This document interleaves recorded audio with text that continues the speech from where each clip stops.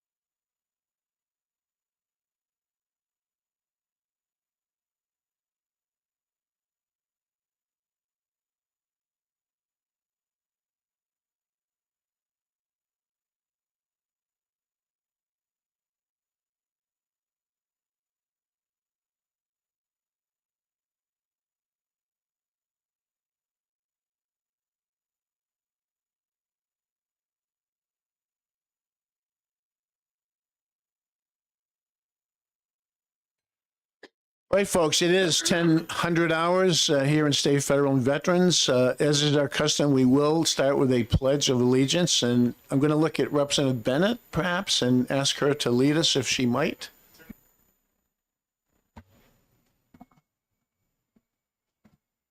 I pledge allegiance to the flag of the United States of America and to the republic for which it stands, one nation, under God, indivisible, with liberty and justice for all. Okay, at this time, I'm going to hand my gavel to our Vice Chair, Representative Rollins, because I am the prime sponsor of this HCR 10, House Concurrent Resolution 10, calling for the repeal of the Jones Act. So, Representative Rollins, good luck with that gavel. Okay. Can you see?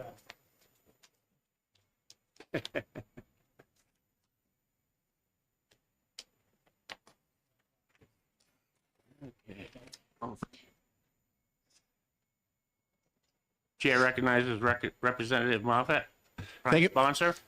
Thank you, Mr. Vice Chair. Okay, I'm going to reprise some arguments put forth several years ago by Brian Riley of the Cato Institute on the Jones Act, and you should have a handout that's going around also from the Cato Institute on this measure. So the Jones Act is shorthand for the Merchant Marine Act of 1920, and it provides a lesson, in my view, on how economic controls can backfire. So the Jones Act is described by the U.S. Department of Homeland Security as a protectionist policy intended to protect and develop the American merchant marine and U.S. shipbuilding. Protectionist elements of the Jones Act of 1920 include requirements that ships transporting goods within the United States must be U.S. crewed, U.S. owned, and U.S. built. So these provisions, many of us feel today, over a century later, are not only unnecessary, but counterproductive.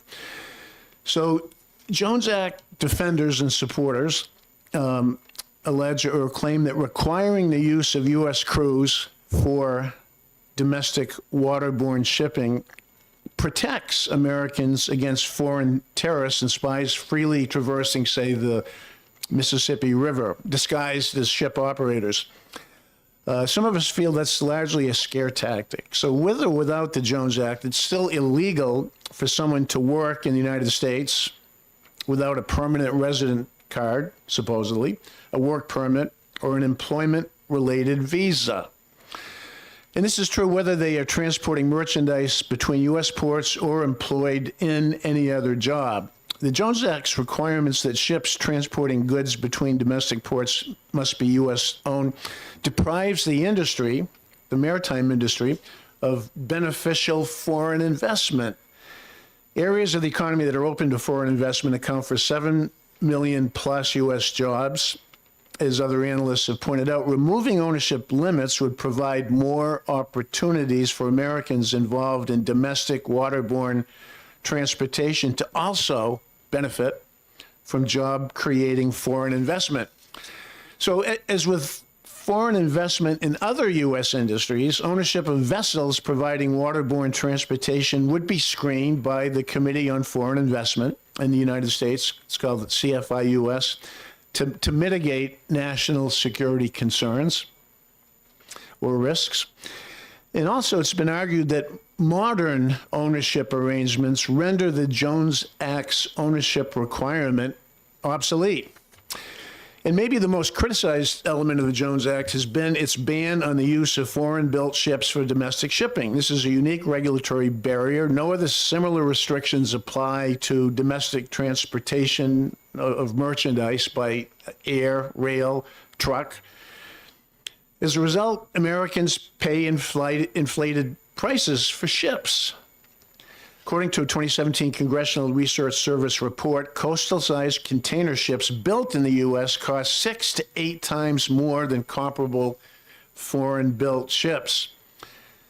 So the argument made by proponents of maintaining the Jones Act is simple. The U.S. needs a strong shipbuilding industry, and the way to realize this goal is by freeing it of the obligation to compete with foreign shipbuilders. But high tariffs don't necessarily make industries stronger. They actually can make them weaker. By reducing competition, the Jones Act reduces the incentive for the U.S. shipbuilders to innovate. That's a problem with protectionism. Take foreign car competition. I drive a Nissan Versa.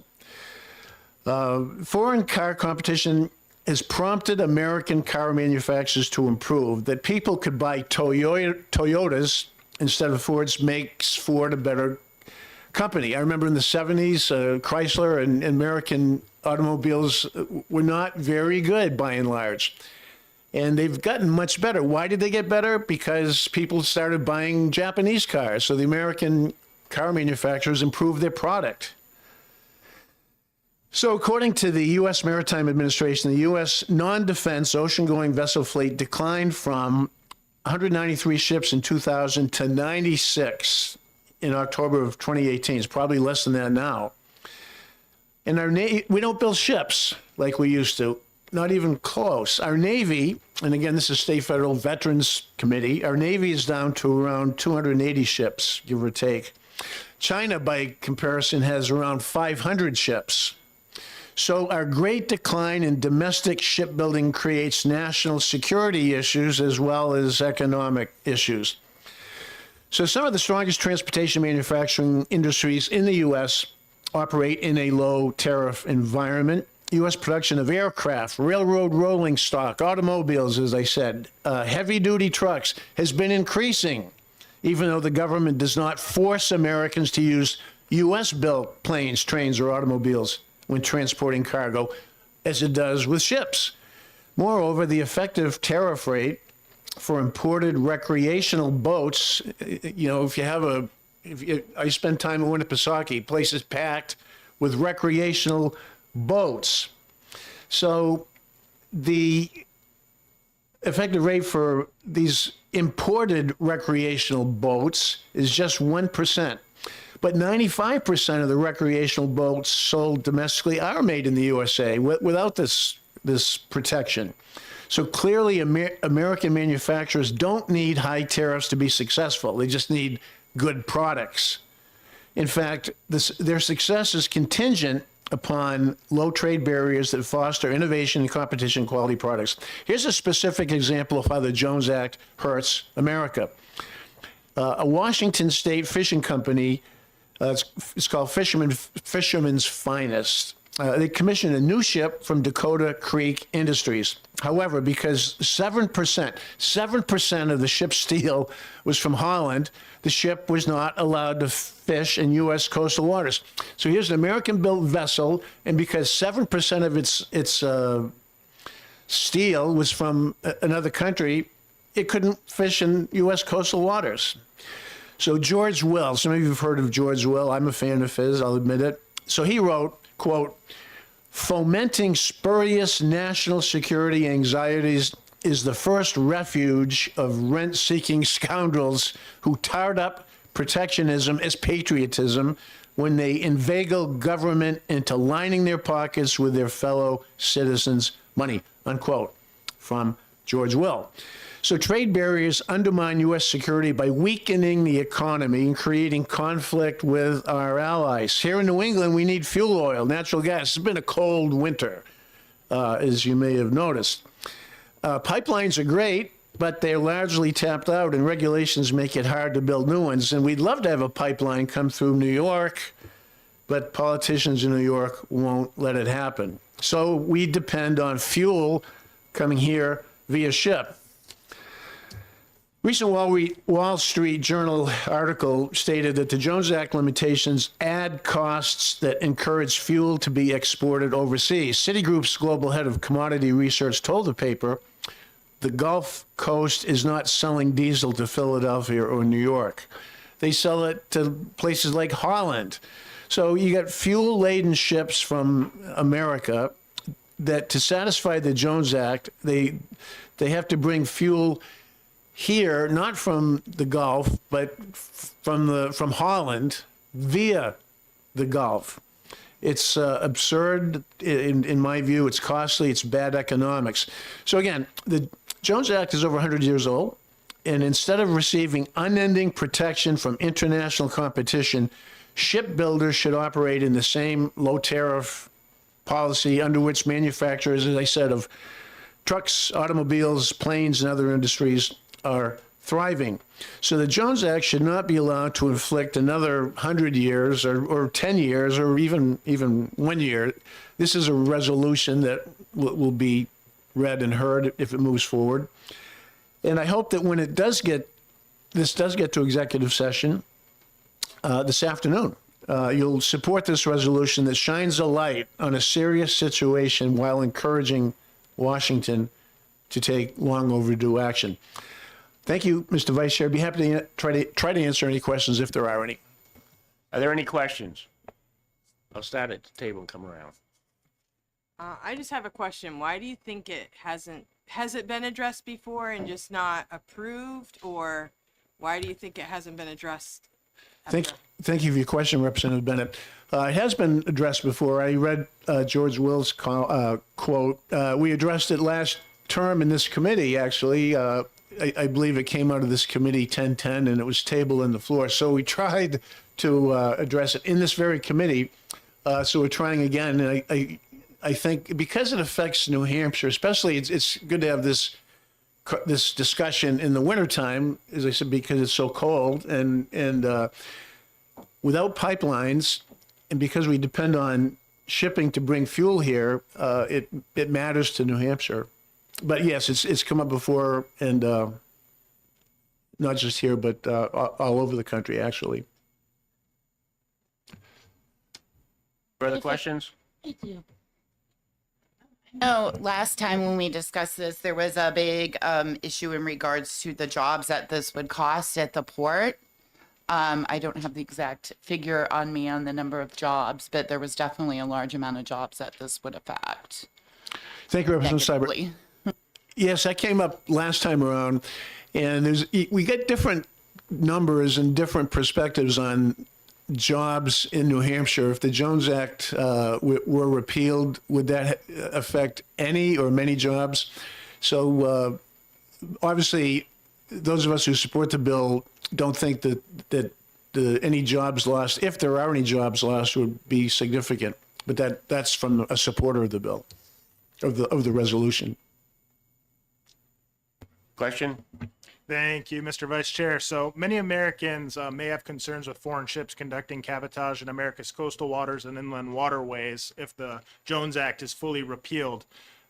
With global turmoil with major waterborne commerce countries such as Russia and China, do you think it's prudent to completely repeal the Jones Act, or do you think it may be a better option to reform parts of it?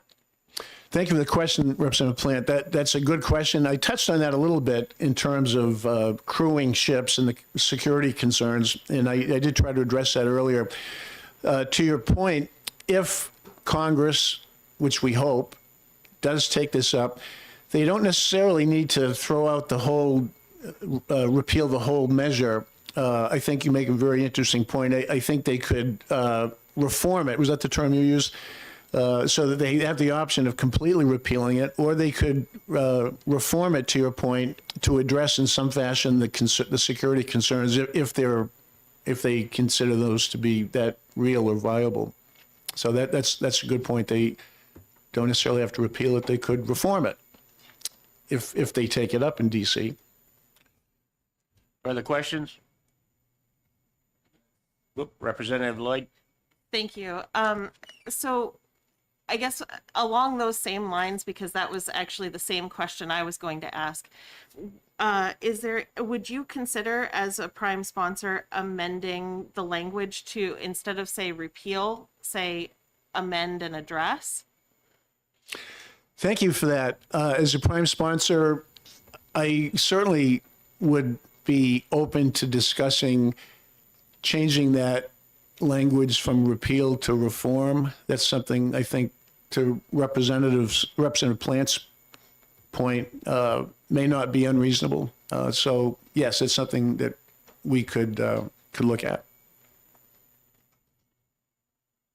Further questions? Dang it. Representative Belcher? Thank you, Mr. Chairman. Thank you for presenting this bill. I have a brief two-part question, if it would be allowed. But first is, given the definition change for clean energy that passed through this House of Representatives yesterday, would this, if it goes through and if Congress acts and if they make the necessary changes or repeal to the Jones Act, would this not dramatically stand to increase the availability of clean energy in New Hampshire? Thank you for that first part of your question. The debate we had yesterday in the House floor had to do a lot with nuclear and windmills and whether they would be classified as clean energy. If we're talking natural gas, that's seen to be and known to be a cleaner, not necessarily it's a fossil fuel, but it's cleaner than coal or oil.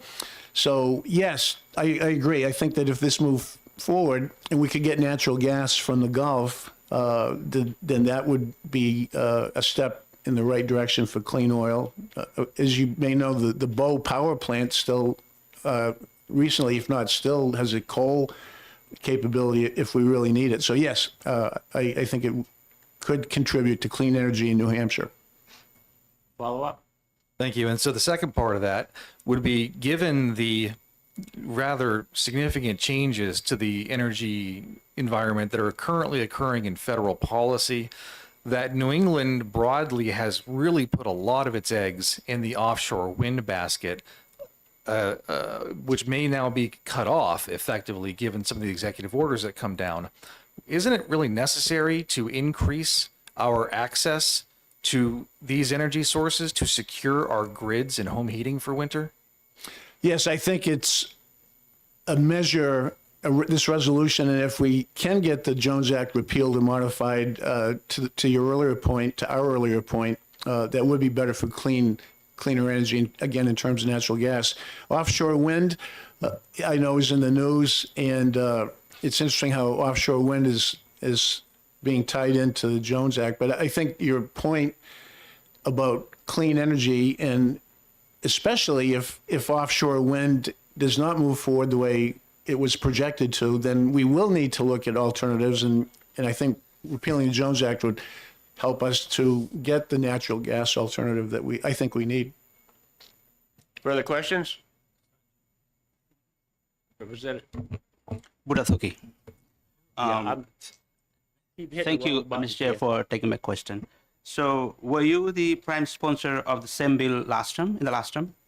Thank you, Representative Budataki. Yes, I was. I was the prime sponsor last time around. Follow up. Would you shed light on why the reasonings of opponents of this bill last term? What was the major reasoning they gave against or put forth against this bill last term? Sure. You've heard one of them from the ranking member. There were concerns about possible job losses. And for the rest of your question, I know there are several pink slips from some folks who do have some knowledge, and I think they could articulate the problems with the Jones Act much better than me as the prime sponsor. So if you can wait a bit, I'm sure you'll have some folks that'll make the alternative case much better than I could. Further questions? Representative Lloyd? Thank you. And thank you for taking my question. I guess my one of my other concerns with this would be in regards to the U.S. steel industry and needing to use U.S. steel investments for this. Have we heard from any steel workers unions or anything like that? Thank you for the question. I seem to recall a year ago or last term, there was someone from Gilmanton who represented that segment of the labor industry, and they expressed concerns that if we could have some amount of foreign steel in our shipbuilding, that could impact labor. My thought after hearing that last year was that it didn't seem to me to be a significant concern, but that was just my opinion. Representative Bennett?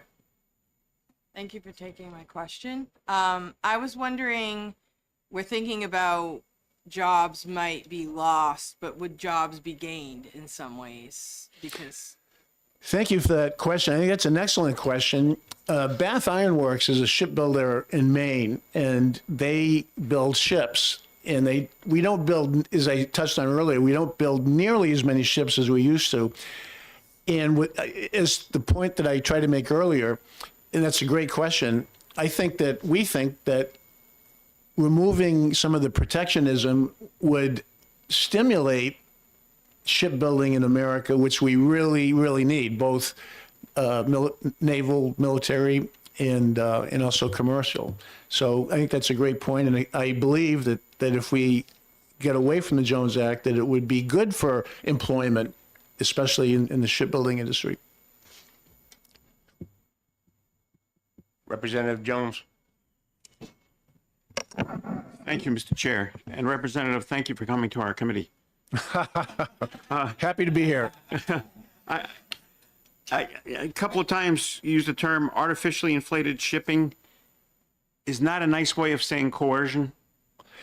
Sure. Thank you for the question and comment. Coercion, I think, is not an inaccurate term. Tariffs are in the news a lot. I know, and so it's interesting we're talking about tariffs here. And the whole tariff issue, there's many pieces to it. Generally, I am with the free trade folks. There are times where tariffs are justifiable. I think I hate to contradict some folks in D.C. I think short-term tariffs sometimes have their place, and there are reasons for them. But generally, they raise prices. They hurt domestic jobs, as I've already talked about. So, you could deem some of this coercive, but almost any legislative act could be seen as prompting some response or some activity that some would deem coercive. But coercive is kind of a strong word. Gentle prodding is a way I would prefer to term it. I'll take a couple more Thank you, sir. questions. Representative? Thank you for taking my question.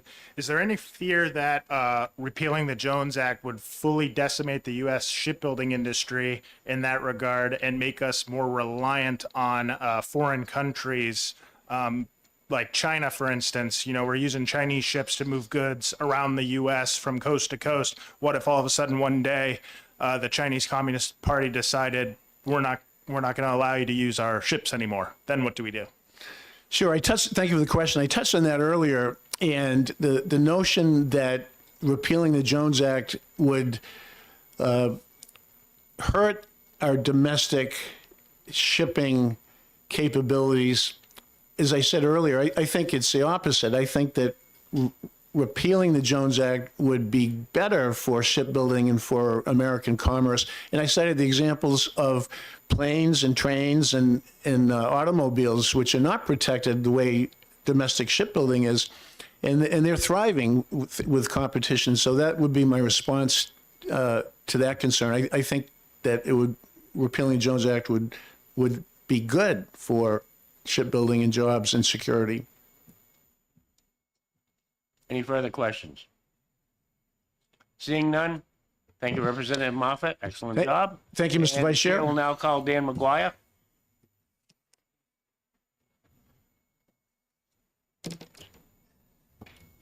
Thank you, Mr. Chairman and members of the committee. For the record, my name is Dan McGuire. I represent the town of Epsom, and I've been very happy to co-sponsor this bill.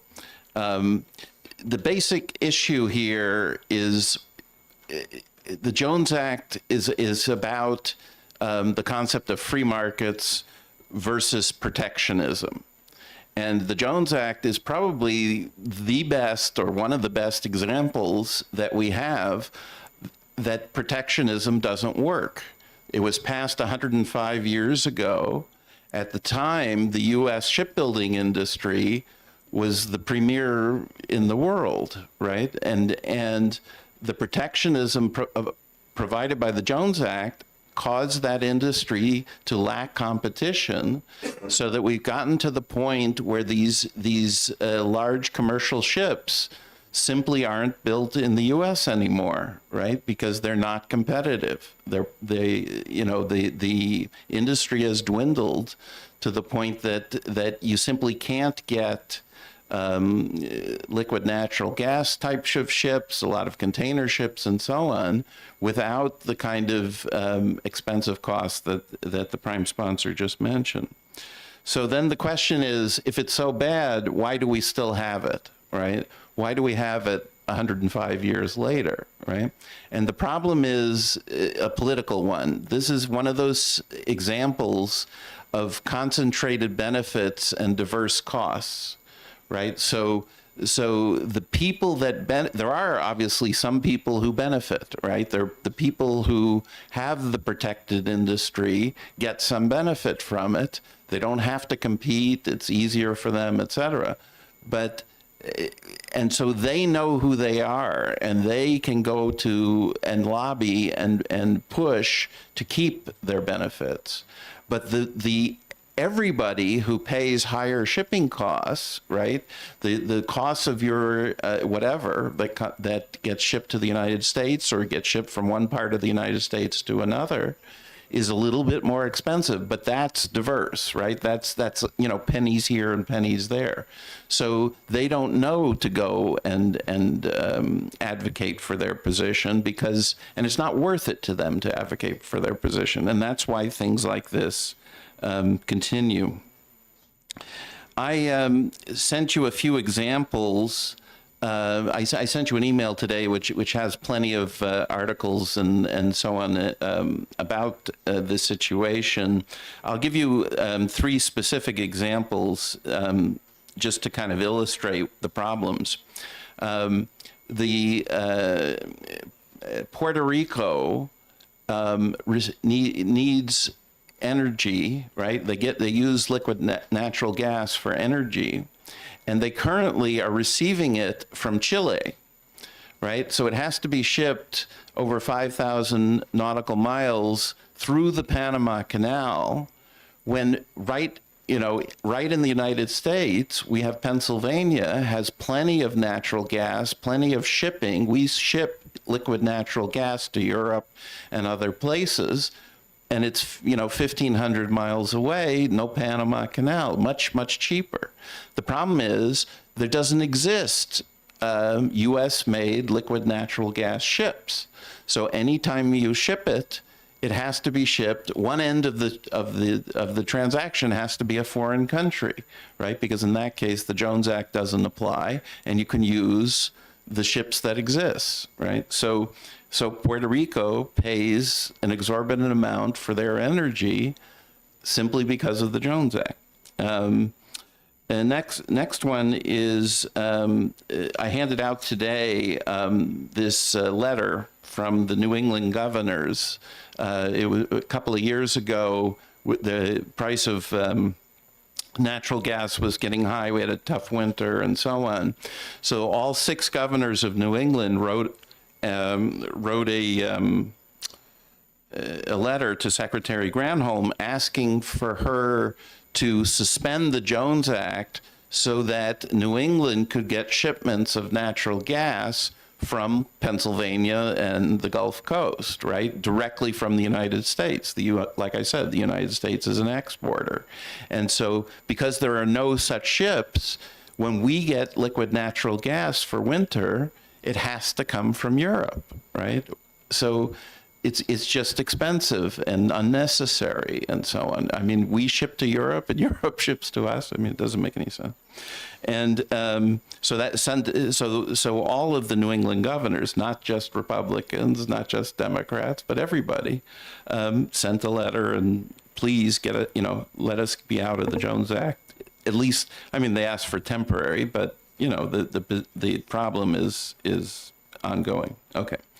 And then let's talk about cruises. So Carol and I like to take cruises. And we tend to go maybe once a year or once every other year, something like that. And if you've ever taken a cruise, you will notice that it always goes to a foreign country, right? So I took a cruise a year and a half ago, that went down the East Coast of the United States. So it stopped in New York City, it stopped in Norfolk, it stopped in Charleston, and so on. But guess what? One day we went to Canada, right? Why did we do that? It's because of the Jones Act. It's because all of these cruise ships have crew and they're built mostly in Germany and some other places, but they're not built in the United States because of this protectionism. And their crew is often many foreign people. And so they have to, the Jones Act causes this sort of unnatural situation where you can't simply send a cruise to those places and come back to Boston. It has to go to Canada. Anyways, so I'm happy to answer questions. Oh, maybe before, I wanted to address a couple of Representative Plant's questions. He talked about military. So another example of the problems of the Jones Act, when the Jones Act was passed, one of the arguments put forward for it was that it would help us build up a commercial set of ships that in time of war would be available for use by the military, right? But the problem is, because it's gone the other way, right? Because of no competition, the number of ships built in the U.S. have declined. So, for example, when we went to the war in Iraq, right, the U.S. government, the Army had to ship all kinds of tanks and other equipment to Iraq. So they had 500 ships moving equipment to Iraq to fight that war. Well, only 2 of them, if I remember right, only 2 of them were Jones Act ships, right? Jones Act compliant ships. So the idea that somehow it helps our security or our military or whatever, it's the other way around. Because we are not competitive, we don't have U.S. sources of those ships, right? So all that shipping to move the military to Iraq took place on non-Jones Act ships, right? So if we get competition, it will help our industry build up. Think of the industries we have that are premier in the world, right? Computer software, filmmaking,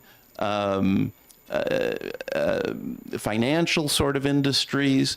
A lot of those are things that have light or no regulation, especially regulation of this sort, right? The chairman mentioned railroad and airplanes and so on. So all these things where we compete are places where we don't have things like the Jones Act, right? We have open competition, and even as he mentioned, pleasure boats, right? There's not a Jones Act there. Plenty of pleasure boats are built in the U.S., RVs, all this kind of thing, right? So it hurts us militarily in other ways, not helps us. And now I'm happy to answer questions. Thank you, Representative. Excellent points there. Any questions? Representative Siebert? Yeah, thanks. Thanks for taking my question. So in the very beginning of your testimony, you said, well, you didn't specify, but when you referred to they as being the protected interests or something in regards to this, can you specify a little bit more on who is they? Oh, thank you very much. So the way I understand the Jones Act in the shipbuilding arena is that in order for a ship to move goods from a U.S. port directly to another U.S. port, it has to be constructed in the United States, right? So there are a handful of companies that build ships in the United States for this market. But as your chairman said, they cost many times more than similar ships, container ships and other ships built elsewhere. Well, there are a handful of companies that build such ships. It turns out most of them, if not all, are actually foreign owned. The shipyards and the building and so on is in the U.S., but they're owned by, Swedish, they're part of other foreign owners, right? So those are the kind of people that, because they build those ships that meet the Jones Act, they have an incentive to keep it. Follow up. Thank you. So just to follow up on that, so I mean, we can go on about how they're foreign owned. That wouldn't be the first, industry in the U.S. that would have a similar structure to that. I mean, technically, it isn't a monopoly. Let's say. I guess I just wanted to maybe stress or ask you, are we sure that? Are there any definitive numbers that our amount of shipbuilding would go up, and that there actually is a direct interest in doing so if we were to do this? Yes, thank you for the question. Yeah, I'm not saying there's anything wrong with foreign ownership in particular. It's just that it doesn't meet the stated reasons when the act was passed, right? It's sort of the opposite has happened over the ensuing century. But so the answer is it's not something that's going to change overnight, right? So building up a large industry is going to take time, and there's also a lot of catch up involved, right? Because you're starting from a low point and moving forward. So if you're asking me, is the number of I think the number of ships built in the U.S. of these types will go up over time, but I can't tell you. Next year there'll be 10, and the following year it'll be 20, and then the year after. That's unknowable. Further questions? Representative Jones? Thank you, Mr. Chair, and thank you for being here, sir. The 6 governors, they had asked for a suspension. Would that be a better word to use instead of repeal? Because that means it doesn't go away permanently. It gives you time to give it a trial instead of just and do some feasibility studies instead of just pushing it away. Yes, thank you for the question. So I think the reason the governor's letter is written that way is because they didn't write it to Congress. They wrote it to the executive branch, and the executive branch doesn't have the authority to repeal, right? This is a resolution going to Congress who could repeal it, right? So it's a different, sort of a different situation. I personally don't think, certainly a suspension is better than nothing, right? But I don't think it's, I really don't think there's much question about the harms of the Jones Act, in my mind. Further questions? Representative Budakaki? So, I have this Jones Act in front of me. I like the goals. The Act's goals includes bolstering, economic and military self-sufficiency, ensuring the U.S. has its own merchant marine to avoid dependence on other nations, Its key provisions are shipping between U.S. ports, requires cargo to be transported on U.S.-built, U.S.-owned, and U.S.-flagged ships, vessels with U.S. crews. You're here to testify against these goals. And how is this aligned with the current administration? President. Yes, thank you for the question. No, I wouldn't say I'm necessarily against the goals. The problem here is you can put in the front of any piece of legislation what your goals are, but the question is, does the method of the legislation end up meeting those goals? And I would argue in this case it did not. Right. So we would like, it would be nice if there's a robust U.S. shipbuilding industry, and if U.S. seamen were employed in moving goods back and forth and things like that. Absolutely. But the problem is the method that was, that the part of the bill, the active part of the bill didn't have that result. So, and I don't have any special knowledge of, what the Trump administration thinks about this particular issue. So I can't really answer that part of the question. Chairman, follow-up. Follow up. If it's repealed, do you have anything to replace it? Thank you for the question. So I have the free market, I guess, is what I think. So I think that light regulation is the way to go in competitive businesses. All right, and I think, like the examples I cited, the U.S. can do very, very well in competition. We have a lot of innovation here. We have a lot of smart people, but protectionism simply doesn't work. Further questions? Seeing none? Thank you, Mr. Representative McGuire, we'll let you return to your committee. Yes, I appreciate that. Okay. I'm kind of a butcher on names, but Brian Vanny? Did I say that right? Okay.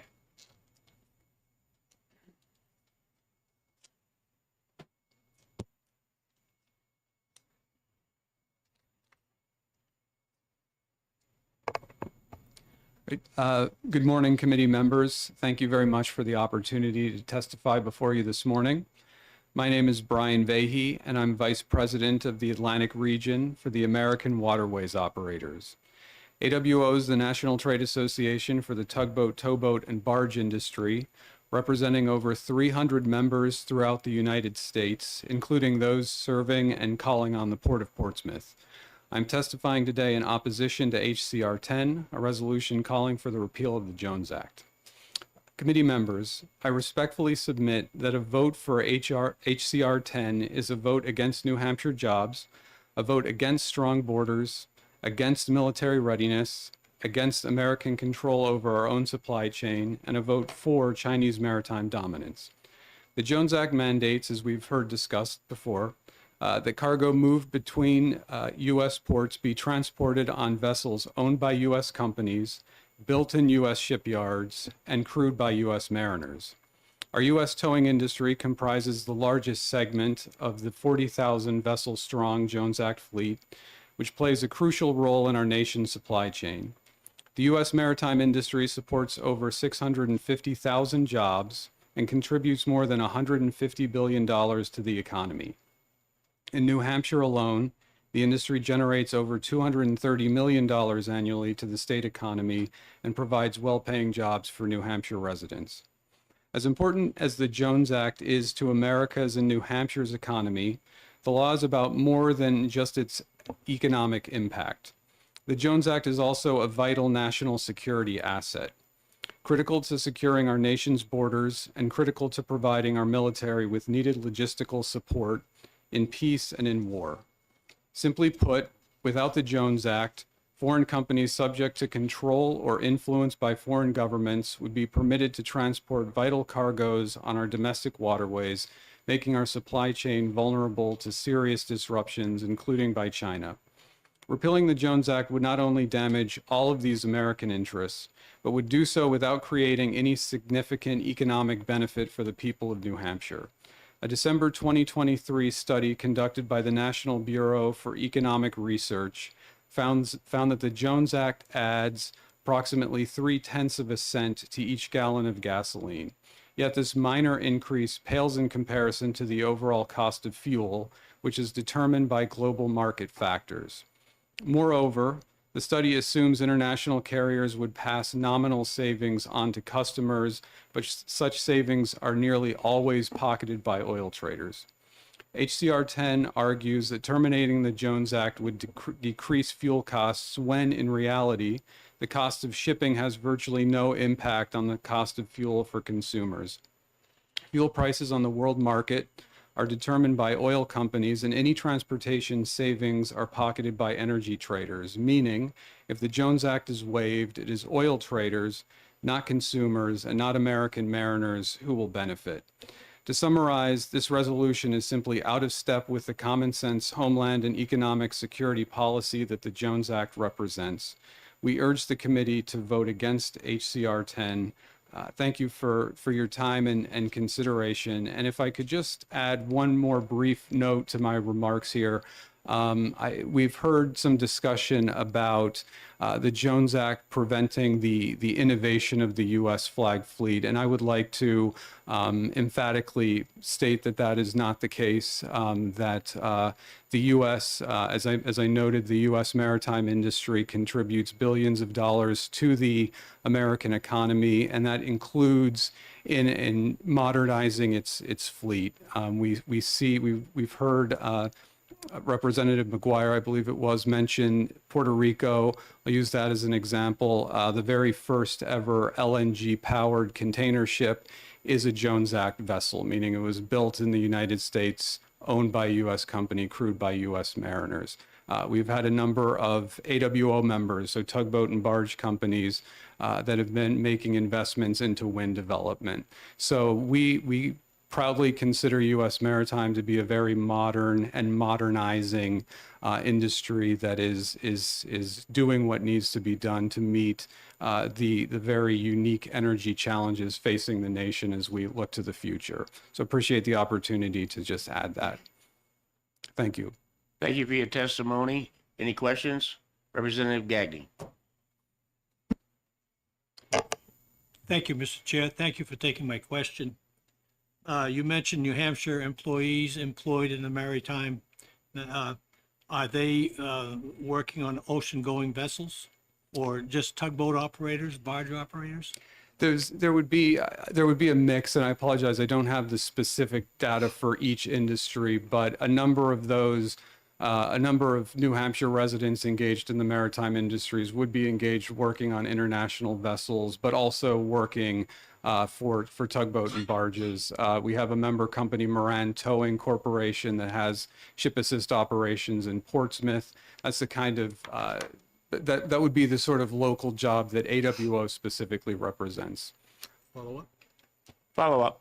Thank you. So you mentioned, like the Mississippi River will say, they do a lot of barge traffic, right? How, if repealing the Jones Act, how would that affect tugboat operators moving barges along the Mississippi River? Well, the Jones Act applies to all U.S. cargo transportation. So any company that's engaged in transporting cargo from one U.S. port to another U.S. port is a Jones Act compliant vessel. So whether that is a tugboat and barge unit transporting fuel from, say, the Gulf to the Mid-Atlantic to Philadelphia, or whether that's a towboat and barge operator moving cargo on the Mississippi, those are all Jones Act compliant vessels, and those would be trade opportunities that would be open up to foreign markets if the Jones Act were to be repealed.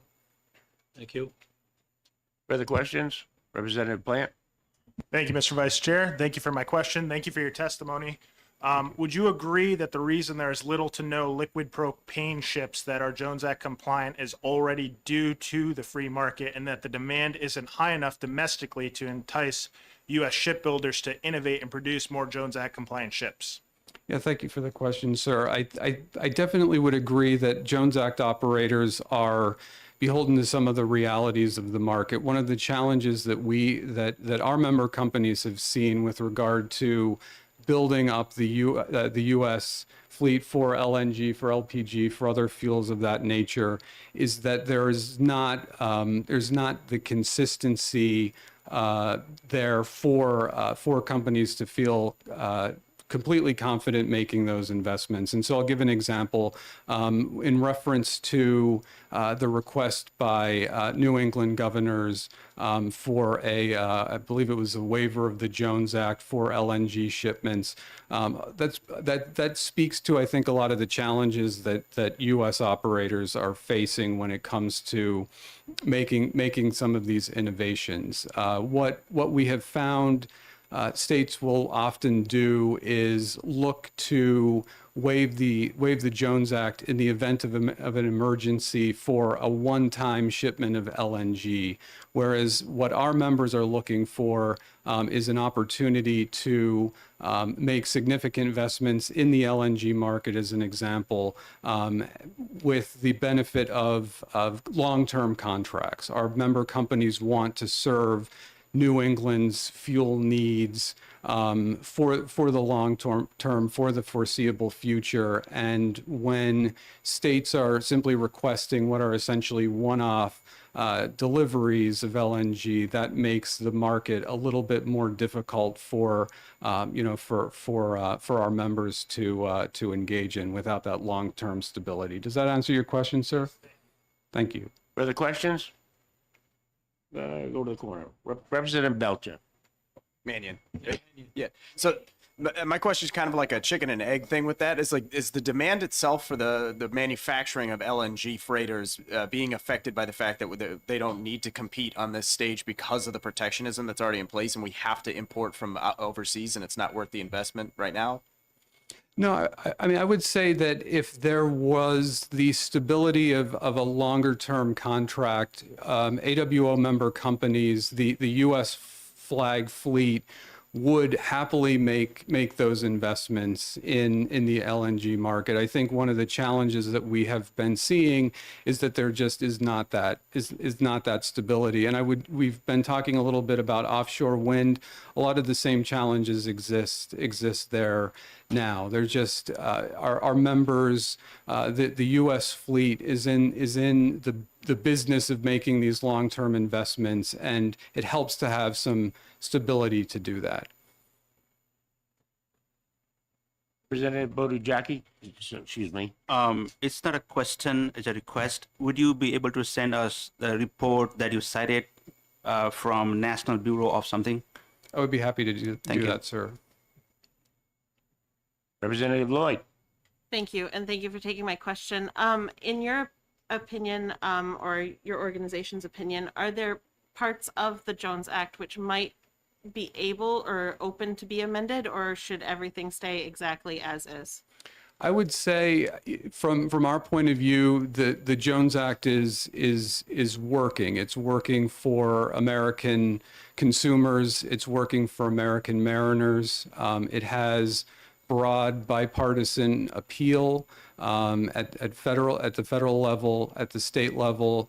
We would oppose any effort to repeal aspects of the Jones Act, and as I hoped to try to emphasize in my testimony here, we believe a repeal of any aspect of the Jones Act would be bad for the United States and would be bad for the state of New Hampshire as well. Further questions? Seeing none, thank you for your testimony. Very good job. All right, thank you all. Vice Chair will now call Andrew Strozal. If I said that right? You are good. You have to help me out with that one too when I get to it. Morning. The Jones Act and cargo preference laws work to ensure we have the necessary U.S. flag capability and U.S. mariners during peacetime and readiness to move sensitive defense materiel during a national emergency. We rely on commercial capabilities that enable Department of Defense joint power projection and highlight the strategic nature of our shipyards and seaports as a reason why investments in grant programs like the Port Infrastructure Development Program are essential in expanding transportation nodes and capacity. That's a quote from the four-star general who is the commander of the United States Transportation Command from the Department of Defense. My name is Andrew Stroessel. I am not the four-star general in charge of the Transportation Command. I am an attorney. I live in Dover, New Hampshire. I operate my law office in downtown Dover, New Hampshire. I'm a graduate of Maine Maritime Academy and the president of the Alumni Association. I held the Master Mariner's license of unlimited tonnage, and I was a Jones Act mariner. I also worked on cargo ships for a military sea lift command, and I provided food, fuel, and ammunition to warships at sea. I'm here to speak in opposition to H.R. 10, an effort to repeal the Jones Act. A recent study from the National Bureau of Economic Research found that the Jones Act adds 0.003 cents per gallon to a cost of gasoline in New England. Maritime transportation is by far the most environmentally friendly way to move cargo. Trucks create 1,000% more emissions than maritime freight to move the same amount of cargo the same distance. Trains create about 30% more emissions than maritime freight. A marine vessel can move 1 ton of cargo 675 miles on 1 gallon of fuel. That's compared to 475 miles by rail and 151 miles by truck. According to a recent study prepared by PricewaterhouseCoopers for the Transportation Institute, there are 1,210 domestic maritime jobs throughout New Hampshire. Related labor income total approximately $75 million annually in New Hampshire. The total economic impact from the domestic maritime activity in New Hampshire is nearly $237 million annually. A study of the American shipbuilding by the U.S. Maritime Administration under the Department of Defense, or Department of Transportation, covering both commercial and military ship construction, identified approximately $91 million in annual shipyard economic impact in New Hampshire, and more than $61 million in worker income is attributed to the shipyard industry in the state. Shipyard jobs tend to pay higher wages, approximately 45% higher than the national average for private sector employment. Nationally, the domestic maritime industry accounts for approximately 650,000 jobs, $41.6 billion in labor compensation, $154.8 billion in economic output, and $16.8 billion in taxes. There are more than 40,000 vessels in America's domestic fleet, which is one of the largest in the world. The mariners that are working on the vessels that you've heard about are credentialed by the U.S. Coast Guard.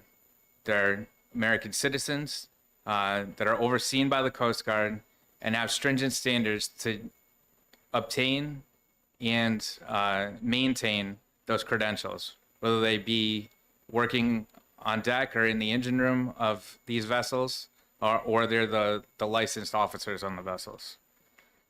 Those mariners are the ones that are bringing dangerous, flammable cargoes in and out of our ports, and specifically in and out of the port of New Hampshire, going up to Piscataqua, under the bridges that we drive over most days. Earlier, we heard a discussion about repeal, amend, or suspend the Jones Act. The Jones Act is the Merchant Marine Act of 1920. It's 105 years old. It's been in place. There's been amendments, but it stood, it has bipartisan support and has historically. We also heard about shipbuilding in New England. It's my understanding that Bath Iron Works, which was brought up earlier, they specialize in building warships. They build specialized Navy destroyers up in Bath, up on the Kennebec River. There are multiple small shipyards that build tugboats, small cargo ships, and fishing boats, specifically in Maine, but in New England. And those are domestic jobs with specialized domestic labor. I also heard discussion earlier about cruise lines. This summer, Portsmouth enjoyed the opportunity to invite the cruise liner, American Cruise Lines, which is a Jones Act compliant and Passenger Vessel Services Act compliant cruise line. It means it's U.S. flagged, U.S. owned, U.S. crewed, and they were going in and out of Portsmouth this summer. As far as military cargo, international military cargo does not necessarily have to go on Jones Act compliant vessels, but it's going to go on vessels that are U.S. owned, U.S. flagged with U.S. crews that are moving that military materiel, whether it's food, fuel, ammunition, or what is required by the Department of Defense to be moved domestically and internationally. Recently, as we've just rolled into a new administration, during his confirmation hearing, the Department of Transportation Secretary Sean Duffy shared his support for the Jones Act during his confirmation in the Senate. That is the end of my testimony, and I welcome any questions. Thank you for that testimony. Questions? Yeah, thanks for taking my question. I actually thought of this when you were mentioning Coast Guard, how the Coast Guard, whatever they approve folks under the Jones Act for being mariners. But we know that, as much as we try to stop it, that also like drugs can come in obviously through the waterways is one major way. How would this affect that? Like repealing the Jones Act, could that affect that? And in what way are you aware of possibly? I'm not aware specifically of how influx of drugs and illegal cargo could be affected by the Jones Act. However, Jones Act mariners are going to be U.S. citizens. They're going to go through background checks in order to obtain a credential and maintain a credential. So much like you would see a TSA agent at the airport, and that they are an employee of the TSA and they've gone through whatever background checks required to ensure the security at the airport. A Jones Act U.S. merchant mariner holding a U.S. merchant marine credential and a transportation workers identification credential has gone through a stringent background check, has been overseen by the U.S. government and the Coast Guard as well to ensure that that person has a clean and clear background. So in that way, these Jones Act mariners ensure that security because they are secure personnel operating these vessels. Further questions? Yeah, pick one. Thank you for taking my question. You gave a lot of statistics about people who work on the ships and all of those numbers. So how are you seeing the Jones Act as, I'm thinking you're thinking if with the Jones Act is repealed, that these jobs, how are you seeing these jobs going away? I'm seeing it as they would maybe increase, but how are you seeing it? So for those jobs, the Jones Act related jobs are all U.S. citizens that are employed on these vessels and with these vessels. So specifically for someone like me that went to Maine Maritime Academy and then took my U.S. Coast Guard administered merchant marine officer exams, if a shipping company was not a Jones Act vessel, if it was a foreign vessel, then I might not be able to be employed on that vessel. there's international credentials, there's other countries that can employ mariners. And so if that if a foreign company could employ a foreign mariner over a U.S. mariner, pay them less, not have to ensure safety and security like the U.S. requires of their mariners, then they might go ahead and do that. And so that would be a direct loss of an American job, employment, good employment for an American family, and a local student that might be coming out of a maritime academy. Further questions? Representative Jones. Thank you, Mr. Chair, and thank you for being here, sir. Thank you. There's pros and cons to both of repealing the Jones Act. Obviously, if it is repealed, there's going to be a hiccup in the water transportation industry. And as we know in this world, timing is everything. And with things coming out of Washington right now, such as we don't know where international trade is going, especially with tariffs and so on. And we want to become less dependency on foreign oil. Is the timing wrong right now to put forward something like this? In response to your question, sir, I believe the timing will always be wrong to repeal the Jones Act. However, one thing that I've learned is that the Jones Act does bring stability, especially to states and protectorates of the United States that rely on U.S. flag vessels. For instance, Hawaii, food, fuel that go to and from Hawaii go on Jones Act vessels. If the Jones Act were to be repealed, then Hawaii would have to rely on foreign vessels to stop by and bring them their food and some of their fuel. If a foreign vessel did not want to do that, or wanted to charge an exorbitant amount of money to ship to Hawaii, then the people of Hawaii would be reliant on that service. Additionally, the United States does have designated services that service islands like Hawaii.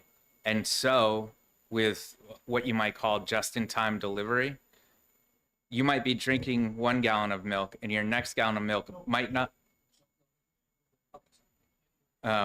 your next gallon of milk might be on that cargo vessel in a refrigerated container on its way to Hawaii from the mainland, so that your next gallon of milk is on its way.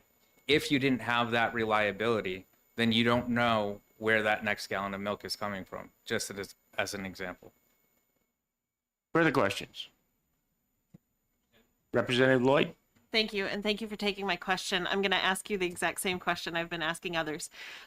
In your opinion, especially as someone who has worked in the maritime community and done as much as you have, would there be any opening for amending the Jones Act versus repeal, or should it stand as is, in your opinion? It has stood as is for 105 years. However, I think it's a piece of legislation, so it's always open for amendment.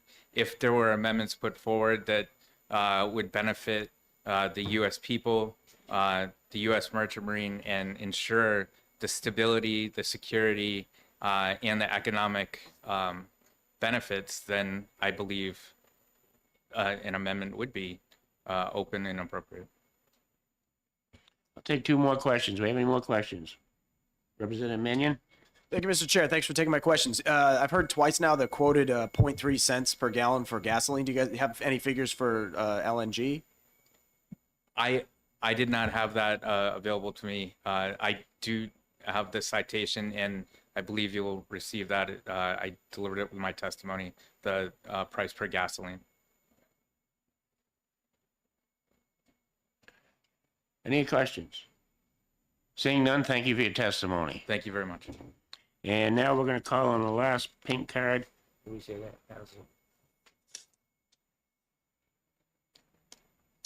Richard? Yeah, there we go, right there. Mr. I got you. Balzano. Balzano, Richard Balzano. Hey, yes, indeed. Didn't make out the B on the pink card, that's why I was getting confused, sorry. Well, thank you, sir. And I want to apologize for the breach of protocol. Andrew and I went to the same academy, so I was trying to get a picture so I can tease him in the Alumni Association. And I do apologize. I had my tie with me, but I left it in the parking lot and I walked here and I don't have my bean boots, so I wasn't going back to the car. Well, good morning, Chairman, members. I'm going to read my statement, and then I look forward to some questions because I have worked on every single one of these issues that was brought up today, and in a very detailed way. And so I think I can help bring some perspective to this. Today I speak in opposition of HCR 10, calling for the repeal of the Jones Act. As a former New Hampshire resident and dual licensed mariner, I worked aboard the iconic tugboats in Portsmouth Harbor. As a 3 combat tour veteran of Iraq and Afghanistan, and a retired U.S. Navy captain. Also, as the former Deputy Maritime Administrator appointed by President Trump. I hope my perspective adds and helps you. The Jones Act has enjoyed bipartisan support in New Hampshire and in Washington for many years. As a former Trump appointee, I am especially pleased that President Trump recently shared a pro-Jones Act op-ed, and his Transportation Secretary, Sean Duffy, mentioned support for the Jones Act in his recent nominations hearings. This is all for good reason. In the face of the Chinese Communist Party's escalating global maritime ambitions and shipbuilding dominance, the Jones Act is our nation's last line of defense. It is critical to growing our maritime sector. More importantly, it's critical to maintaining our reserve of U.S. mariners to support our deployed forces who are defending our nation, securing our borders, and protecting us from undue dominance of foreign governments. Though we have a short coastline here in New Hampshire, it is still a maritime state.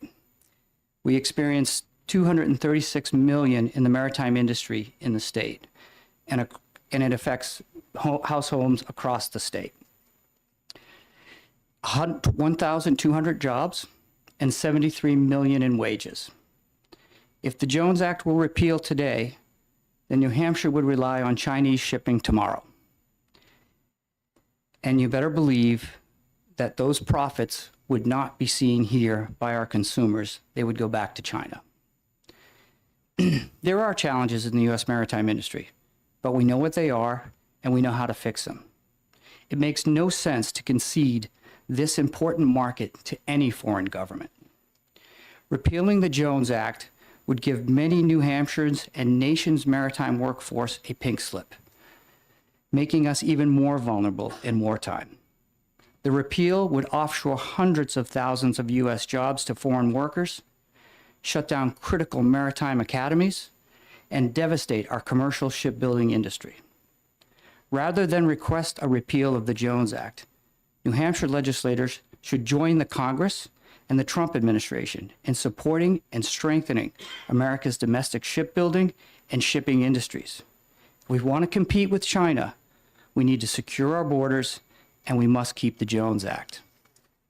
That's a very brief, quick statement, but I am more than happy to talk about all of these issues, especially two, shipbuilding and LNG and energy to New England, because I found myself in the Oval Office being tasked personally by the president to work on those issues in the previous administration.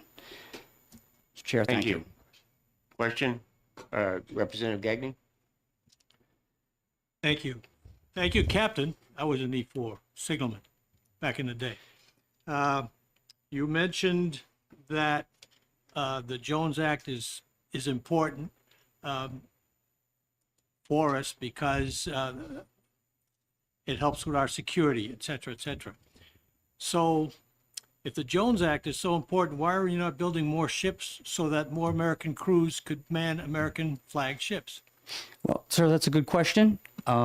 And that has been a problem in the past, as I mentioned, that we do have our problems.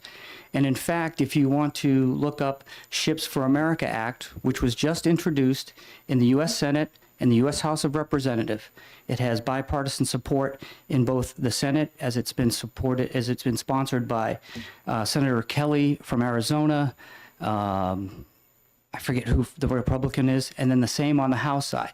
And that very piece of legislation was also co-authored by the now National Security Advisor Waltz to increase shipbuilding in the United States, to increase the size of our merchant marine, and to counter the Chinese threat. I think what a lot of folks may not know in this room is that the Chinese are our major adversary in this industry. They are the largest builders of ships in the world.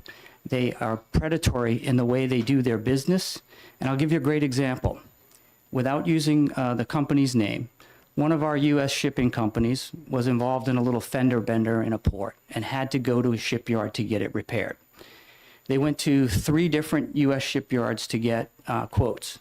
The quotes came back between $3 and $5 million to do the repair. The Chinese came to that company and offered for them to sail the ship to China, have the repairs done, and then bring it back to work in the United States, which is completely legal. There's a VAT tax that has to be paid. Do you know what the Chinese shipyard did the work for? $90,000. That's not real. Those are not real numbers. Just because it's so heavily subsidized and government owned, it's impossible for private industry or a capitalistic society to compete against that. And so that's what we're up against. That's just one example of the types of things that are being done. Follow up. Thank you. So that was the Ships for America Act? Yes, sir. One more follow-up on that. It was introduced in Go ahead. December. In your estimation, with your knowledge that you have of what's going on, does this act have any legs? Is it? It does. It's an enormous act. It's an attempt to fix decades of neglect within our own maritime industry. So it's taken a big bite out of the apple. But I think what we'll see is portions of it will be taken and put into the next National Defense Authorization Act, because itself as a piece of legislation is so encompassing that it's going to be difficult to push through the Congress and the Senate as a whole. And that's just my personal opinion. Further questions? Madam Clerk. Thank you, and thank you for taking my question. Same exact question for you as I've asked everybody else. In your opinion, given your history and what you've worked on, would amending the Jones Act be a potential possibility instead of repeal, or should it stay as is? Well, it should stay as is, but let me explain that. What hasn't been talked about here today is the Jones Act is not just this one strict law that says you can't do this and you can't do that. There are multiple paths to waive the Jones Act. For example, if a company comes into the United States and wants to do heavy lift operations in our offshore environment, and that type of ship that can lift those kinds of loads does not exist in the U.S. fleet, then they can quickly apply for a U.S. non-availability waiver. The Maritime Administration and the Department of Homeland Security issue that, and then they can go work. And that's a foreign vessel working in our ports. To the LNG issue, there are already 2 waivers on the books for companies to come in and take foreign ships to take fuel and bring it to New England, with one stipulation. They have to reflag to the United States. And the reason that hasn't happened is because there is no long-term market. I worked on this very issue for a lot of months in my first term in the Trump administration. And the problem is NEPOL has regulations that will not allow fossil fuel companies to enter into more than a 6-week contract to provide fuel to the region. The pipelines are tapped out, as was mentioned. The storage capacity is tapped out. I had companies like Shell, Accelerate Energy, all willing to reflag ships to come in and service this market, because the letter, I think Representative Jones mentioned, for the 6 governors that sent it to the president, that's why I got called in. And the president said, find us a solution. We brought multiple solutions to the table, multiple companies to the table.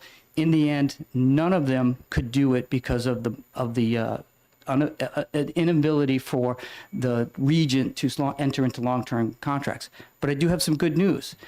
The first reflagged LNG carrier has been purchased by Crowley Maritime and is currently in the shipyard right now being prepared to enter U.S. flag, and will be able to service Puerto Rico, will be able to service New England if the need comes up.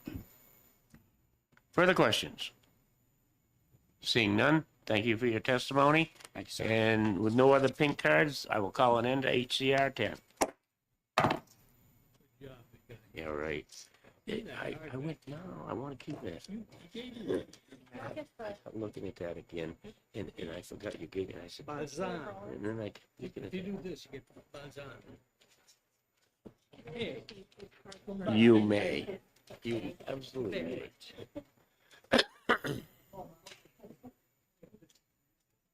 How we doing?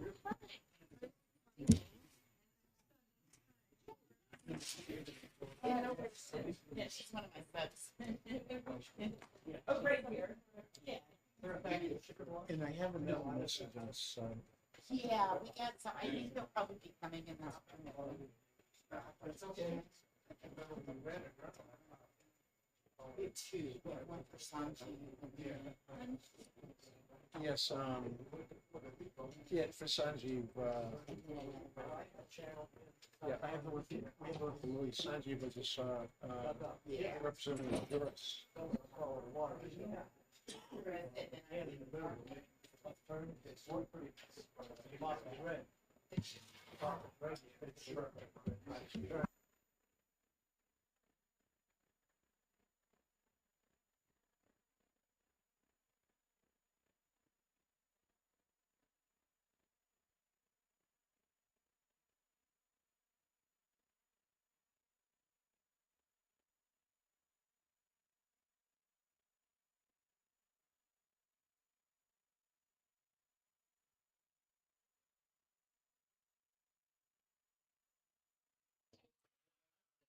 Okay, thank you, Mr. Vice Chair. Great job shepherding that measure through. We plan to exec all these measures this afternoon. That's the plan. That's the hope. We'll see how things go. We have one more hearing this morning on HR 12, and we have one this afternoon on HCR 1. Representative Jones, I hope you don't take the repeal of the Jones Act personally. It's just a coincidence that that we have a Jones on our committee. Nothing personal, of course. So. I also want to point out, it might have been the deputy ranking member that asked about changing the wording, and we did put in a request to OLS for a slight wording change in response to your input. So that will be hopefully forthcoming this afternoon if OLS can get to that, FYI. Okay, at this time, we want to go to HR 12, which is urging Congress to amend the Smith-Mundt Modernization Act of 2013. And the prime sponsor is from this committee, Representative Belcher. And I know there are perhaps hundreds of people watching at home who want to know more about the Smith-Mundt Modernization Act of 2013.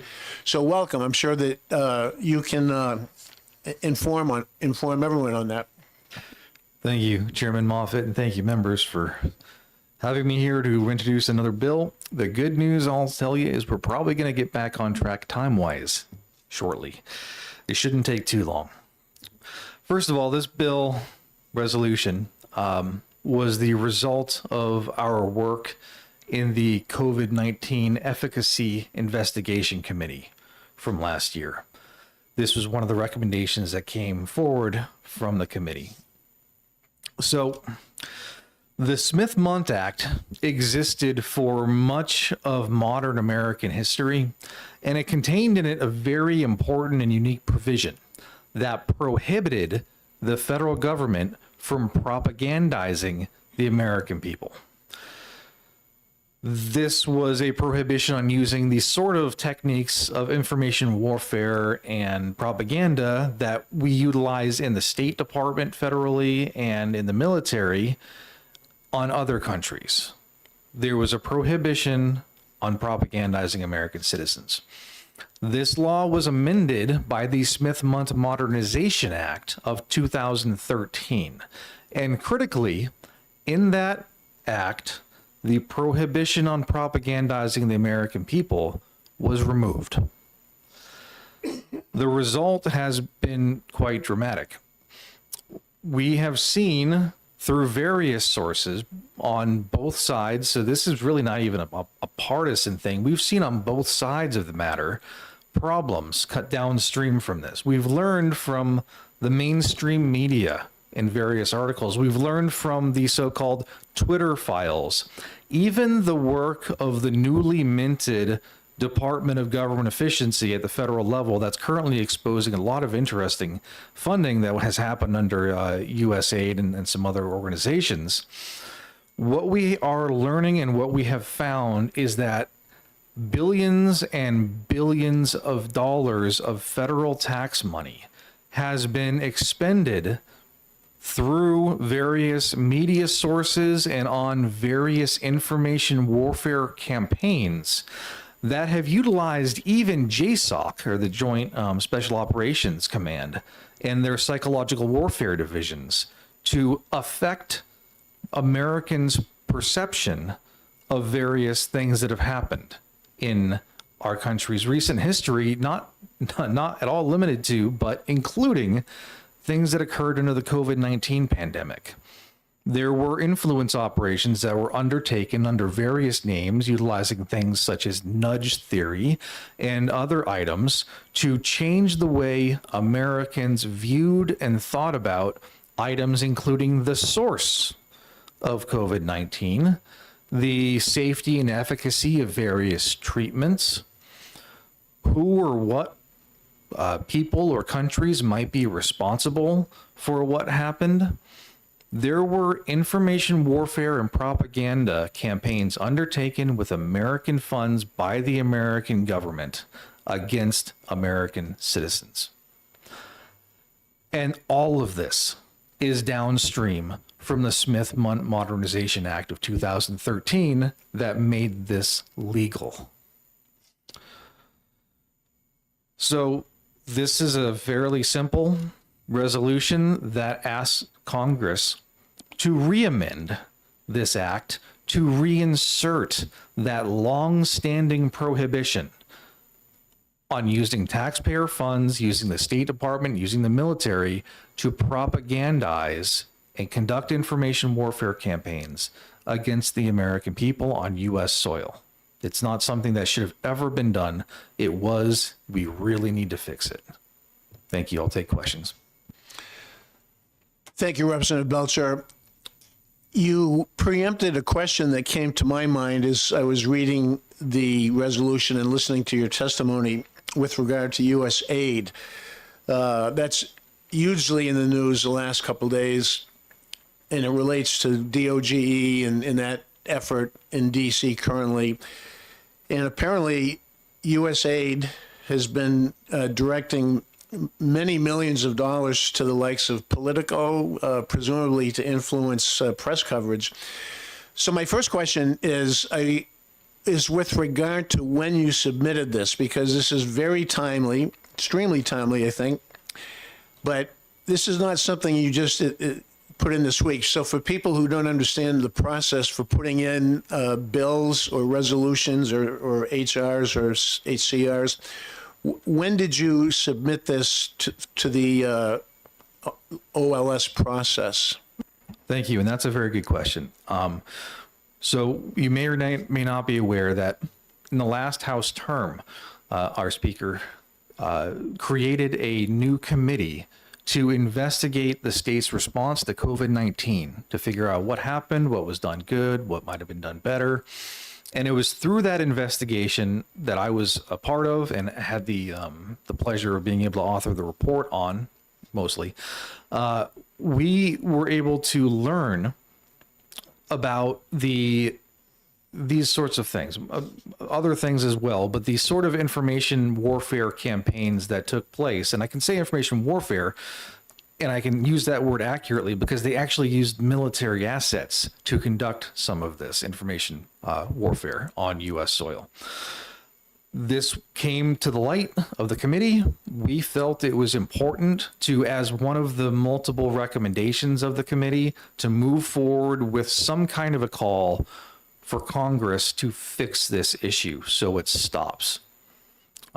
It was a committee effort, and this was put in without the full knowledge of everything that we've come to know in the recent times, but with enough knowledge of what had happened. And you brought up the issue of the funding that has flowed to various mainstream media outlets.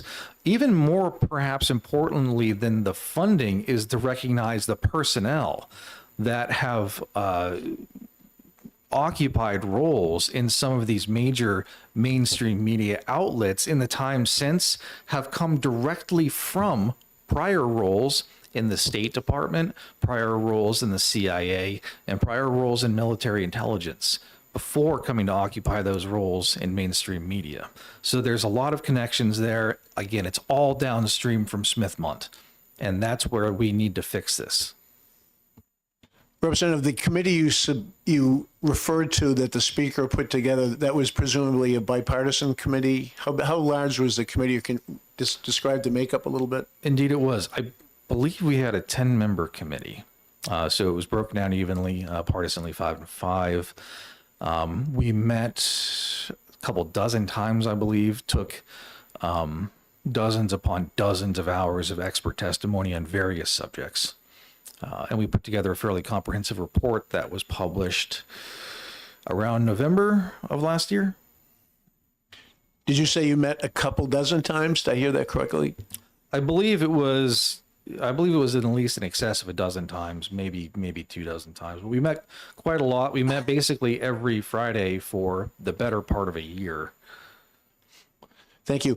Other questions for the prime sponsor, Representative Mannion? Thank you, Mr. Chair. Thanks for taking my questions. You mentioned a lot about the COVID-19, but it's highly likely. Would you agree that it's highly likely that this could be used to spark a propaganda war against weapons of mass destruction for a military invasion of some country under false pretenses? Indeed, it could. And as part of our research as a committee, and as part of my personal research into the sorts of things that have occurred, we actually know that the State Department and military assets have been utilized in public influence information campaigns around more recent events, such as the war in Ukraine that has tragically perhaps resulted in 1 million dead already. Other questions? Representative Gagne. Thank you, Mr. Chairman. Thank you, Rep, for taking my question. I need a little point on line 6 here. You, in quotes, nudge theory. Could you explain what nudge theory is?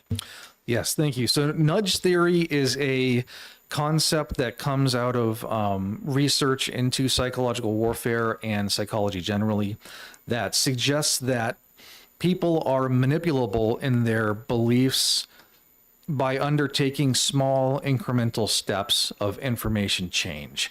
This is something that we know was undertaken specifically because of information that came out of especially Britain under their, I believe it's MI6 intelligence division. They work closely with some of the founders and proponents of nudge theory, and they were also involved with, along with our State Department and JSOC, in conducting nudge theory campaigns using subtle information shifting and framing in media and paid information campaigns on the internet and other things. Other questions? Representative Seibert. So I have a question too, because we're talking also about corporate media here.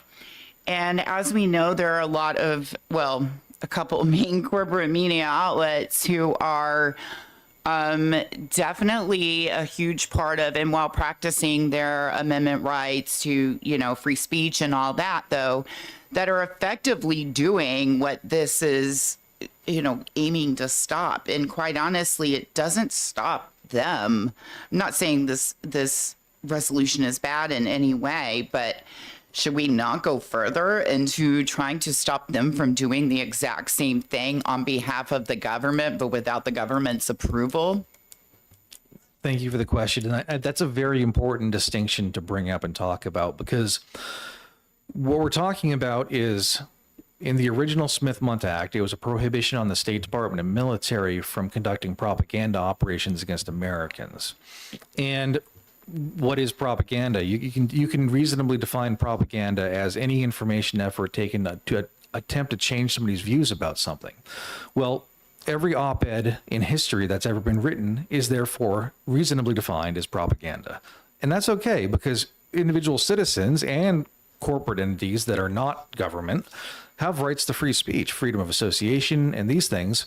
They can even go so far as to say things that aren't true. And as long as they're not violating laws against defamation or the other very specific carve-outs for free speech, there's really not much we can do about that lawfully.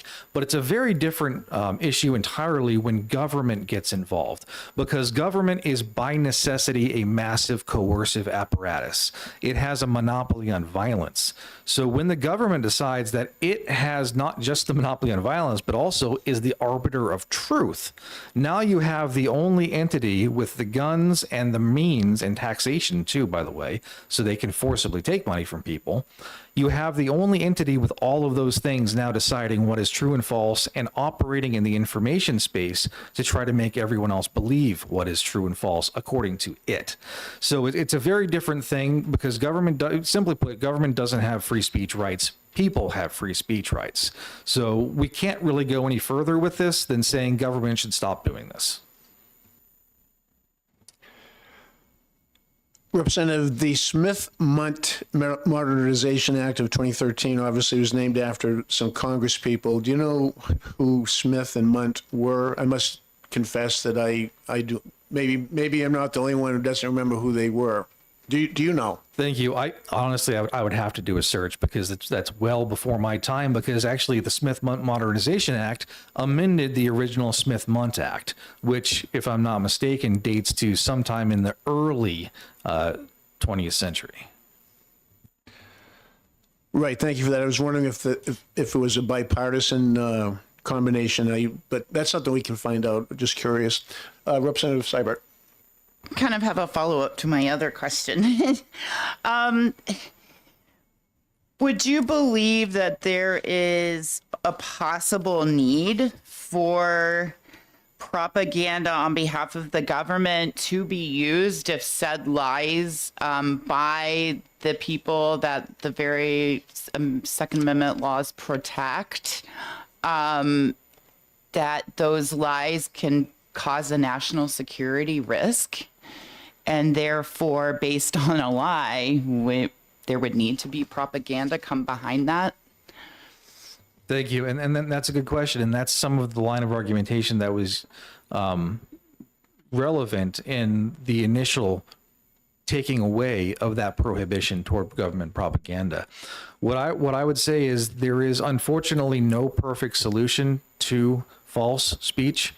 The best solution is to have an open marketplace of ideas where people are free to say things that are both true and false, and hopefully the truth will rise to the top as people can demonstrate things to be false, because things that are false can often be demonstrated to be false. The problem is when government gets involved in that effort explicitly to try to demonstrate something is what is true, the government is necessarily taking a side in something. And sometimes it will be a side I like, sometimes it would be a side I wouldn't like.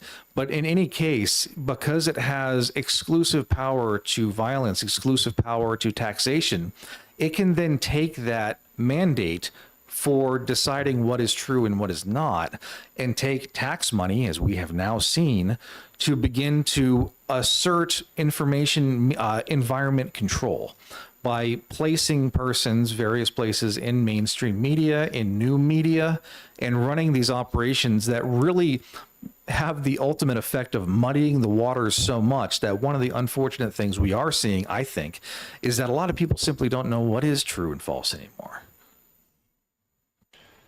Representative, if I could follow up on Representative Seibert's point, I'll point out that during World War II, the government funded a Why We Fight series of films and newsreels that had received widespread dissemination all over the country and beyond our borders. Ronald Reagan was an actor who was part of that effort, I believe.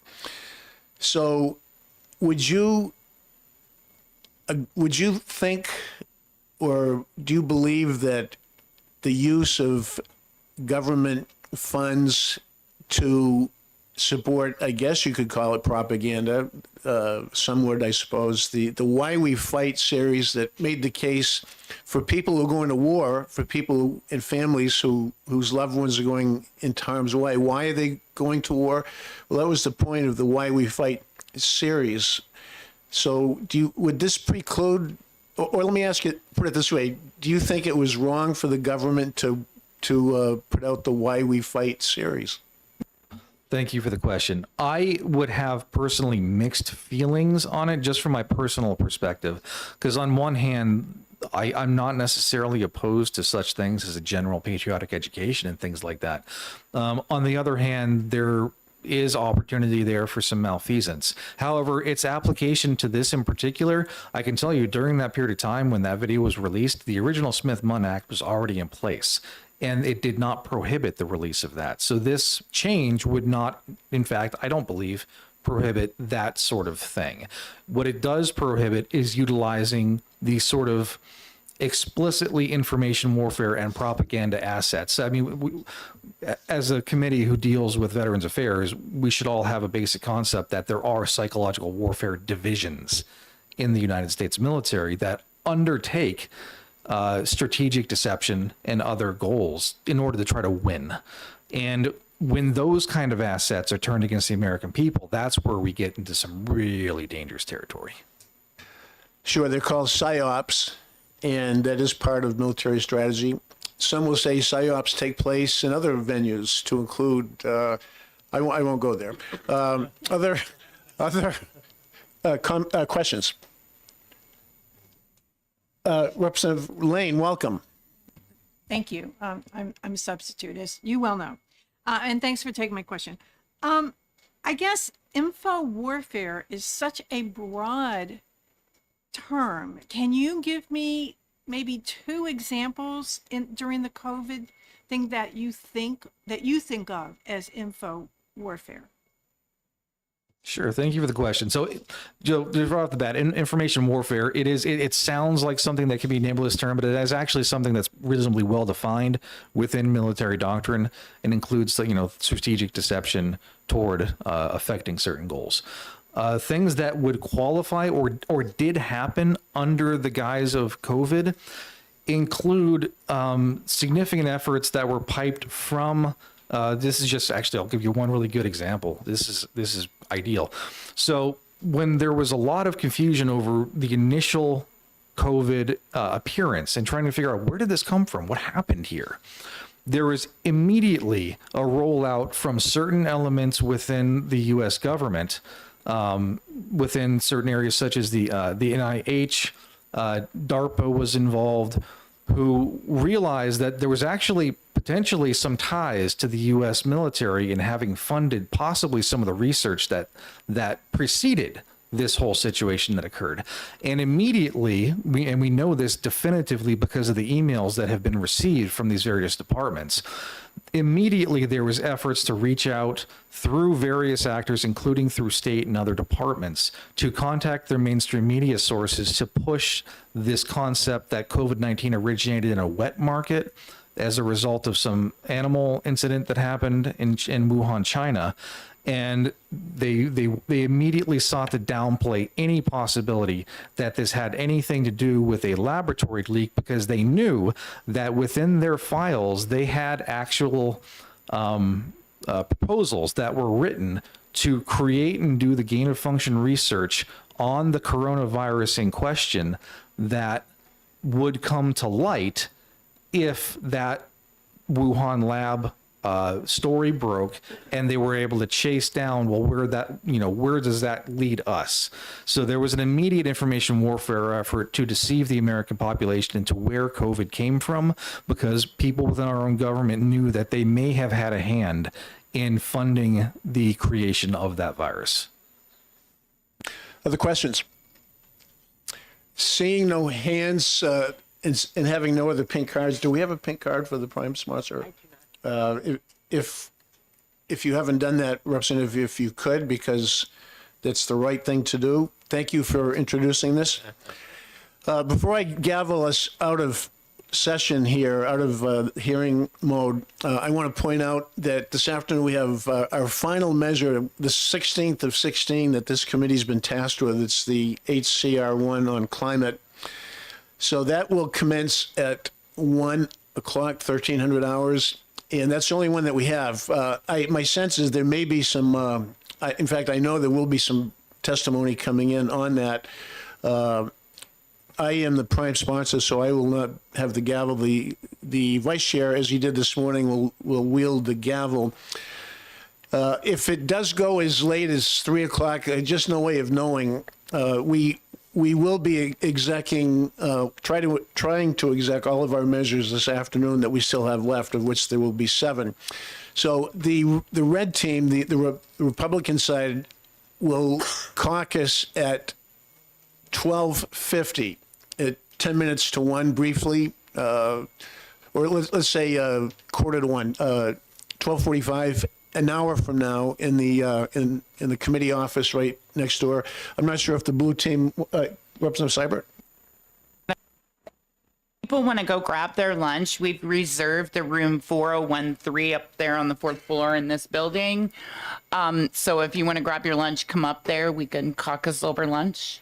Sound good? Okay. Sounds good to me, Representative. We did not make a reservation, so we're going to pack ourselves into the committee room, so that was good foresight on your part. So with that, we'll see everybody back here at 1 after we caucus. And also, one other point, because we have the one measure this afternoon, I'd like to make time for at least a 5-minute caucus. Again, for the red team in the committee office, to just talk about our final measure that we'll have a hearing on this afternoon, HCR1. So approximately a 5-minute caucus, or longer if it goes that way, and then we'll come back and we'll run exec session right after that. Thank you much, and we'll see you in an hour.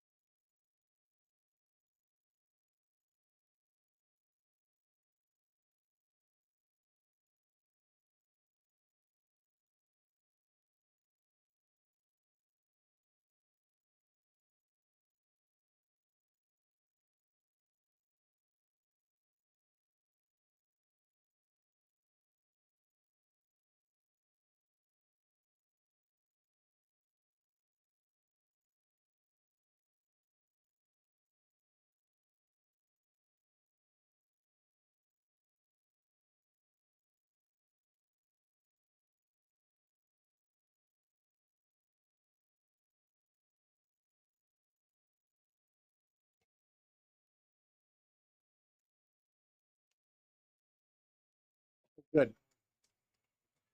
Okay, it is 1,300 hours plus a couple minutes, so we will get started.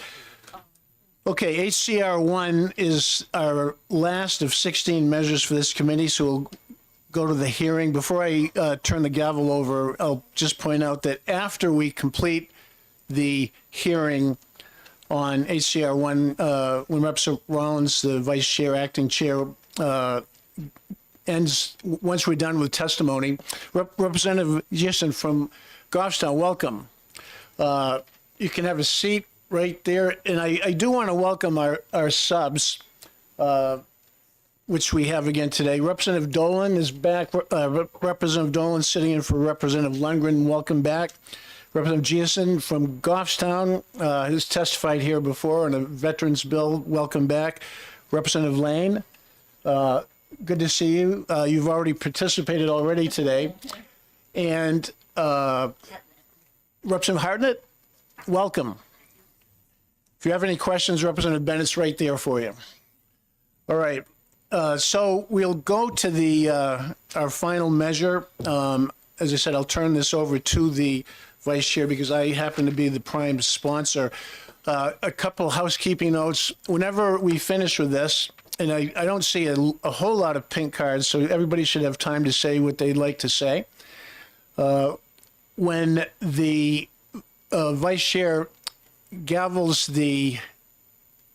the hearing to a close, we'll have one final caucus period. I know we just caucused at lunchtime, but the red team will again, for 5 minutes or so, just to go over this last measure in the office area. And Madam Ranking Member, whatever you'd like to do with your folks. Yeah, we'll do a mini caucus too. We can do it out in the hallway or something. Okay, however you do your mini caucus, I'm sure you'll be good to go.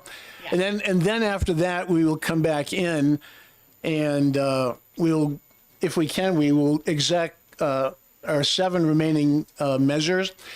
I'm sure that the folks at OLS will be watching on TV, hoping we finish before 5. I think we will. Hope we will. I know they hope we do too. And then that'll do it for us, hopefully until crossover. Representative Sodi, are you going to put in a pink card? Okay. We do, as our custom is to try to give deference to legislators who take the time to come in. So, get the sequence. Okay, and I'll turn the gavel over to Vice Chair Representative Rollins.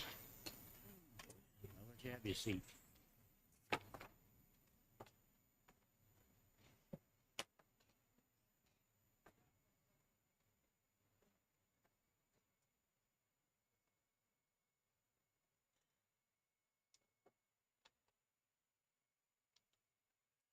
Representative Moffett, prime sponsor. Come on up. Oh, wait a minute. Yes. Sorry about that. Okay. There you go. Get after me. Opening the hearing on HCR 1. Representative Moffett, go ahead.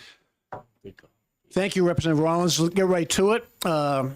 This is largely a resolution about freedom of speech and about fairness. It simply states that we should listen to all sides when forming policy, in this case, climate policy. As lawmakers who deal with climate-related bills, shouldn't we listen to all sides? Shouldn't we listen to all sides for any bill? It's also, as I see it, as the sponsors see it, as an anti-bullying resolution, seriously, and I'll explain that.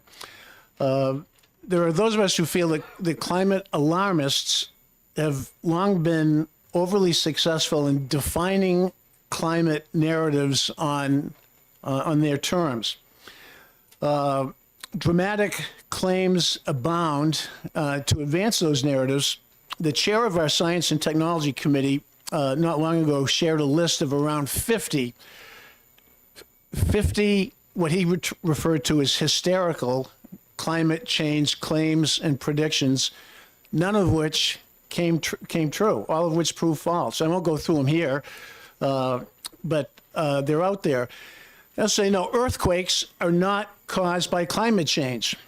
And no, the many Canadian wildfires last year were not caused by climate change. They were caused by arsonists. So climate is being blamed, or climate change, man-made climate change is being blamed for anything and everything. I'm exaggerating somewhat, but that's part of the impetus behind this resolution. And of particular interest to the State Federal Veterans Committee would be efforts to force our military aircraft to use climate-friendly but hugely expensive biofuels, or to mandate the use of battery-powered tactical vehicles. Then Vice President Harris, a couple of years ago, excitedly spoke to graduates at the Naval Academy about having Marines carry solar-powered blankets. As a former Marine Corps infantryman myself, I'll say that we make troops, and a lot of you know what I'm talking about, we already make troops carry way too much weight already, without asking them to carry solar panels or batteries into combat situations as well. So when this climate activism threatens the military procedures and by extension national security, I think we need to take notice. Many of us think we need to take notice. Now we've heard many times, 97% of scientists agree we need climate action now. But many of us feel a need to challenge that 97%, this consensus, supposed consensus of scientists who all agree that man is changing the climate. We need to take climate action now. If a scientist holds a healthy skepticism about dramatic climate change claims, we've seen them labeled as deniers. That's something we hear a lot about. Oh, you're a climate denier. It's similar to Holocaust denier, which is a pejorative term, meaning you're denying something that is true and shouldn't be denied. And I don't think that people who have some measure of skepticism about some climate claims, if they have some questions or skeptics, they shouldn't be ridiculed or denounced or called deniers. Nobel laureate Dr. John Clauser was going to present a seminar on climate models to the IMF. It's the International Monetary Fund, who was taking a look at some climate situations, but he had his talk canceled. This happens a lot. It happens on college campuses especially. People who have contrary opinions on climate get bullied, to include a Nobel laureate who had his talk canceled. And that concerns me. Whatever the position is, I think most of us are free speech advocates. If any opinion gets squashed, if it gets denounced, if it's not allowed to be expressed, that's a threat to everybody, whatever your position is. In 2023, a list of 1,609, you can find this online, 1,609 renowned scientists, scholars, and others, including engineers and others, 1,609 people signed a statement that said, quote, "There is no climate emergency." 1,609. So should these 1,609 views be discounted and dismissed and shunned? Here in this body, we're asked to impose higher electric rates on granite staters so as to subsidize what some of us feel are questionable climate initiatives. The climate activists have succeeded in raising electric rates. That is a fact. Fortunately, and I give the folks who are experts in this in Science and Technology Committee, who spend a ton of time on this, I give them credit for doing their due diligence and in making some of the decisions and recommendations that they have. Vermonters, on the other hand, in Vermont, they've gone way radical. Last term, in Vermont, they passed measures that are seeking to hold energy companies liable for climate change in Vermont. And the repercussions of that, the unintended consequences, are manyfold and scary. Vermont's trying to walk back this bill. The last election saw a lot of the people. There's a big change in the Vermont legislature last election, just this last November, in part due to some of the bills that they passed, like the one that's going to scare energy companies out of Vermont, because if they do business in Vermont, they're going to have to pay all this money to Vermont to fix climate change in Vermont. So I think there's a lesson there for us to pay attention to. Here in New Hampshire, not long ago, a bill was introduced to ban wood stoves in New Hampshire. Some of you will recall that. Yeah, some folks are coming after our wood stoves, and it gets cold here in New Hampshire. And that measure did not pass, but that's the type of mentality that we need to acknowledge and counter. It gets cold in New Hampshire. And so climate activists are also working hard to mandate carbon taxes on our businesses all over America, like they have in Sweden, France, Portugal, and elsewhere.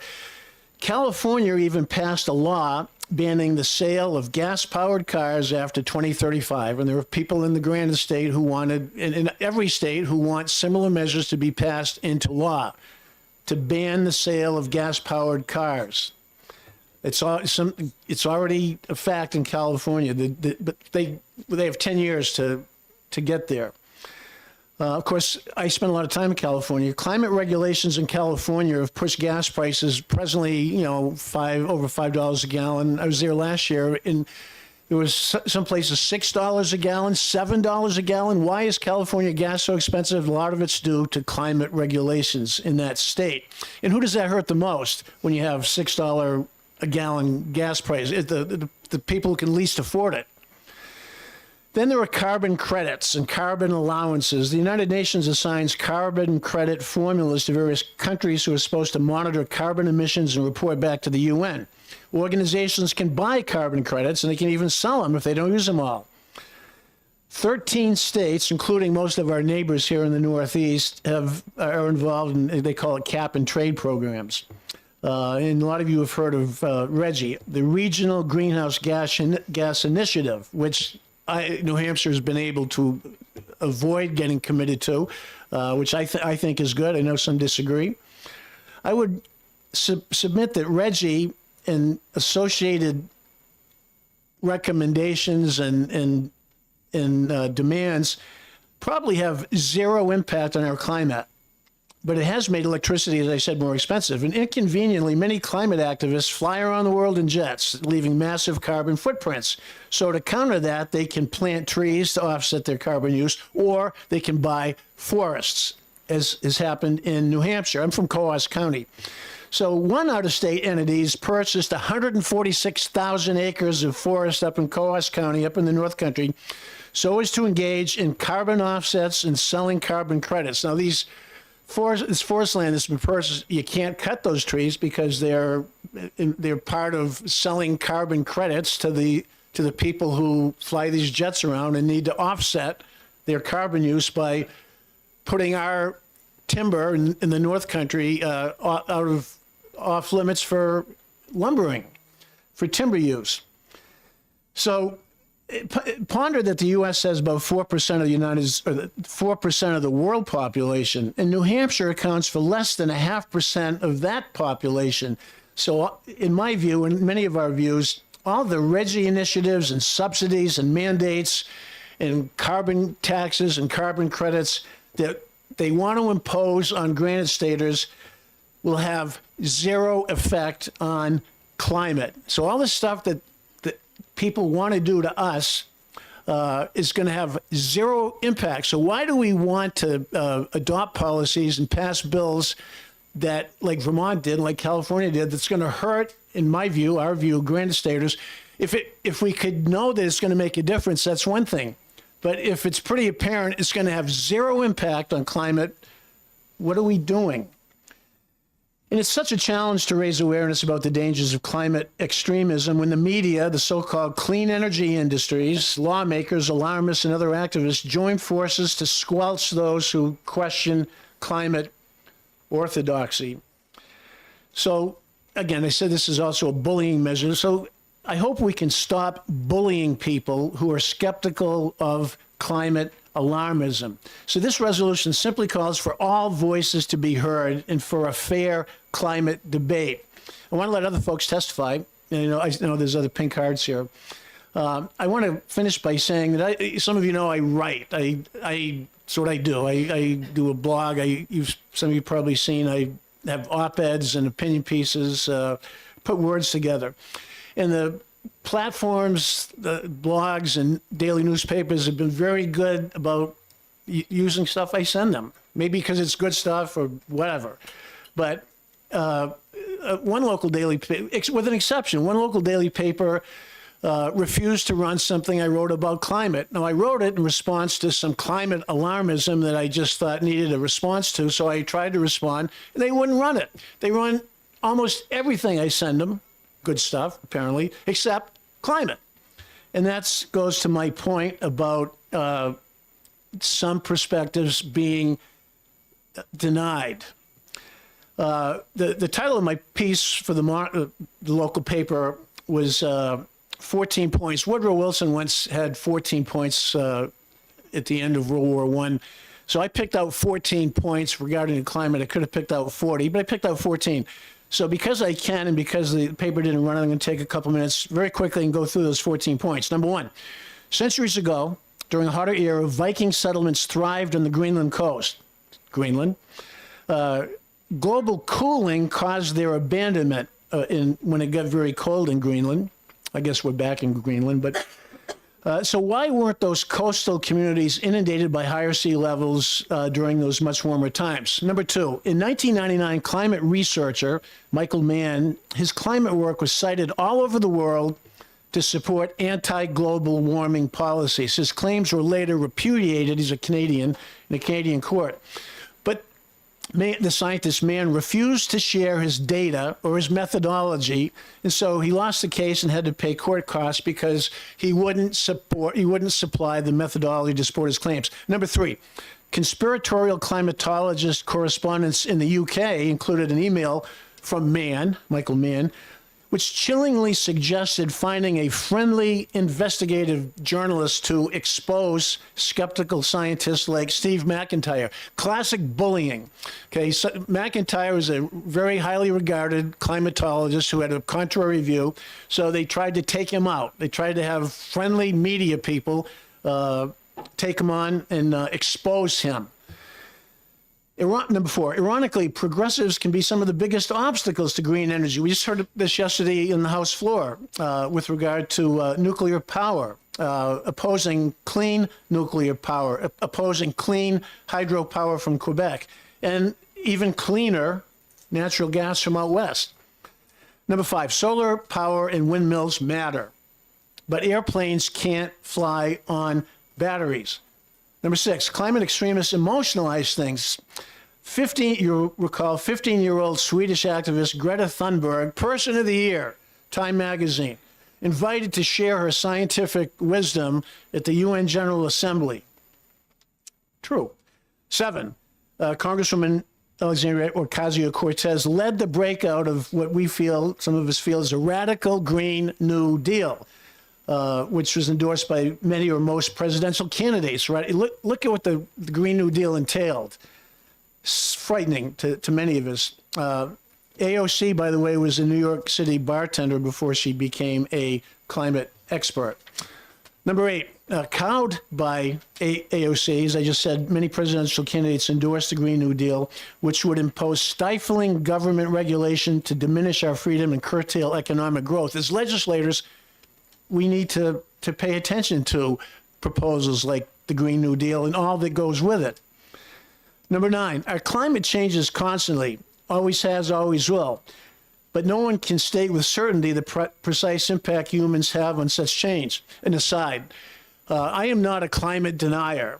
I agree that climate changes, always has, always will. The big issue is how much does mankind impact climate change? There's a spectrum of thought on that. No one can say precisely. Number 10, that humans can change our climate is quite presumptuous. a Sports Illustrated piece on shorter pond hockey seasons in Canada proposed that we, quote, cool our planet as soon as possible. So even sports writers are compromised, calling for us to cool our planet. Number 11, almost done. Mother Nature can indeed cool the Earth. A Krakatoa-style volcanic eruption would spew many millions of tons of ash into the atmosphere, block sunlight, and lower temperatures. It's occurred a number of times. Our 4 major ice ages, many think, are due to massive volcanic eruptions that blocked the sun, and then we had ice ages. A little ice age occurred in 1816, a year without summer. There was a massive eruption in Mount Tambora, and lower temperatures for a year. Here in New Hampshire, it snowed every month, and crops are ruined. This is when people got the heck out of New Hampshire because they couldn't raise crops, and they moved to Tennessee or wherever. It's called 1816 and froze to death, if you want to look that up. That cooling happened not because of mankind, it happened because of Mother Nature. And it leads one to wonder if mankind is indeed warming the planet, which many claim, some are skeptical. If we are doing that, and we warm the planet by a degree or two, would that temper or counter the next major volcanic eruption? Would it save us from an ice age? I don't know. Just putting that out there. Okay, number 12. The media embrace climate change stories because sensationalism gets attention.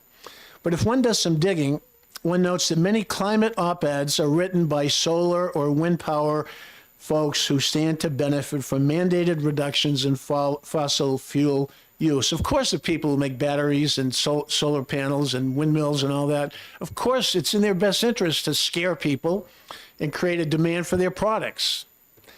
Number 13, scientists get more attention and more grant money if there's a climate crisis. So, of course, it's in their best interest to make the case that we have a crisis. And finally, number 14, political movements, there's politics of this, of course. Political movements need energy, and we need to admit that climate change activism is exploited by some to advance agendas. Many folks now associate climate change not just with earthquakes, but with everything else from cow flatulence to militarism to racism to sexism related to climate change. So the politics of climate change are very real. So there's much more than these 14 points, but as Clemenceau said of Woodrow Wilson's 14 points, even God had only 10 commandments. So thank you. I'll stop there. The climate is changing, and humans are part of the mix. I just said that. But a measured transition away from fossil fuels is, I think, desirable. But a measured transition, not a radical transition. And as we move forward, we should make decisions based less on bullying and more on reason and mutual respect. Thank you for your time. I'd be happy to take questions if there are any. Questions? Representative Seabair. Yeah, thanks for taking my question. I guess, so are you aware that meteorologists, when it comes to bullying, meteorologists are without a doubt on the forefront of that when it is their job to report on the weather, and there's essentially a consensus on that when it comes to meteorologists, except the one who was threatened by their job on Fox News. So to stop reporting and using the term climate change, and yeah, it refers to that. So I feel like when there's bullying, would you not say there's enough to go around on both sides, and it's a little unfair to target one side about that? Sure. Thank you for the question and comment. As I said, bullying, whatever the issue is, I condemn. I want everybody to be able to give expression. And of course, here where we debate and discuss and challenge each other, that's our job.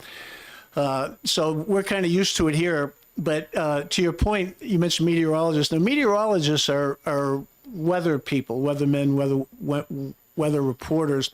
As opposed to climatologists. And I'll grant, I read up on this somewhat, and a preponderance of climatologists seem to have given expression to the belief that man-caused climate change is an issue. And I respect their opinions, and they may be correct. But to my earlier point, whether it's meteorologists or climatologists having back and forth, there's a spectrum. Even amongst meteorologists or climatologists, they don't all agree precisely on how much mankind or humankind impacts the climate. So I take your point, and I think it's fair to expect people to give some due deference to experts, meteorologists, climatologists, while acknowledging that they don't all agree. And consensus is not a scientific term. Consensus is when most people get together and they pretty much agree in general. But that's not how science works. Science is very specific, and you can have data and conflicting data, and it's consensus. I'd be careful about consensus when we're talking about science. Further questions? Representative Jones. Thank you, Mr. Chair. And if it's okay, mine's more of a procedural question. Thank you for presenting this, Representative. Most of our resolutions finish up with a last line saying who they want to go to, and this doesn't say anything. It does. Do you want it to the New Hampshire's federal delegation? Do you want it to go to the full House and Senate? Do you want it to go to the president? Thank you, Representative. It's a great question. It's a concurrent resolution. So it would have to go to the Senate, and if it did pass both bodies, then it would be incumbent on the leadership of both bodies to share that. And that's something that if it passes, the sponsors would take the initiative to make sure that it was shared with the federal delegation. I agree. I think it would have been better, like many other resolutions, to specifically state that a copy would go to the WHO or whatever. So it's going to be up to the supporters to promulgate this if it passes. Okay, I just want to know who we were writing to. Thank you. Further questions? Representative Mannion. Thank you, Mr. Chair. Thanks for taking my question. So I've been reading a lot of these studies. I don't know if you have, but there's some talking about like the climate anxiety with the upcoming generation. Would you say that we should not be legislating the fear into the children for things like this? Thank you for mentioning that, Representative Mannion. I was going to mention that, and I already had too many words. But kids are being scared to death. There's all kinds of anecdotal and statistical information. Youngsters today growing up, this is hovering over their head. The world is in danger. There's a climate crisis. We're all going to die. And I'm being a little bit hyperbolic, but not much. That's a great point. That's a concern that I'm glad you brought up, because we're scaring our kids, and that's something that we need to be aware of and sensitive to. Representative Lane.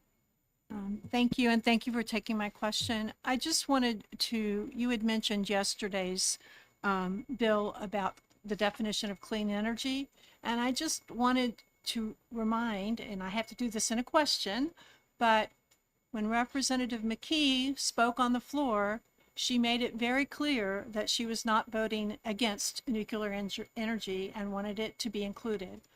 Do you recall what she said she was concerned about? Yes, I thought that was a very good exchange yesterday.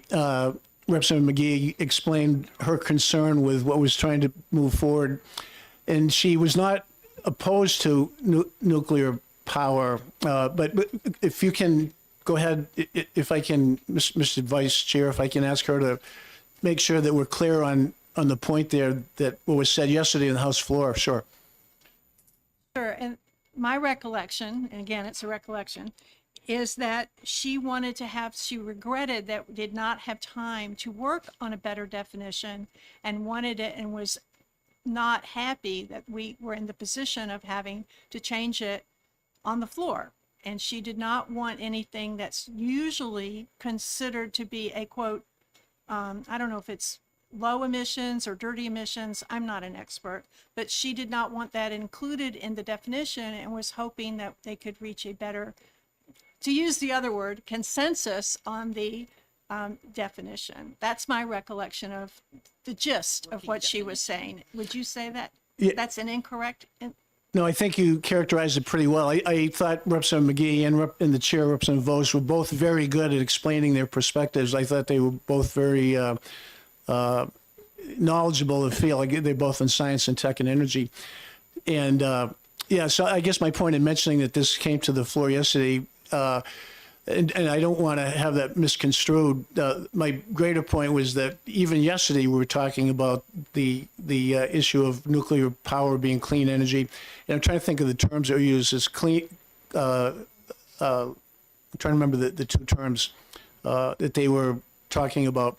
But my greater point was just that we were talking about it, and I think the world of both Representative McGee and Representative Vos, and I thought it was a very interesting exchange and a good vote in the end, I think. So.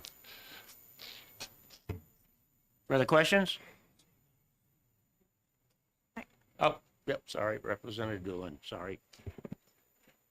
Thank you, and thank you for taking my question.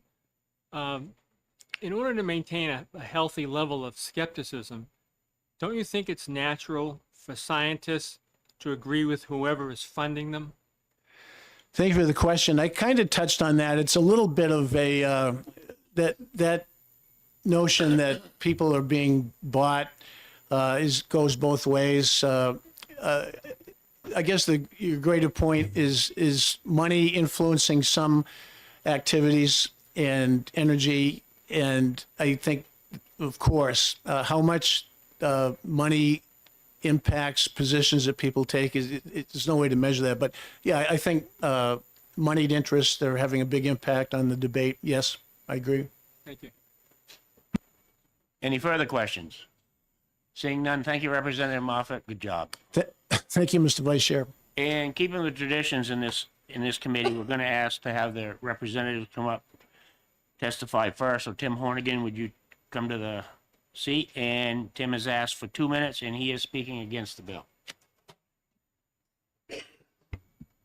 I'm Representative Timothy Horgan from Stratford County District 10, and two small bits of background is I was a civilian employed at the Army Corps of Engineers a number of years working on climate change issues, and the climate has continued to change since then. That was about, and also like I was around, I'm old enough to remember, well, first of all, the 3 Mile Island disaster in the late 1970s, and then also the fight over the Seabrook nuclear power plant. So to get to the nuclear power plants, the idea that that's clean energy, I mean, the technology may have its place, but the idea that it's clean energy is kind of ludicrous.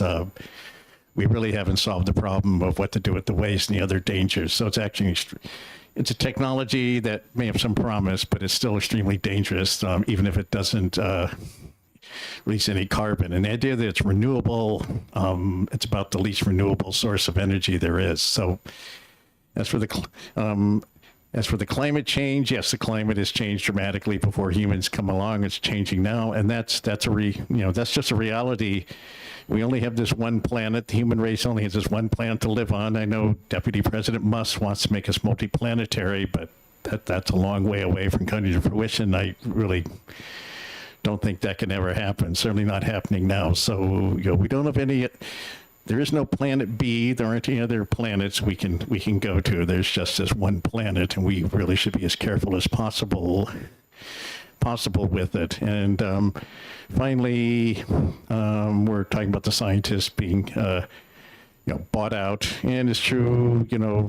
The funding is part of it, but that's true also for the fossil fuel companies. The only difference is the fossil fuel companies are run by corporate executives, so they do a fiduciary interest to pursue, the goal of maximizing shareholder value. And I will assume that they must.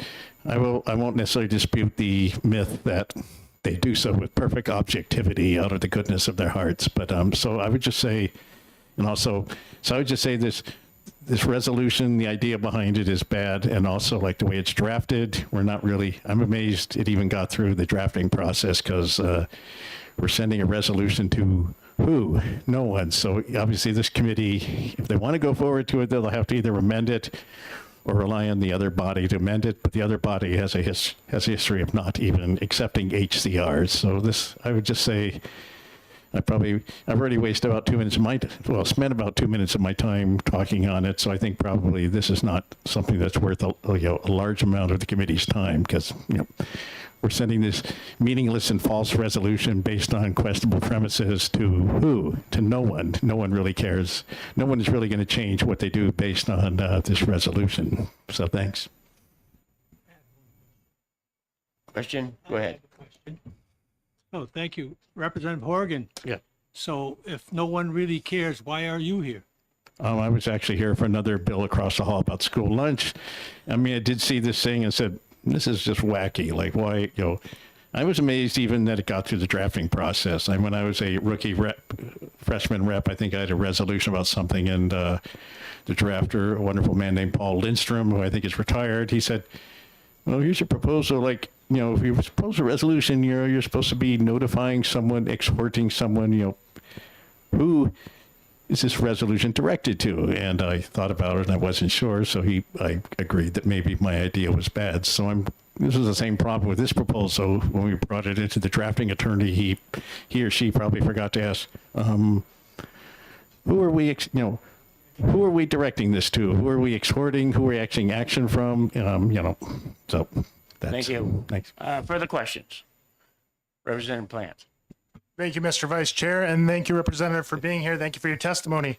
So you stated nuclear isn't clean energy due to its waste. It's also finite and not renewable. What do you say to the waste created for landfills from old solar panels and massive abominations we call windmills? I don't think the windmills or solar panels are that bad, but the materials are, at least in theory, can be recycled more, and they're not radioactive the way nuclear waste is. So I just disagree. I mean, I understand where you're coming from. I know where those talking points are coming from, but I simply do not agree with them. So, and I think it's a very small problem, nuclear waste. I mean, it's the Seabrook nuclear power plant. Some of that waste, we're going to have to find some way to wait, hundreds or even thousands of years before the radioactivity decays to a point where it's safe to handle. And we really, there really is no particularly good plan for dealing with it. And especially if we especially if we then begin nuclear power, which has been a fairly small, sort of a dead end in technological evolution. So if it becomes a big deal again, then we'll have like exponentially more times that waste to deal with. Representative. Any further questions? Seeing none, thank you for your testimony. Thanks. Remember, we only have that one planet, so. Okay, next on the agenda is Matthew Killalane. Did I say that right? And he supports the bill and is asking for 4 to 5 minutes.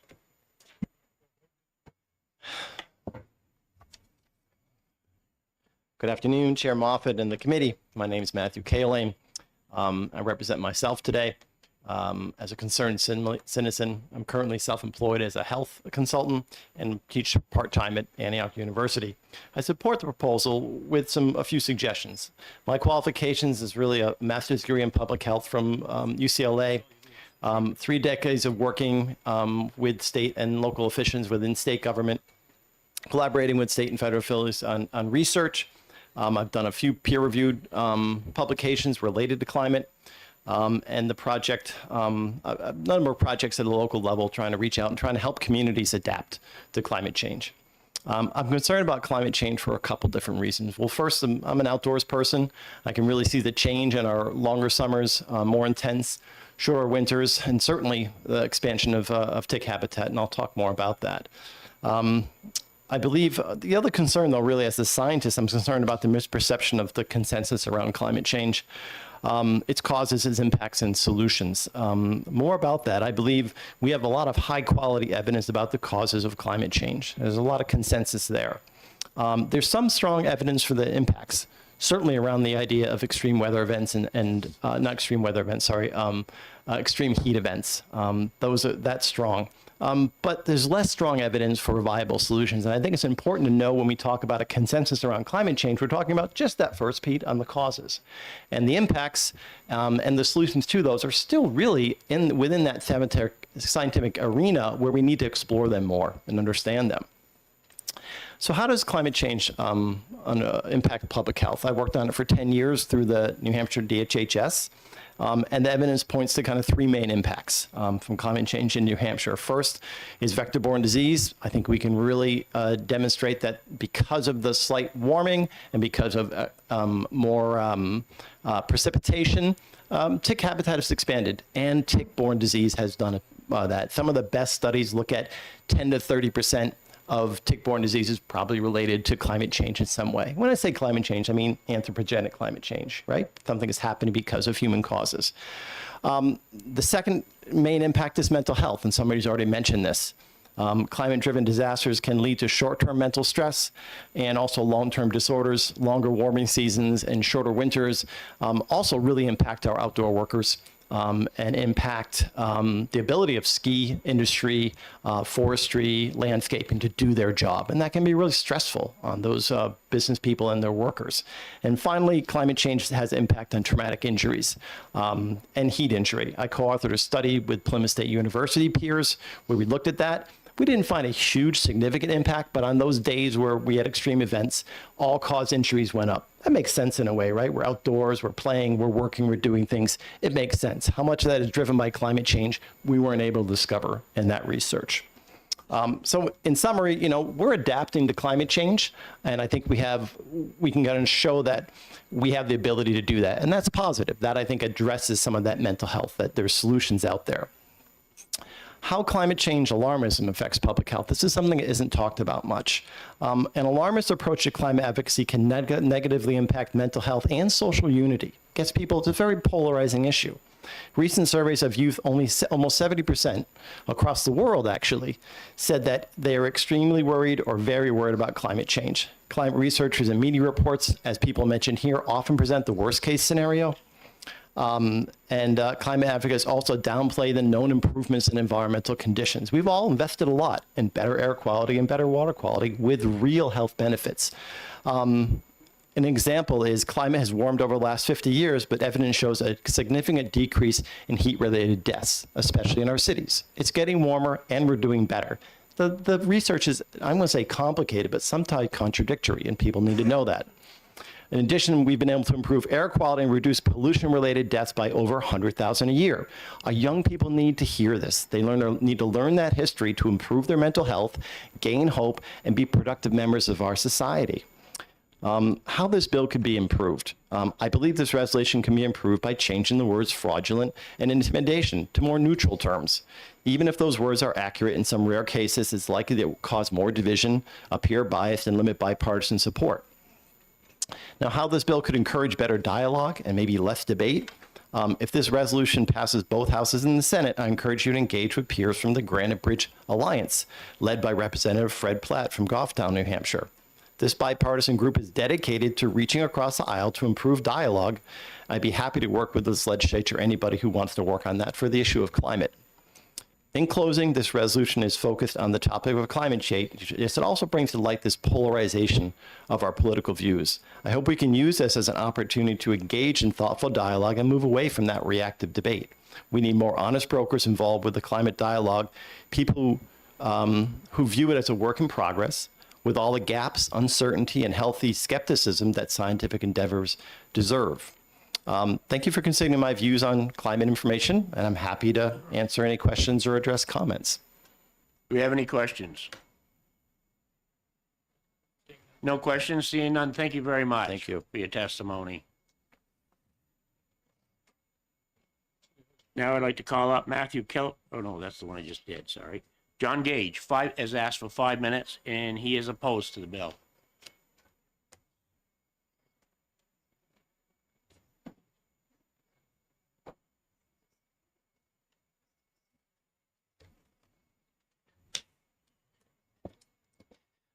Thank you, members of the committee. I really appreciate the testimony we just heard. And if significant changes were made, I would support the bill. The title sounds extremely reasonable to me and something that we should be doing. It's the whereas clauses that I disagree with. One of my handouts goes through changes that I would make. It seems to me that the New Hampshire state legislature is unwittingly doing the bidding of out-of-state polluters this session. Some people in positions of leadership have been tricked by a decades-long two-faced game by an out-of-state polluter industry. For example, one of the co-sponsors of this bill has attended 16 conferences around the country funded by a group of fossil fuel billionaires and free market fundamentalists collectively known as the Koch network.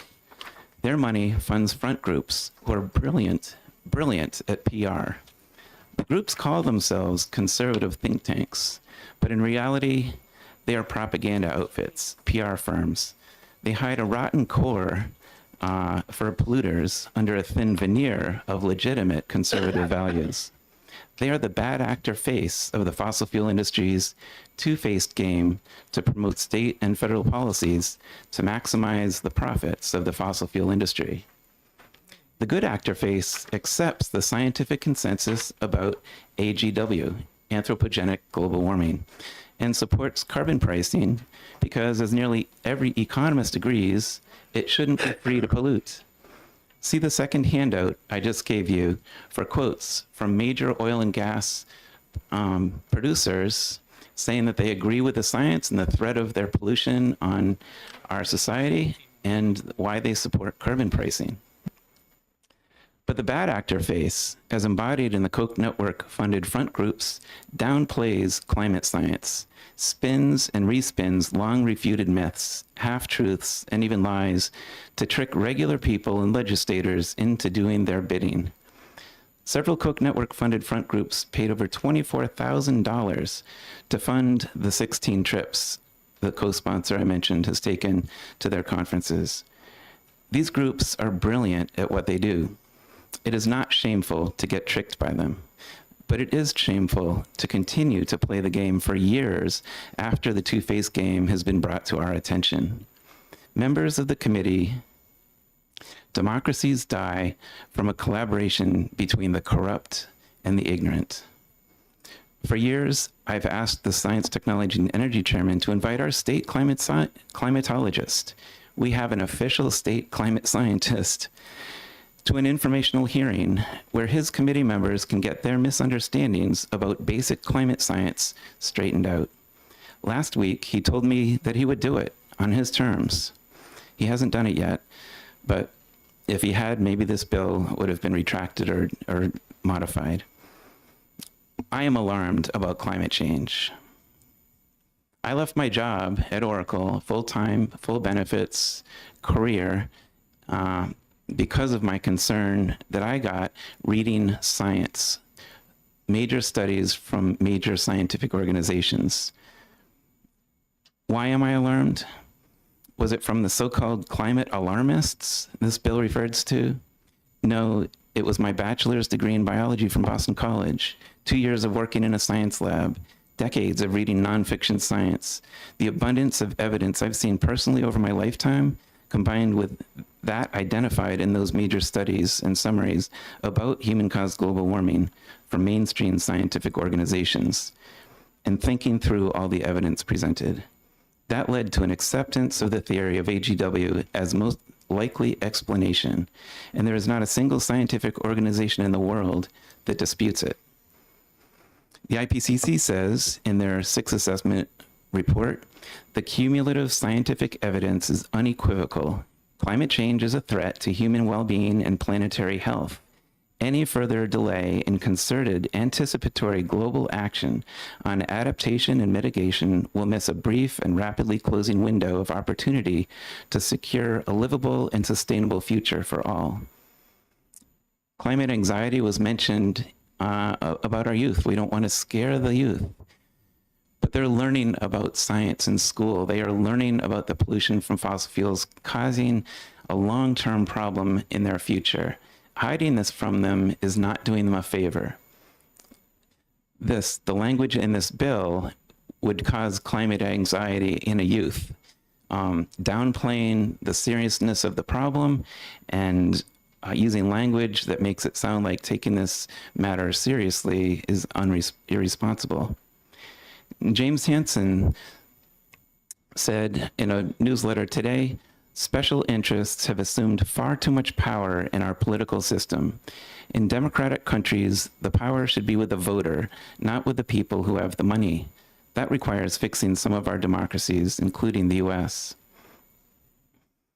Public sentiment is firmly against the pro-fossil fuel, anti-science messaging in state bills generated and promoted by the front groups funded by the fossil fuel industry in its two-faced game of deception for profit at great cost to us. The major bills heard by the Science, Technology, and Energy Committee show the public online testimony in the hundreds of people supporting good climate action and against bad fossil fuel favorable bills. And every vote by the majority goes the wrong way against the public's position on the matters. The major fossil fuel industry players know about the damages they are causing, but they just don't seem to care enough to overwhelm the massive profits they see. This New Hampshire session will make a illuminative chapter in a book about the fraud, negligence, and use of money to exploit the scientific ignorance of the public and leaders to manipulate policies in our modern age. I'm embarrassed that our state's science committee majority members have let themselves be tricked by polluter industry PR in this way. This bill is an affront to all the citizens of New Hampshire who respect the scientific consensus about AGW and who are understandably worried about what global warming from fossil fuel pollution means for them and their children. Public sentiment is clear. Influence is clear. New Hampshire is not even a fossil fuel producing state. We have much to gain from the global transition from a fossil fuel powered world to a clean energy powered world. We have the manufacturing, the technology, the educated workforce that can produce the clean energy solutions. We're never going to pollute. We're never going to produce the polluting fossil fuel solutions. So why are some New Hampshire leaders participating in the bad actor part of the fossil fuel industry's two-faced game? They've been tricked by the Koch network's promoted ideology of free market fundamentalism, an extremist viewpoint that the government should stay out of markets. No regulations should be imposed to protect human health or the environment. The market will act responsibly all by itself, unguided by policy. But economists understand that is wrong. When pollution is free, we get too much of it. It is the role of government to set the rules that protect people, the biodiversity and ecological services we all depend on, and our property from being harmed by someone else's economic activity. To address the cases of the tragedy, to address this case of the tragedy of the commons, we have a state climatologist. HCR1 is a human-caused climate change deniers bill as indicated by the whereas clauses. The Granite Geek wrote this about it. A New Hampshire bill pretends climate change doesn't exist because it is too scary to face. But the premise of the title of this bill, that it would be a good idea to consider all the costs of pollution from fossil fuels in state decisions, is a good one. Let's turn it around. Explain the wording is extremist and alienating, anti-science, and talk about external costs and the need to accept the scientific consensus about global warming from fossil fuel pollution as identified in the 2022 New Hampshire Climate Assessment Report and the United States Global Change Research Program's 5th National Climate Assessment. We need science-based policy, not ideology-driven irresponsibility. The text should note the high costs of climate pollution to New Hampshire citizens, damages to New Hampshire resources and property, and adverse effects on health and nature. If you are tempted to vote ought to pass on this resolution, I request the committee chairman invite our state climatologist in for a Q&A to clear up this committee's confusion about AGW, that you ask the Science, Technology, and Energy Committee members on this bill if they can cite major reports from scientific organizations rather than media or front groups' talking points in support of the claims made in the resolution. Why name climate alarmists rather than note that 30% of New Hampshire citizens are alarmed, like I am, about climate change from fossil fuel pollution? please consider my amended proposal to this resolution to align this HCR1 with what we know through science and with the overwhelming public sentiment about this very flawed bill. And for more information about the two-faced game some leaders in our state are being tricked by that result in bills such as HCR1, please see notnotter.org. Thank you. Thank you. I have two questions I'll ask at the same time. Number one, how do you heat your house? Number two, what type of vehicle do you drive? Sure. So can I take a meta view about these questions first? Carbon shaming is a tactic that these front groups liked us to have in our discussion. It's a personal attack that makes somebody go on the defensive. But I'll answer the question. I'm not intending to put you on the defensive. Okay, I'm just It's a explaining. simple question of how do you heat your house? What kind of vehicle do you drive? Just I'm going to answer that now. I heat my house. I had an oil burning furnace. It was 40 years old. It started leaking. In April, it quit. I went for 6 months without a furnace in my house, and we started getting nervous. That process, I went to the New Hampshire Saves website to see what I could do about energy efficiency, and I got great help from the state. I invested some of my own money. I'm $9,000 more energy efficient in my house, mostly thanks to the state subsidy for that. But it still wasn't enough for the available heat pump technology to heat my house. They do have these technologies in Europe, but because of rules in the US, we can't get them here. I have forced hot water with small radiators. I need hot water to push through those radiators to warm my house sufficiently. So I was forced to buy an oil burning furnace again, much to my dismay, not because I'm worried about my own climate footprint, but because I resent having to pay the fossil fuel industry for its products when I know that it has spent decades dragging our society's legislation from being able to transition off of fossil fuels to clean energy. It's happening in other countries, and it's not because they're more innovative and smarter than we are. The fossil fuel industry has its thumb on our legislation and delaying that. My car died last year. It's been an expensive couple years for the Gage household. Luckily, electric vehicles in the US have progressed much faster than heating systems.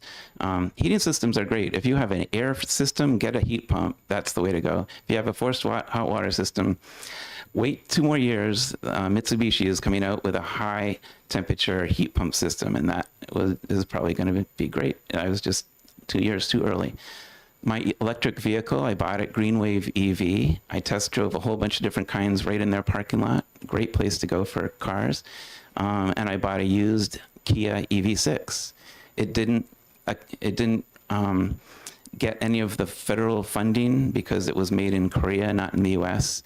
But I saved $18,000 buying a used vehicle with low mileage, and I absolutely love it. I drove it here. I came from Maine yesterday. I plugged it in last night when I got home. It was plenty charged to come here and go back home after this meeting. So individual efforts, do what you can. You often save money, and you do feel better not giving your money to out-of-state polluting companies. Thank you. But what we need is federal and state legislation to address the market failure. And I passed out an economist statement that explains why nearly every economist from across the political spectrum says a fully rebated, border-adjusted, cashback carbon fee on fossil fuels is our best first step to get a handle on this pollution problem. Thank you. Do we have any further questions? Representative Belcher, saw you first. Thank you, Mr. Chairman, and thank you for your testimony. You were very clear that you believe we should shift away from the polluting industries of fossil fuels.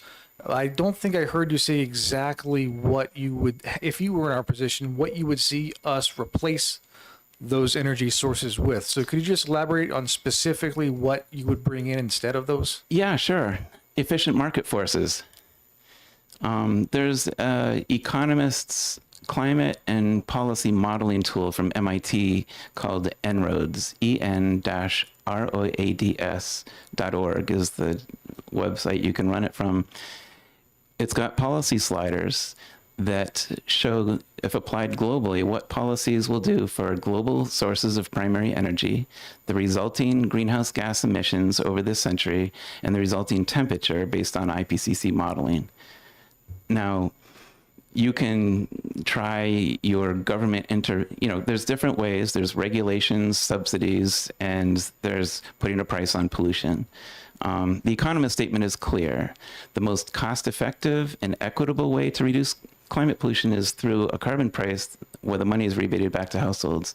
This sends a pollution price signal through the whole economy. So investors, producers, and consumers are all motivated to pollute less. Investment in innovation happens. We get better heat pumps, better EVs. We get fewer long-term investments in gas pipelines and more offshore wind. Other countries are doing this. Canada is using carbon fee and dividend. The EU is using a cap and trade, but their carbon price is quite high and growing. Now, the third part of the magical economist solution is the border adjustment, and that's what the EU is about to do to us starting next year. And this is when your carbon price gets high enough, you charge your carbon price at the border for the embedded emissions from free to polluting countries, a carbon import tariff. We're going to start paying that to the EU next year because there's a growing US carbon price gap. So should we pick EVs or hydrogen cars or windmills or nuclear? You don't need to make that decision if you have an efficient energy market where the costs, true costs of the production and the use of the goods are reflected in the price of the goods. This is just a market-based, revenue-neutral way to reduce pollution. You don't have to know what the right solutions are if you set up the rules in the economy so that producers and consumers are doing the best thing both for themselves and for us as a whole. Thank you. Further questions? Representative Mannion?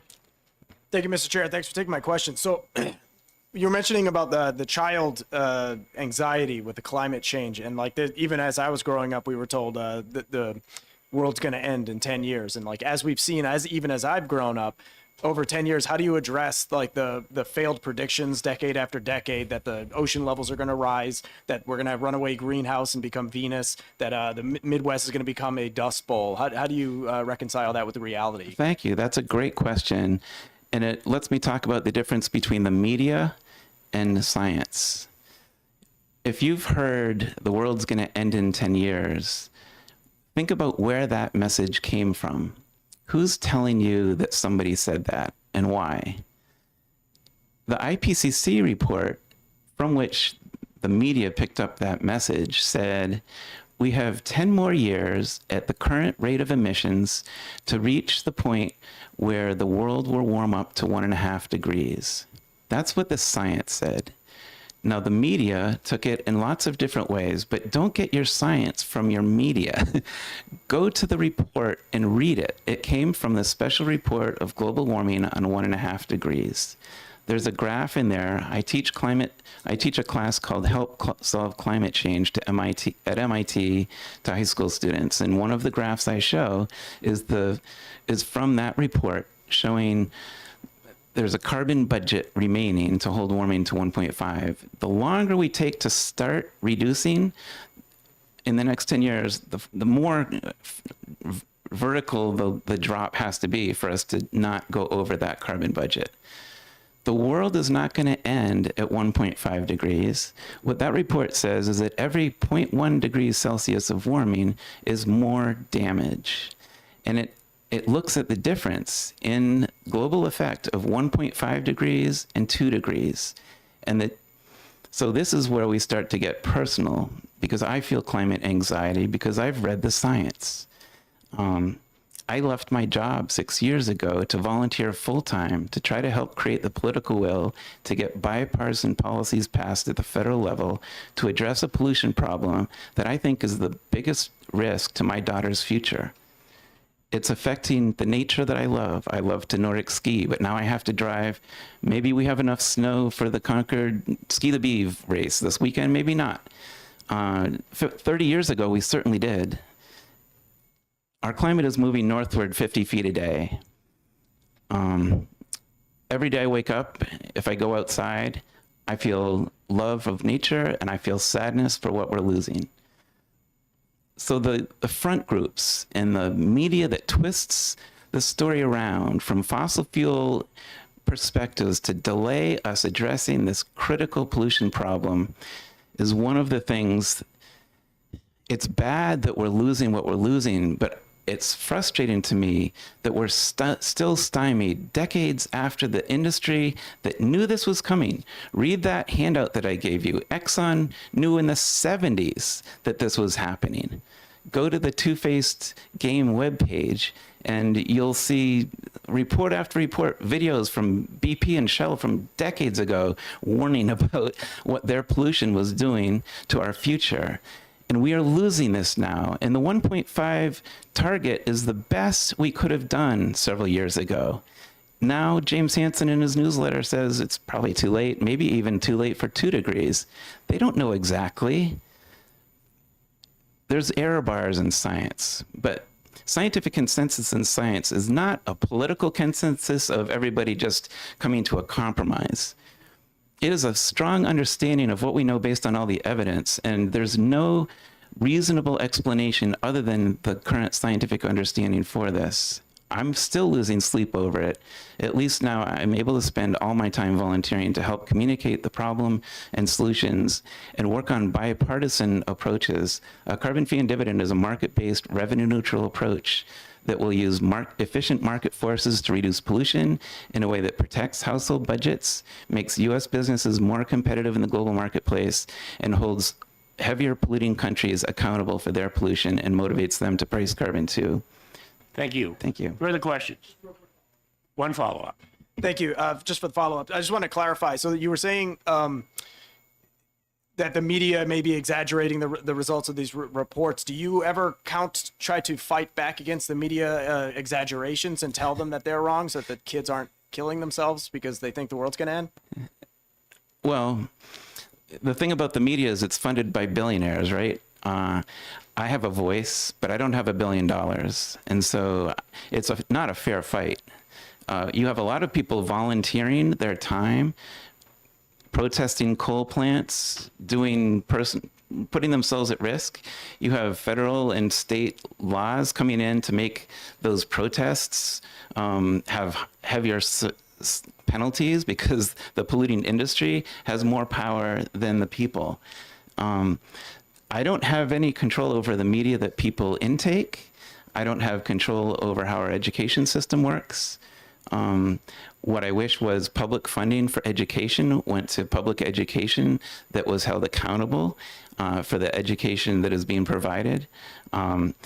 We have all kinds of problems through this state that are directed from the Koch network. Charles Koch wants to get rid of public education. He wants to get rid of the EPA. He wants to get rid of a whole bunch of things that we have put in place to educate ourselves, to protect ourselves against billionaires who can manipulate media and get a whole bunch of people to follow along because that's what they get from all the different angles. Okay, Mr. Gage, I think you have gone around the mountain long enough here.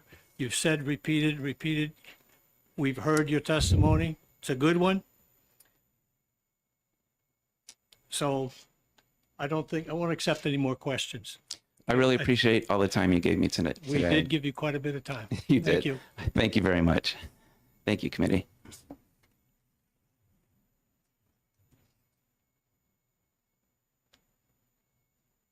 Next up, Representative Julius Sodi. You've asked for 3 to 5 minutes. I'll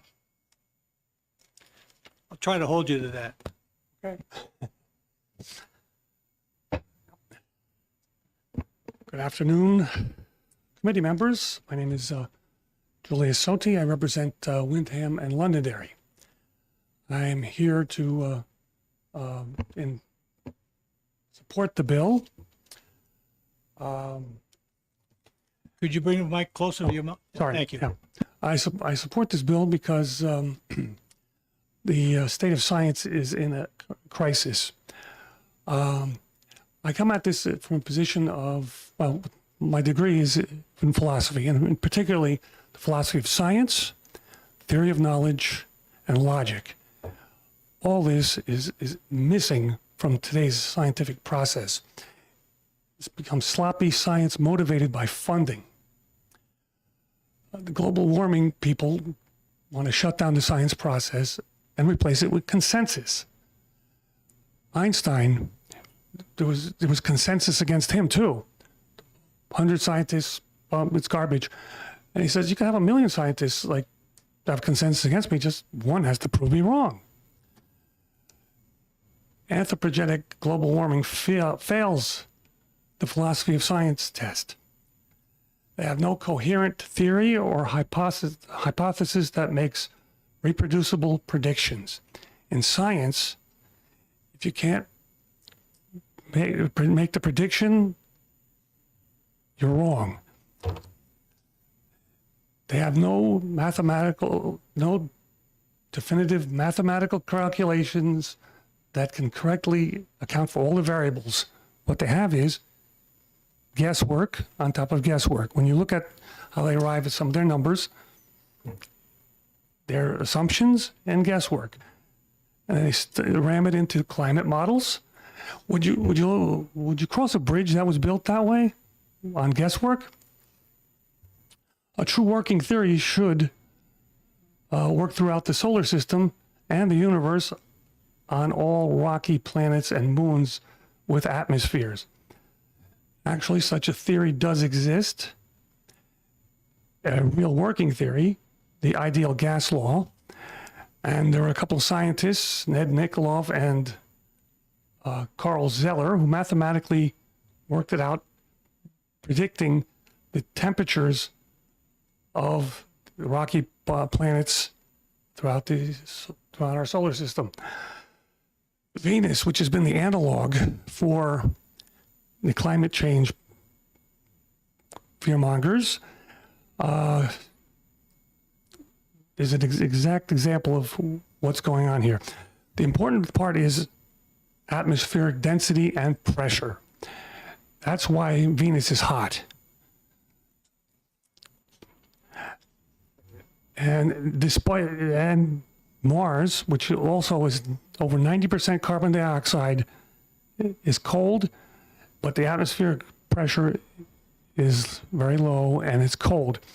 If you go on Venus is a perfect example from down at the surface, extreme hot pressure, and as you move up, the prediction works perfectly.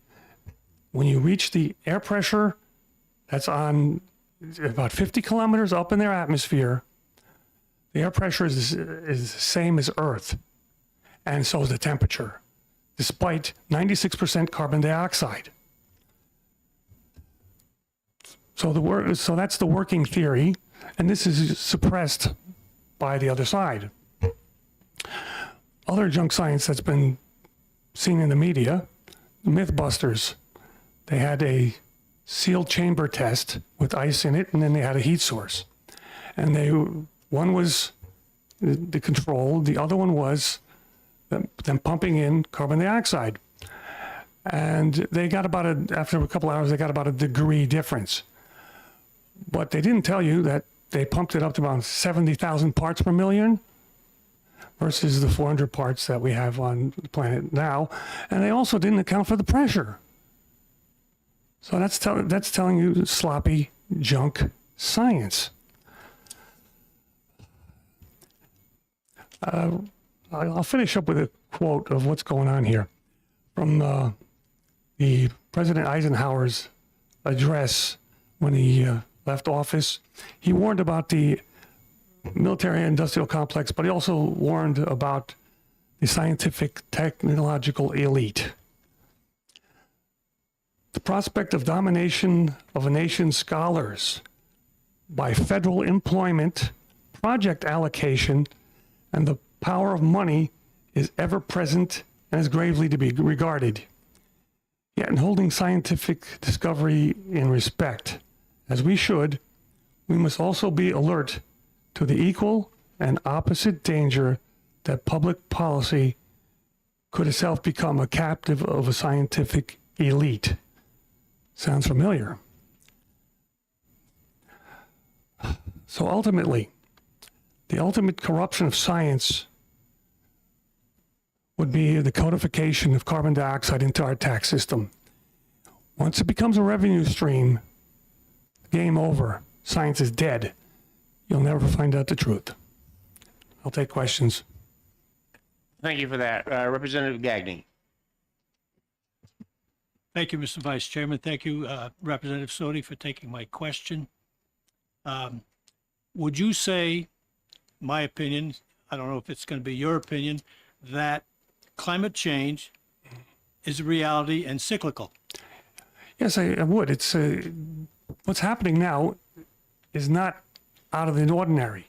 There's been the medieval warm period, then there's the mini ice age that we had, Milankovitch cycle, so forth. There's nothing here that's out of the ordinary. And then you cannot tease out 100 particles of carbon dioxide and say that's why we have climate change. It's an absurdity. The real numbers are predicted by the ideal gas law throughout the solar system. Follow up? Thank you. Okay, I'm not a scientist. I've got about 30 college credits. I was raised on the mean streets of Manchester. So these are simple questions because I'm a simple man. But I do read. And if I'm not mistaken, and maybe someone here who's a history expert would say that in the 1600s, I believe that Europe had no summer because it was cold. You can't blame that on human messing up. Yeah, and would you also believe, follow up, sir? Follow up. Thank you. Would you also believe that, if I remember right, some time ago, several decades ago, that there was core samples taken from about 1,000-foot core sample that had tropical vegetation in it from Antarctica? Oh, absolutely. There's been, well, carbon dioxide historically has never been a climate driver. It's always been a climate lagger. It's been at 4,000, 9,000 parts per million. The climate driver is atmospheric pressure and density. Case closed. And of course, the solar input. Further questions? Go ahead. Thank you, Mr. Chair. Thank you, Mr. Representative. So we know that fossil fuel prices are tied directly to energy prices because we don't, on the macro, are not able right now to produce renewable energy without fossil fuels. So we know that to be a fact. Yeah.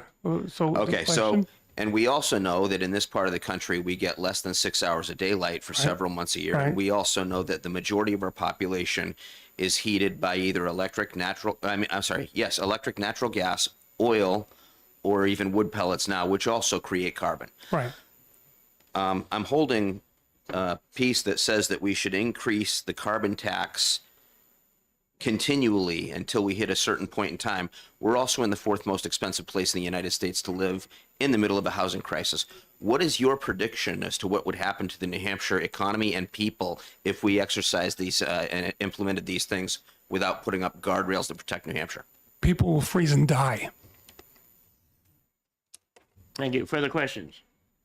I would just like to ask a question. Do you think that we are currently over legislating in any way anything that, I'd say climate alarmists would find favorable? I mean, I guess that's what a lot of this is about, is trying to rein in that side of that. Do you think that that is currently happening in any way, shape, or form? Do I think that we're over legislating Yeah. on the climate? Well, if we codify this into our tax system, you just created a revenue stream. Yeah, that's over legislating, and it's creating a bad incentive. You're going to be. Why would people want to undo that if that's their revenue stream? Follow up. Follow up. I'm just wondering. I mean, obviously, we're not. I guess a part of my question is, do you think, it was brought up that we are currently, jumping to legislation that we shouldn't be doing. But, do you agree with that? I mean, obviously, we haven't put that much in place. With that said, Well, one of the things about this bill is it says all sides should be heard. And that's the way the science process is supposed to work. That's fine, and I think that we're fine at that position. I don't think we need to do any kind of legislation haphazardly. Further question? Oh, follow up. Go ahead. I guess so from your response though, I mean, do you even see this as being needed? I mean, we're sitting here right now and we are listening to both sides. Well, if we're fear-mongering everybody, perhaps we should stop fear-mongering everybody, because, well, everybody knows fear sells, and fear builds upon itself. Perhaps we could tap that down. Representative Belcher. Thank you, Mr. Chairman. Thank you for being here for your testimony. I just actually wanted to follow up on that same line of thought, which is what presently exists that would necessitate this bill. So I wanted to ask you, because you seem to be aware of a lot of these kind of things that are going on. Outside of private ownership, which is a whole different story, are you aware of any large-scale development of solar or wind that is not subsidized with taxpayer money? No, I don't. Well, I actually probably most of it is all subsidized by the government in one way or shape or another. Thank you. Further questions? Yes. Representative Bennett. Oh, yeah, sorry. Again. And thank you for taking my question. To follow up on Representative Belcher's point, are you aware that over time that the oil industry, the fossil fuel industry, has been hugely subsidized by our tax dollars? Oh, I don't agree with subsidizing them either. Thank you. Representative Bennett. I had several questions, but one question I was going to ask is, why are you supporting this bill in succinctly? I think you kind of answered that, but I wanted you to reiterate your answer. Because science is a process, not a consensus. You're either right and you're making predictions correctly, or you're wrong. You need to get back to the drawing board. That's what science is. Follow up. I just wanted to say that what we've done here proves to me that we do need this, because we see that there are two sides and we do need to hear both sides. So I appreciate your testimony. Representative Buttigieg. Thank you, sir, for taking my question. Well, we've been hearing a lot of things like we need to hear from both sides. So one side is obviously a scientific side. What is the other side specifically? Could you specify those other sides? Well, you mean scientists? There are scientists here, and then there are scientists that are being suppressed. That's the other side. So, follow up, sir. Follow up. So, when somebody is scientist, I would take them together, scientific side or group, and I'm trying to find out the other side. Maybe someone who deny climate change, or someone else. Nobody denies climate change. Okay. Climate changes. That's normal. The rate right now, the debate is what the rate that is changing. Is this few hundred molecules of carbon dioxide making a difference or not? To tease that out is a scientific impossibility. No, it really is. When you're getting measurements from temperatures from all over the country and the rest of the world, but the rest of the world doesn't have nearly the amount of data. It's a bunch of guesswork and assumptions. That's what they jam into the climate models. If you cannot predict anything on a basis of all this guesswork. A follow-up? Do you have a follow-up? Just brief. What's your background? Are you have you I worked? studied philosophy of science, logic, and the theory of knowledge. Theory of knowledge deals with how do you know that you know, and I am eminently qualified to examine the science. Thank you. Representative Gagnon? As a final question, thank you, Mr. Chairman.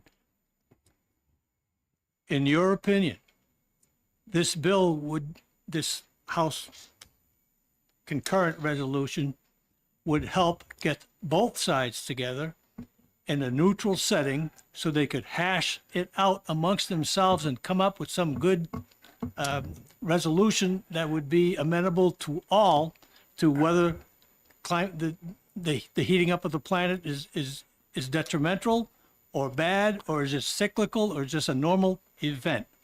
But they would come to a conclusion, both sides. I would hope, spot on. If everybody's listened to, I would hope that would be the result. Thank you. Any further questions? Go ahead.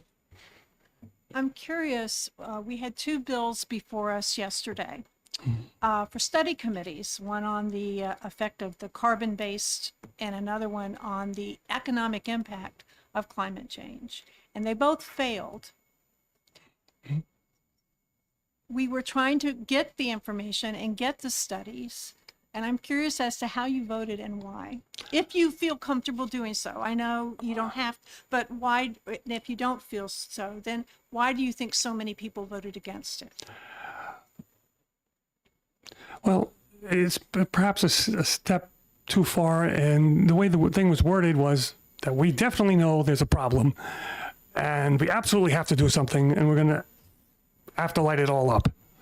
And this bill is more reasonable. It says, let's talk about it, figure it out, hash out the numbers, look at what's actually predictable, what's not predictable. And there's a range of certainty to science. The more variables you put in, the more chaos you have, and the more unpredictable your results. And climate science is more analogous to economics. If economists could predict things, they'd all be rich. Yeah, there's too much noise, too much chaos going on for them to be able to do that. It's more of a descriptive science than a predictive science. And the mathematical calculation that I talked about, the ideal gas law, that is a descriptive way to understand the planets and their temperatures. But what they're trying to do is, the climate alarmists are saying, we know we're going to be on fire. I don't think so. Thank you. Any further questions? Seeing none, thank you very much for your testimony. Now going to call on Dr. Daniel Puderman. He is opposed to the bill, and he's asked for 3 minutes. Thank you for taking my testimony. Good afternoon. Excuse me. I'm a retired physician with a specialty in psychiatry. I wanted to talk about my impression of this bill, which is that it's a bill with false equivalences. Climate science is an ongoing scientific process with researchers working worldwide. Scientists obtain their positions after years of studies of subjects such as math, statistics, chemistry, physics, oceanography, biology, atmospheric science, geology, and computer modeling. I looked up the requirements for climate science. It is published in peer-reviewed journals with data collected from satellites, ground-based measurements, and geologic records. The analysis and conclusions are openly available and are open, as is the scientific process, to criticism, reproducibility, and ongoing modifications if the data warrants. I'd also like to add that in my career and in my life, I've known many scientists of all different stripes. The vast majority of them are dedicated people who are underpaid relative to what their skills could command in the private sector, and they're really dedicated to science. That's not to say there aren't bad actors, and I've known some of them, but the vast majority of scientists are true and honest people that are doing their best. According to the American Association for the Advancement of Science, there is a clear consensus. That word has been bandied about, and scientists do come up with consensus. You've heard the term 97%. It varies depending on the sample size. Some have gone as high as 100%, but these are of published climate scientists, and they're in agreement that humans are causing global warming and climate change. I should add, if I remember my college chemistry, that Boyle's law has nothing to do with greenhouse gases and how carbon dioxide absorbs radiation and radiates it back to the Earth. The effects are at present a 1.4 degree rise in temperature over the last 100 years, a rise in sea level, heat waves, and periods of heavy precipitation. Thousands of people have died worldwide from climate change. Millions have had their lives disrupted, and the costs are in the billions. Environments are being permanently damaged, and biodiversity, which is a critical piece of this because the environment interacts with the climate, is being disrupted and declining. We're at risk of pushing our climate toward abrupt, unpredictable, irreversible, damaging changes. The sooner we act, we lower the risk and costs. The problem with carbon dioxide is when it accumulates, it lasts for decades and centuries. We can't just it's like turning a cruise liner. You turn the knob down now, it doesn't start to go for a long time. So that's the sense of urgency.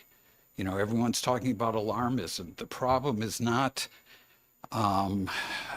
alarmism so much as recognizing the problem, that if we don't cut it down now, we're getting even further behind the curve. The more we produce, we're passing risks down to our future generations, which is a terrible legacy. But that's what keeps me up at night. I'm 70. You know, I'm going to make it through. I'm worried about my kids, my grandkids. That's why I'm here today.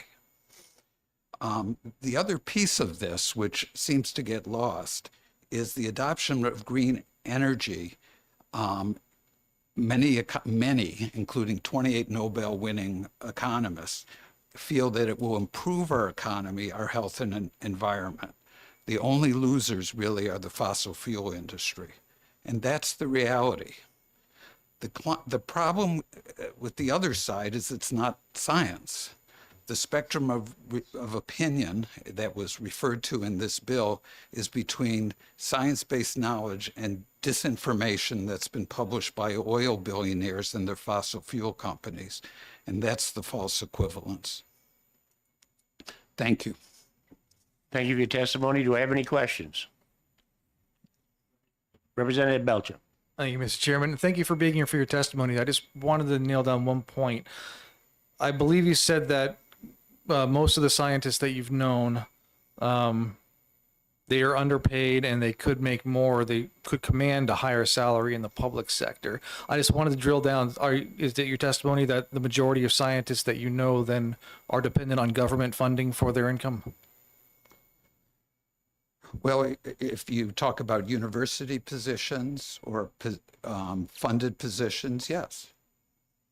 I don't know where all their funding, I mean, some of it comes from private organizations. There are a lot of different revenue streams that, I should say that. I'm not sure whether I would answer that with yes, but a lot of funding does come from the government, sure. Thank you. Further questions? Sorry, Representative Bennett. I guess I'm kind of curious as to the same kind of question, like, why are you opposing this bill? To me, this bill looks like we're going to talk about things. And so why are you opposing it? Yeah, that's a good question. It just seems like it's more of the same. It's a way to keep up the fog of disinformation by saying, yes, there are two sides to it, which is really there's a science side and there's a non-science side. This is not a debate. You know, if you have facts, you have facts. If those facts can be drilled down, we can look at it more closely. But to talk about it as though humans are not producing climate change, over the last, 100 years, it's gone up 1.4. The amount of carbon dioxide in the air has gone up from 200 parts to 400. The last time we had this was 15 million years ago. And the seas were tens of feet higher. Thank you. Any further questions? Seeing none? Thank you you. for your testimony. Thank you. Appreciate it. And now we're down to 2 tickets left. I got Wuston Sinclair. He is opposed to the bill. He's asked for 2 minutes. Thank you, Mr. Chairman. I'm Wharton Sinclair from Sandwich, New Hampshire, and I'm opposed to the bill for a couple of reasons. One, I want to read the main resolution part itself. Calling on policymakers locally and nationally to fully consider all relevant information and factors pertaining to climate change before pursuing courses of action that could adversely affect any economy or environment. To me, this goes without saying. So I'm kind of wondering why we need a resolution. In fact, really, any policy or legislation that our legislature considers should fully consider all relevant information before a vote. So to me, it just seems silly to do something that already is really goes without saying and should be understood. And is not even specific to climate change.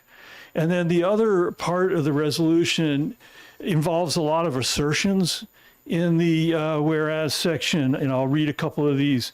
Whereas there is a documented pattern of suppression of some climate perspectives and data. Many historically wrong climate predictions, a long history of climate alarmism and intimidation by special interests, implying corruption, essentially, special interests putting pressure on science. I think the question here is where's the border? Where is the boundary of these statements? We have a state climatologist, Professor Mary Stampone of UNH, and she wrote a climate assessment in 2021, or co-authored it. It makes an assertion that based on measurements of temperature, the temperature has increased throughout the 20th century in the state of New Hampshire and has accelerated since about 1970, right up to 2020. Is that a statement that we should be suspicious of as corrupt or cherry picking and suppression of other opinions? Or another example, if you go on the NASA website today, it says Greenland ice sheet is losing ice. It's losing ice to the tune of about 270 billion metric tons a year. That's a lot of ice.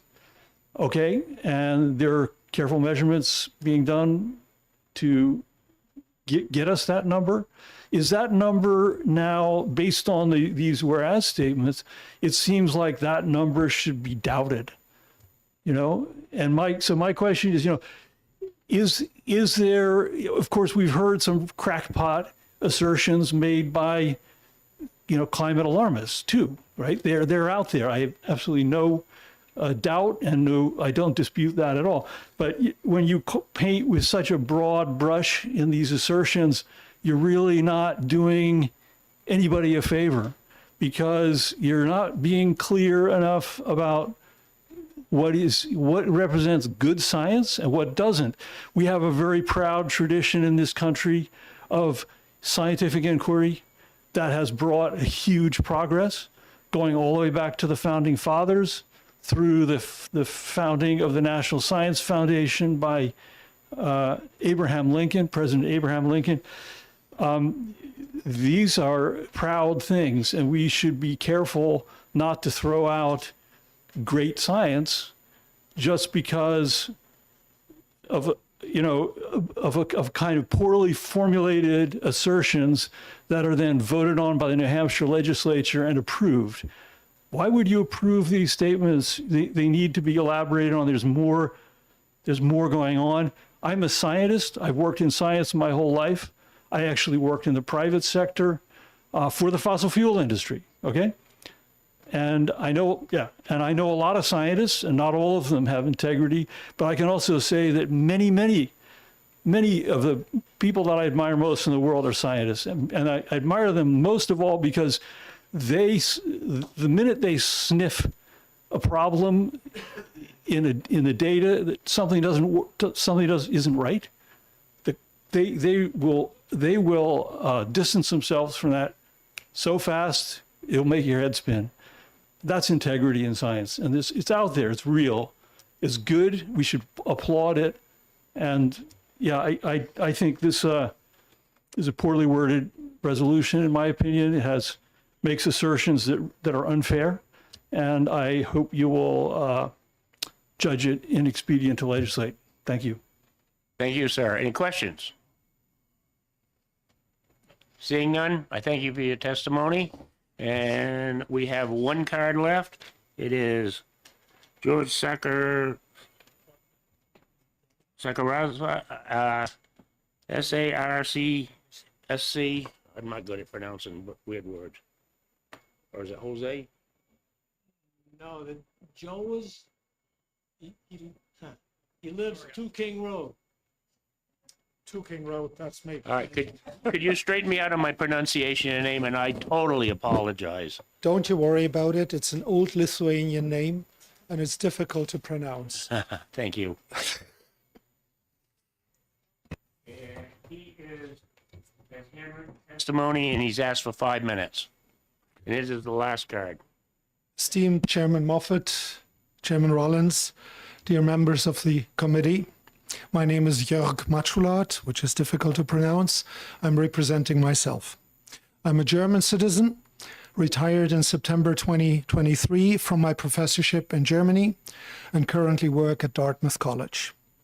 I'm neutral on this proposal, and as far as its wording goes, you are a lot more experienced than I will ever be on this issue. My experience is on environmental and climate science, having served as a full professor and chair. I volunteered as advisor on climate change-related issues to the Saxon government in Germany. As of the year 2000, I co-chaired a biannual conference on regional climate change, targeting decision makers and stakeholders as an honest broker, translating science to a more generalist audience. As a longtime member of the German IPCC team in the Working Group 1 for the Physics of Climate Change, which works like a think tank, I reviewed IPCC tasks and identified knowledge gaps. I am concerned about human activity-driven climate change because it poses significant and avoidable risks to societies, including us in New England. It does not help to turn a blind eye to this, hoping that these risks move away by themselves. However, related challenges can be met by preparing for the known and highly likely, as well as by critical scrutiny of the evidence in all related fields of expertise. I'm also concerned about misperceptions in the public understanding of the issue, which drive irrational behavior and inappropriate reactions rather than supporting calm scrutiny and open discussion. The bill proposes to improve the legislative process by considering all relevant information pertaining to climate change. Let me provide an example of relevant information that is often missing from current climate discussions. The likely biggest misperception is that climate change questions planetary survival. We need to save the world. That is uncalled for and of little to no help. Instead, we need to look at opportunities and possibilities that can help us counter climate change, to adapt to irrevocable consequences, as well as to benefit from local and regional chances that automatically emerge from climate dynamics. My personal experience with climate information or alarmism includes the following story. As an academic teacher, I'm in close contact with the young generation and perceive their worries. As a responsible citizen with expert background in climate change-related matters, I volunteered in serving a as a regional government advisor in Germany and never turned down requests by public services, schools, community colleges, or universities to discuss the topic with lay people. It is in this context that I quickly learned two things. One, that normal people, like every one of us, can neither automatically understand the scientific jargon nor the displays of science graphics. And two, that many people often feel helpless and intimidated by much of the public discussion in media and even public hearings.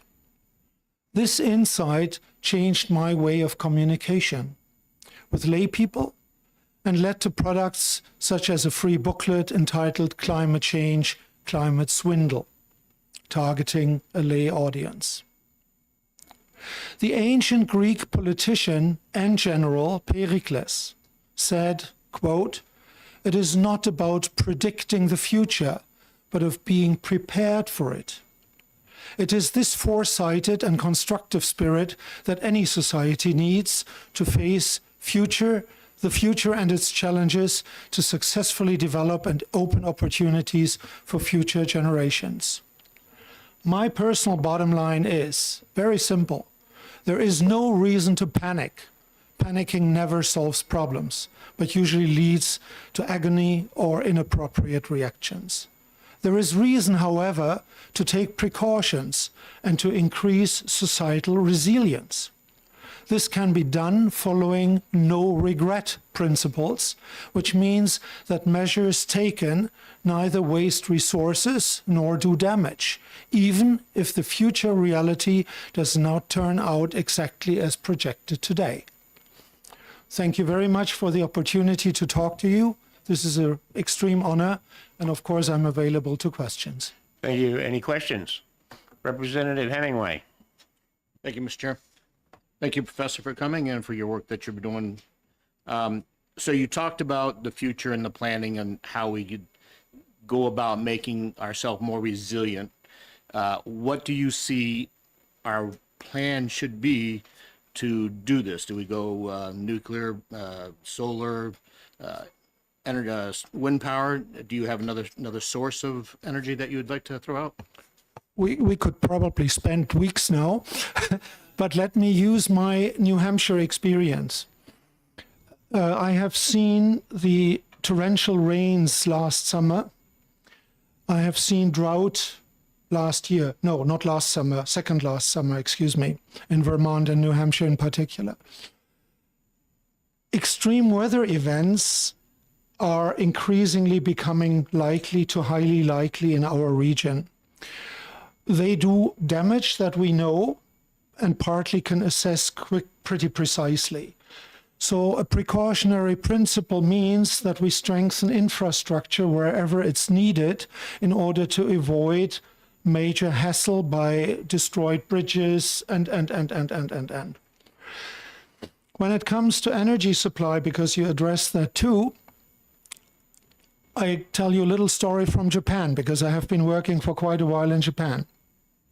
Japan has a gigantic potential for geothermal energy because it's rich in active volcanism. Yes, they do have a few, less than 20, very, very efficient geothermal power plants, which is a tiny fraction of the potential. Why do they not use it? I can't tell you the entire story, but there are certain interests against it. And the funniest thing is the onsen industry. Onsens are hot baths that you submerge to relax because you wash yourself beforehand. And this is pretty important industry because it's part of the culture. The funny thing is, the truth or the reality, the physical reality behind it is that the abstraction of geothermal energy from these volcanoes does not do any damage to onsen activity, because there's such a gigantic surplus of energy. And still, the argument of the lobbyism for onsens overpowers the societal discussion. I think I answered your question indirectly. Thank you, sir. Representative Gagné? Thank you, Mr. Chair. Thank you. Welcome. That's about the only German word I know. Dankeschön. Thank you very much. You were talking about Japan. Isn't that a similar scenario in Iceland, where they're sitting on top of a caldera, pretty much? You are right. It is similar in respect to the geothermal potential, but unlike Japan, the Icelandic people build it out in full throttle. Thank you. Any further questions? Representative Belcher? Thank you, Mr. Chairman, and thank you for being here for your testimony. I wanted to drill just a little bit into the statement you made regarding the severe rain and weather events that we've had, because certainly being, representing part of a mountainous region, we had some serious flooding going on. But I'm trying to wonder, from your perspective as somebody who has a background in climate science and with these organizations, how can you differentiate between something that was human driven and that therefore we can expect will continue in the long term, versus, and I don't know how widespread this knowledge is, the Hunga Tonga volcano eruption that occurred underwater a couple years ago, that was such a massive volcanic eruption underwater that it increased atmospheric water concentration by about 10%, immediately leading a lot of people to say we're going to have a wet and hot decade. So how do we differentiate between those things? This is a very good question. And that is something why we in climate science need numerical dynamic models. Now, it would probably take me quite a while to explain these models and the thermodynamic and the fluid dynamic functions behind it. The idea is that you make a dynamic computer model that contains the important processes that we know from the planetary functioning, including, of course, volcanism, including the radiation balance from the sun, including anything we can. And then we run these computer models on very powerful machines in order to have very many different runs, parallel runs, where we change the initial conditions. And this allows us to mathematically differentiate what is triggering what, with what kind of likeliness. This is why you find, and likeliness means statistics. Yeah? Extremely likely is something like 99% certain, statistically certain. Highly likely is like 95% statistically certain, and so on and so forth. And this way you differentiate between the different, let's say, triggers of an effect. And then you do go to these places, usually with geophysical instruments or whatever you have, and try to verify or falsify this computer output. And this is how it works in a tiny, tiny nutshell. Does that satisfy your question? Okay. Thank you. Further questions? I have one. Cloud seeding. What can you tell us, your opinion is, on the cloud seeding? I know that they're putting chemicals into the atmosphere to help cut down on the UV rays, but can you give me your opinion of how this may be affecting our climate? That's a neat question. I mean, human society has played with cloud seeding basically as of the advent of aircraft. If I'm not mistaken, the Russians were the first to use it, and it has been used and developed ever since. If you understand the physics of cloud formation, and we're talking about the clouds in the near atmosphere, in the lower troposphere, because the other ones are irrelevant for the precipitation. So something which is roughly between, a mile and a half above our heads. We can send aircraft there cheaply and seed it, usually with silver chloride. And the silver chloride particles, they're tiny, tiny, tiny, so they act as attractors for humidity. And they form little water droplets. and they rise up and down in what is to become a growing cloud. And once it has reached a certain density and weight, it'll fall out of the cloud, and we call it rain. The problem is we can't do that in a way that is truly meaningful for what it is meant for, to get precipitation where you want precipitation. That's one thing. The other thing is that, and that is much more related to the very big picture of climate change, cloud dynamics is currently changing all over the world. And we don't fully understand this. Again, I would need a lot more time to go into more detail with you, but the key point is that the chemistry of the atmosphere, which differs from the Earth's surface to the tropopause first, and then further on into the stratosphere, and then even beyond that, is changing with climate change. So there's different temperatures and there's different pressure regimes. Maybe you have heard of Rossby waves? No. Don't worry. It is something that defines how much Arctic cold we get in the winter and partly also in the summer. And these Rossby waves, they are basically like a roller coaster going on the northern hemisphere at about 10,000, no, what is it in feet? 7,000 feet above our heads. And they are slowing down. We have ideas why they are slowing down, but we don't know for sure. It's a pretty recent phenomenon. But what it does is it changes cloud formation, and that reaches down, well, to Florida on the northern hemisphere. And the same happens on the southern hemisphere in a mirror image-like form. So there's many open questions to that respect. Cloud physics is about the most complicated one right now. Okay, thank you. Any other questions? Seeing none, I'm going to call it close to HCR 1. Thank you. And the blue team will caucus in one room. We're going to caucus in the side room over here. And we'll all be back in like 5 minutes.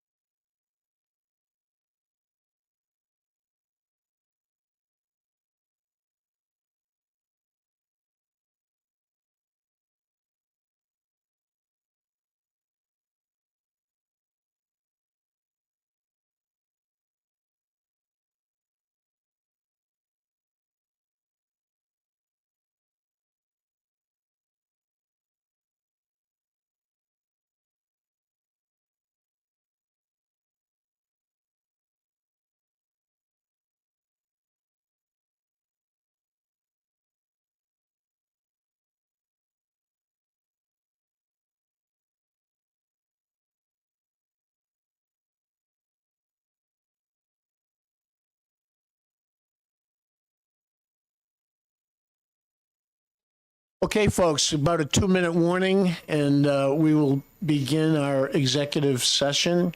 We're going to try to get through the 7 remaining measures that this committee has. And I want to thank, while she's working hard, our interim clerk. Don't thank me yet. Representative Mandelbaum could not be here today. Representative Lloyd has stepped up. And if it works out, there could be a meritorious service medal. No guarantees. I shouldn't say that early. Good conduct for sure. So another minute or so, and we'll start with HB 264. That has to do with Article 5 delegates to an Article 5 convention.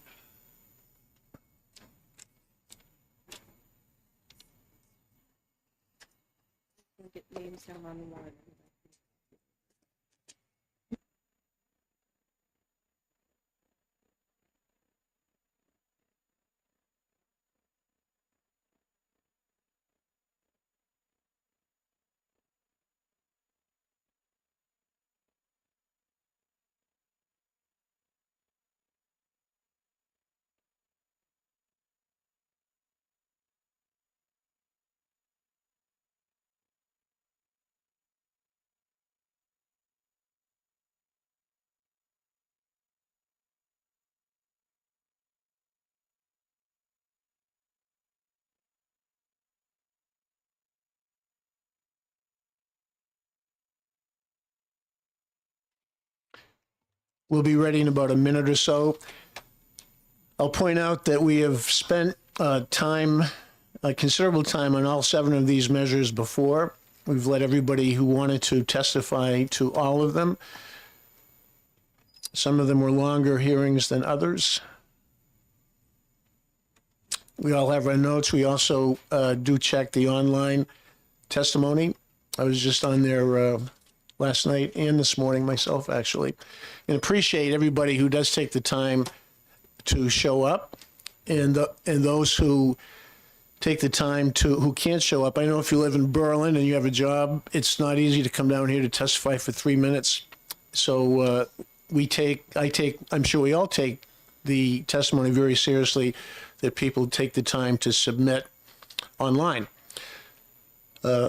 Interim Madam Clerk, you're good? I think I'm all set. You may have to guide me through some of the process, but we're good. Thank you. Okay. So our first, as I just said, our first measure that we're going to have an executive session discussion and vote on is HB 264, Article 5 delegates. I understand, Representative Mannion, you have a motion pending? Yes, I do, Mr. Chair. I move OTP on HB 264. As always, we need a second. Representative Belcher seconds. So we have a motion of OTP from Representative Mannion and a second from Representative Belcher. Representative Mannion, would you care to speak to your motion? I do. Thank you, Mr. Chair. So we've had like a lot of Article 5 convention estates applications come through here. There are people who have concerns about things like runaway conventions and things being proposed that may not be what we intended to send our delegates down there to do. So a bill like this, I think, is a real strong, play to keep those people's fears at bay, and I think it's really solid. We should pass it. Thank you, Representative. Representative Belcher, to your second. Nothing further. Other thoughts on the OTP motion? Representative Lane. Okay. And I agree that I have the same concerns about a runaway convention. So I guess I read it, and you have to forgive me, I'm a lawyer by training. So when I read Roman numeral 2, it says the convention shall not support or approve the proposing of an unauthorized amendment to the U.S. Convention. But it doesn't say, and I'm assuming if they do anything, then that's when the felony B kicks in. What happens if the convention overrides, I mean, that delegate doesn't vote, the New Hampshire delegate doesn't vote, but everybody else decides that they're going to go ahead with and create the runaway convention scenario, what happens to the New Hampshire delegate at that point? Do they participate, or if they participate, does the felony B kick in a second time? Again, I think the idea is good. I'm just trying to make sure that we got the right wording. I might be able to speak. Thank you, Representative Mannion. I'm looking to Representative Lane. Could you? I just pulled out the actual measure. The line you mentioned was Lines 16 and 17. 16, 17. Okay, and thank you. Please speak to that if you could, Representative Mannion. Right. So you were saying that if the convention goes ahead and passes it anyway, it says here, so the delegate from the state to an article of faith shall not support or approve the proposing. So as long as they vote against, I think they're in the clear. It doesn't really matter. Like as long as they're not the ones doing it, like supporting or approving, correct? But that's the proposing of it. They can't support the proposing of it.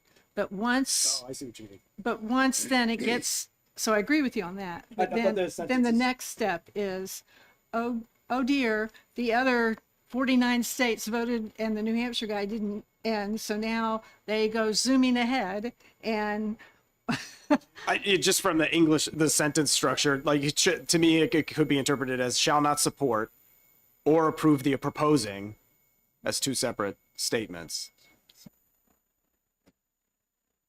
I think I can resolve this if I may. Please resolve this, Representative. Thank you. So I think the question we're looking at here is a question of the terminology, but the idea behind an Article 5 convention, the actual effect of what they're doing is proposing. They can't adopt. They can only propose, because it would have to then be voted on by states. So shall not support or approve the proposing. Proposing is the function that they're performing. So I actually don't think that there's a problem there. Representative Lloyd? So I guess to that same point, then, would that preclude us from voting against at all? What I would say to that is that should this ever move forward, the delegates who've been selected to participate in such a convention, that the notion that they would go off the reservation and deviate from their expressed purpose for being there.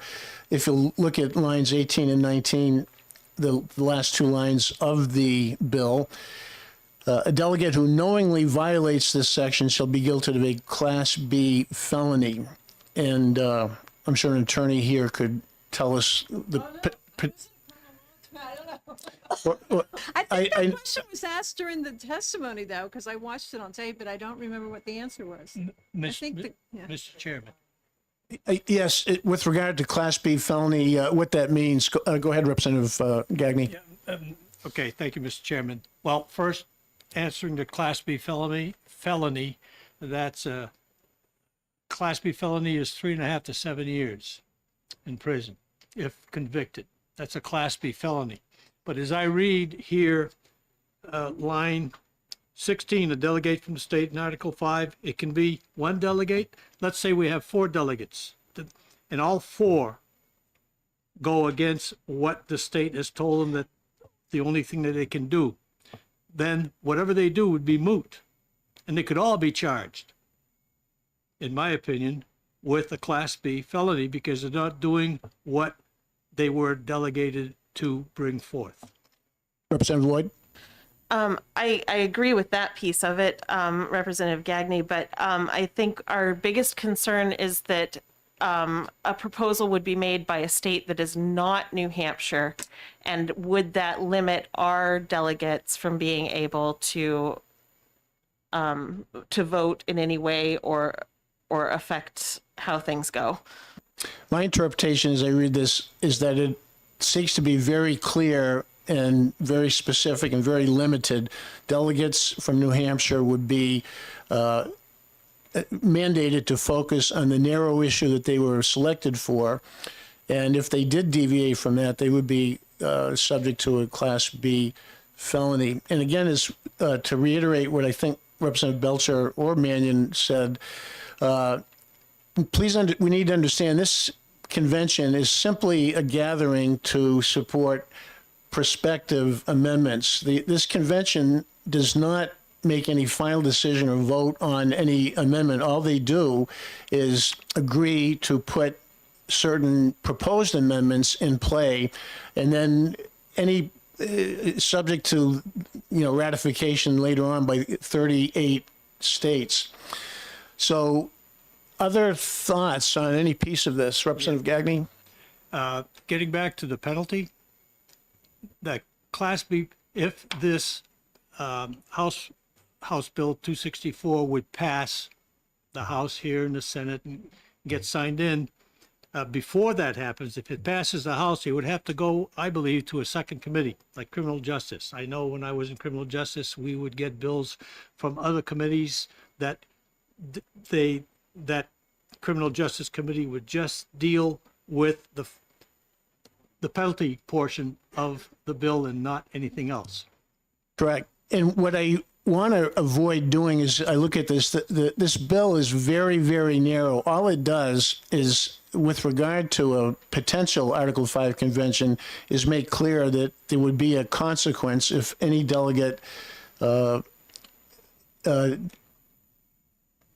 supported or approved an amendment not authorized by our legislature. So we don't need to get into the greater issue of all the merits or pluses or minuses of an Article 5 convention. This simply says there's a consequence if any selected delegate deviates from their charge. Other thoughts, questions, comments? Seeing none, Madam Interim Clerk, when you're ready, the motion is OTP on HB 264 FN.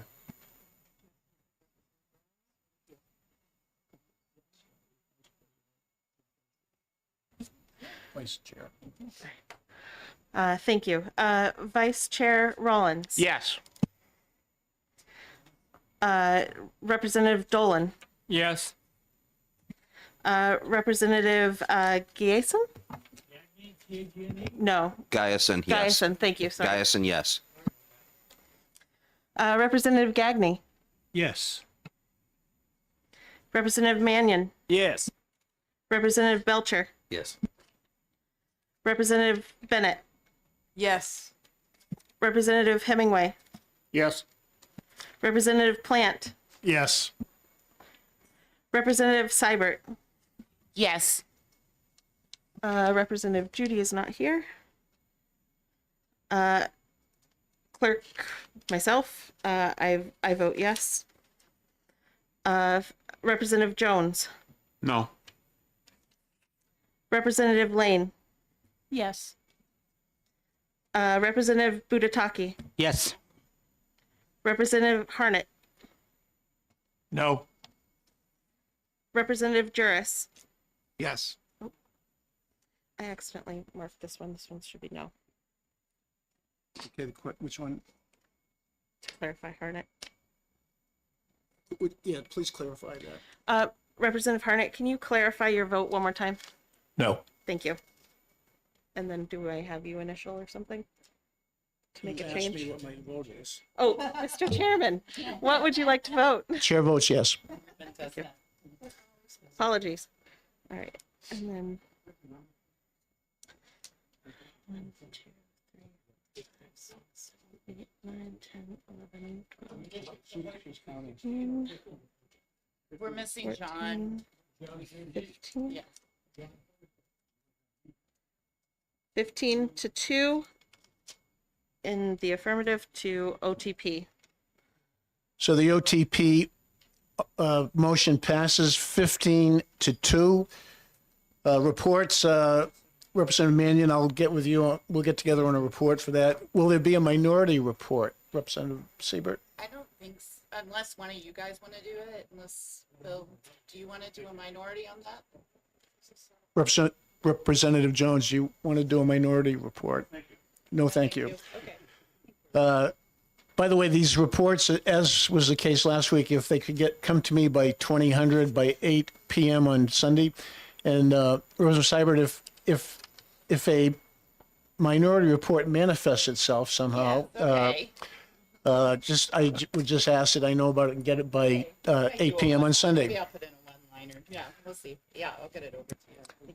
Okay, one down, 6 to go. The next one is a bigger one, I think we could say. It's HCR 3, which involves applying for a convention of the states under Article 5 of the Constitution of the United States. HCR 3, Article 5 Convention. I'm looking again to Representative Belcher for a motion. Thank you, Mr. Chairman. I would move on to pass. Motion from Representative Belcher is OTP, ought to pass. Is there a second? Second. Second from Representative Mannion. Representative Belcher, would you care to speak to your motion? Yes, thank you, Mr. Chair. So this motion calls for the application of an Article 5 convention under specific yet relatively wide enough terms to look to solve some problems. Now, I'll offer my own no-nonsense assessment here, which is honestly, I am a little bit skeptical that it will be successful in ultimately reining in the federal government, but I'm also very skeptical that there's much danger involved. Actually, the reason that there's not much danger involved is the same reason that I'm a little bit skeptical about the efficacy of it. That said, there's an awful lot of decent people who want the opportunity to try. I see no good reason to deprive them of that opportunity, and I do very much hope they prove me wrong. Thank you, Representative. Representative Mannion? To echo, to me, it's like the specifics of this bill, of this specific application, are very good because the debt is insane right now. It is like one of the largest security threats to the country right now, the destabilization of the dollar. I think we need to do everything in our power, and that means from the state's perspective, so be it. We should move forward with something like this. Thank you, Representative. My brief comment is, I have two comments, one of which, to be clear, there are a lot of folks I hear saying that an Article 5 convention is unconstitutional. So I have to, as a civics person, I have to say that an Article 5 convention would be the least unconstitutional action I think could be taken, because Article 5 is from the Constitution. It's specifically, it's Article 5 of the United States Constitution. So the notion that it would be unconstitutional, that in my opinion is, I agree with the founders who put it in the Constitution, that it could not be more constitutional in my humble opinion. And the other point I want to make is that we have spent a lot of time on this, those of us who've been on this committee for several terms. It passed this committee in a bipartisan fashion last term. It did not pass the full floor or the full House, but I do need to point out that this is a measure that has passed this committee before last term. Other thoughts, comments, questions on any piece of this? Is that a hand up, Representative Gagne? No, I'm scratching my ear. You carry on, scratch that ear. Any other comments on this? Seeing none, then we have a motion and we have a second, and we will have a vote, Madam Clerk. Yeah, but I'll repeat the motion, and you feel free to do as well, so that everyone watching and listening knows what is happening. So the motion is OTP on HCR 3, House Concurrent Resolution 3, applying for a convention of the states under Article 5 of the Constitution of the United States. Vice Chairman Rollins. Yes. Representative Dolan. Yes. Representative Giesen. Yes. Representative Gagne. Yes. Representative Mannion. Yes. Representative Belcher. Yes. Representative Bennett. Yes. Representative Hemingway. Yes. Representative Plant. Yes. Representative Seibert. No. Representative Judy is not here. Myself, I vote yeah or no. Representative Jones. No. Representative Lane. No. Shoot, I did this again. Representative Jones, do you mind clarifying your vote one more time? No. Thank you. Representative Budataki. No. Representative Harnett. No. Representative Juris. No. 1, 2, 3, 4, 5, 6, 7. 1, 2, 3, 4, 5, 6, 7, 8, 9. The vote is 9 to 7. Oh, Mr. Chairman, I'm so sorry. This is The this chair, is why I'm not the clerk. chair votes yes. Thank you. 10 to 7. The vote is 10-7. Yes. 10-7. Representative Judy's not here today.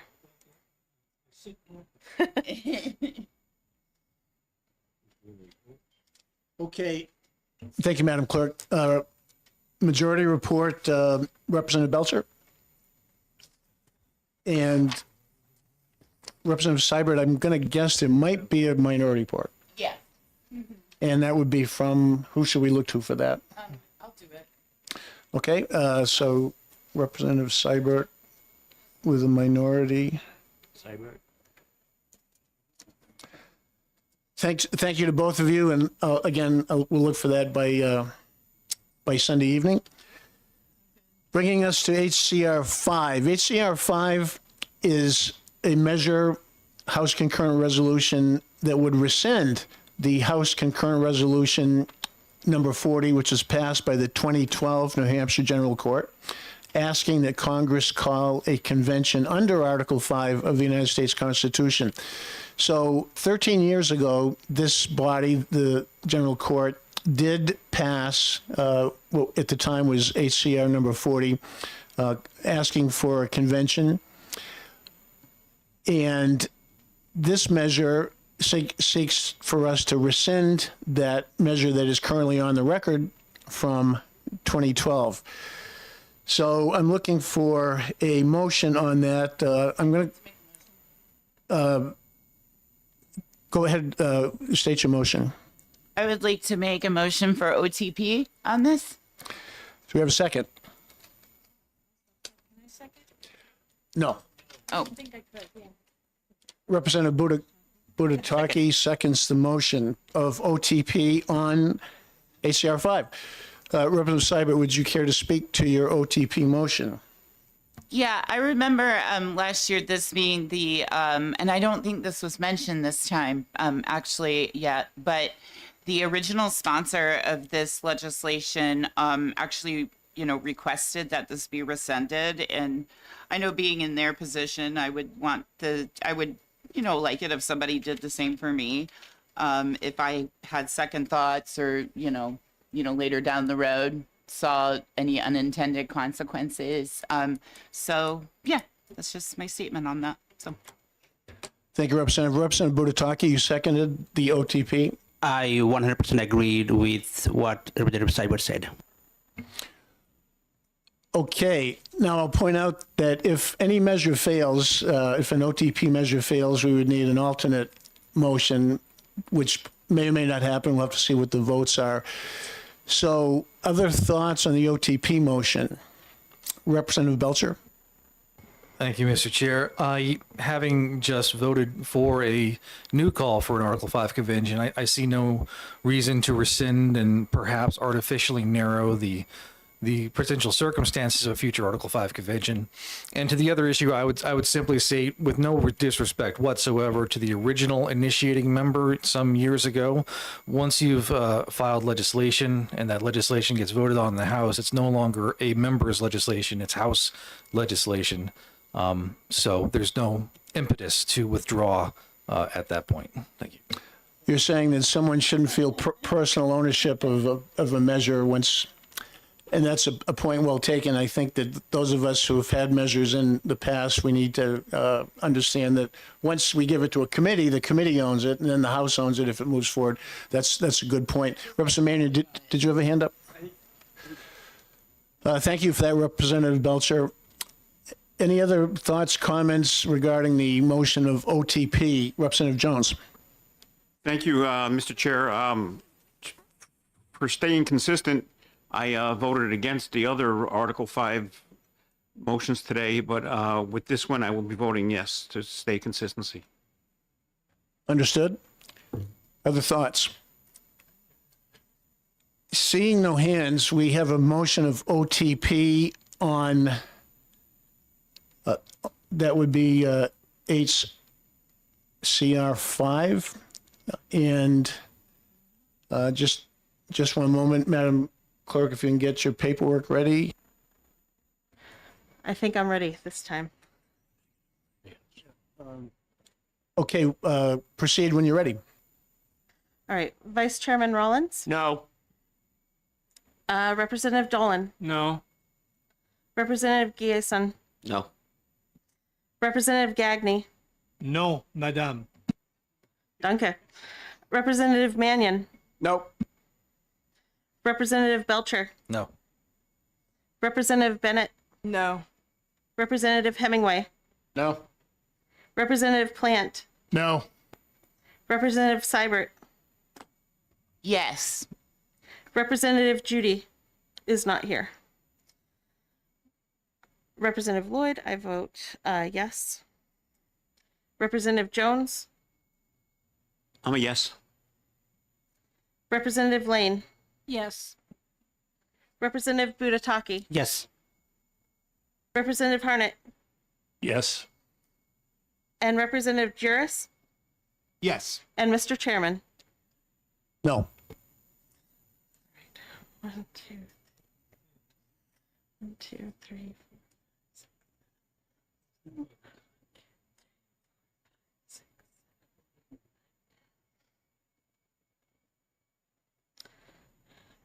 All right. The motion fails 10 to 7 with 1 absent.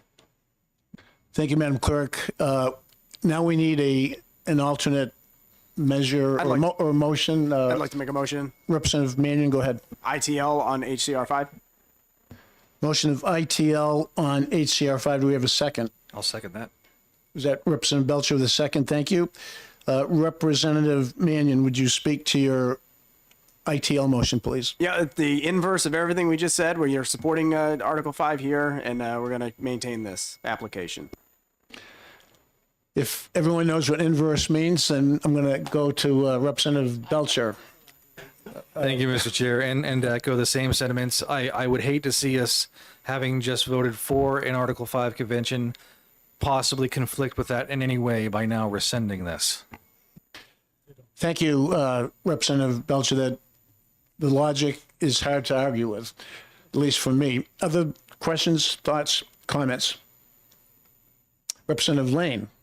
I would just point out that there are some of us who did vote consistently, just not the same way. In executive session, we allow a wide latitude of commentary. Other comments? Seeing no hands, Madam Clerk, when you are ready, the latest motion is ITL on HCR 5. Vice Chairman Rollins. Yes. Representative Dolan. Yes. Representative Giason. Yes. Representative Gagne. Yes. Representative Mannion. Yes. Representative Belcher. Yes. Representative Bennett. Yes. Representative Hemingway. Yes. Representative Plant. Yes. Representative Seibert. No. Representative Judy is absent. Myself, I vote no. Chair. Representative Jones. No. Representative Lane. No. Representative Budataki. No. Representative Harnett. No. Representative Juris. No. And Mr. Chairman. Yes. 1,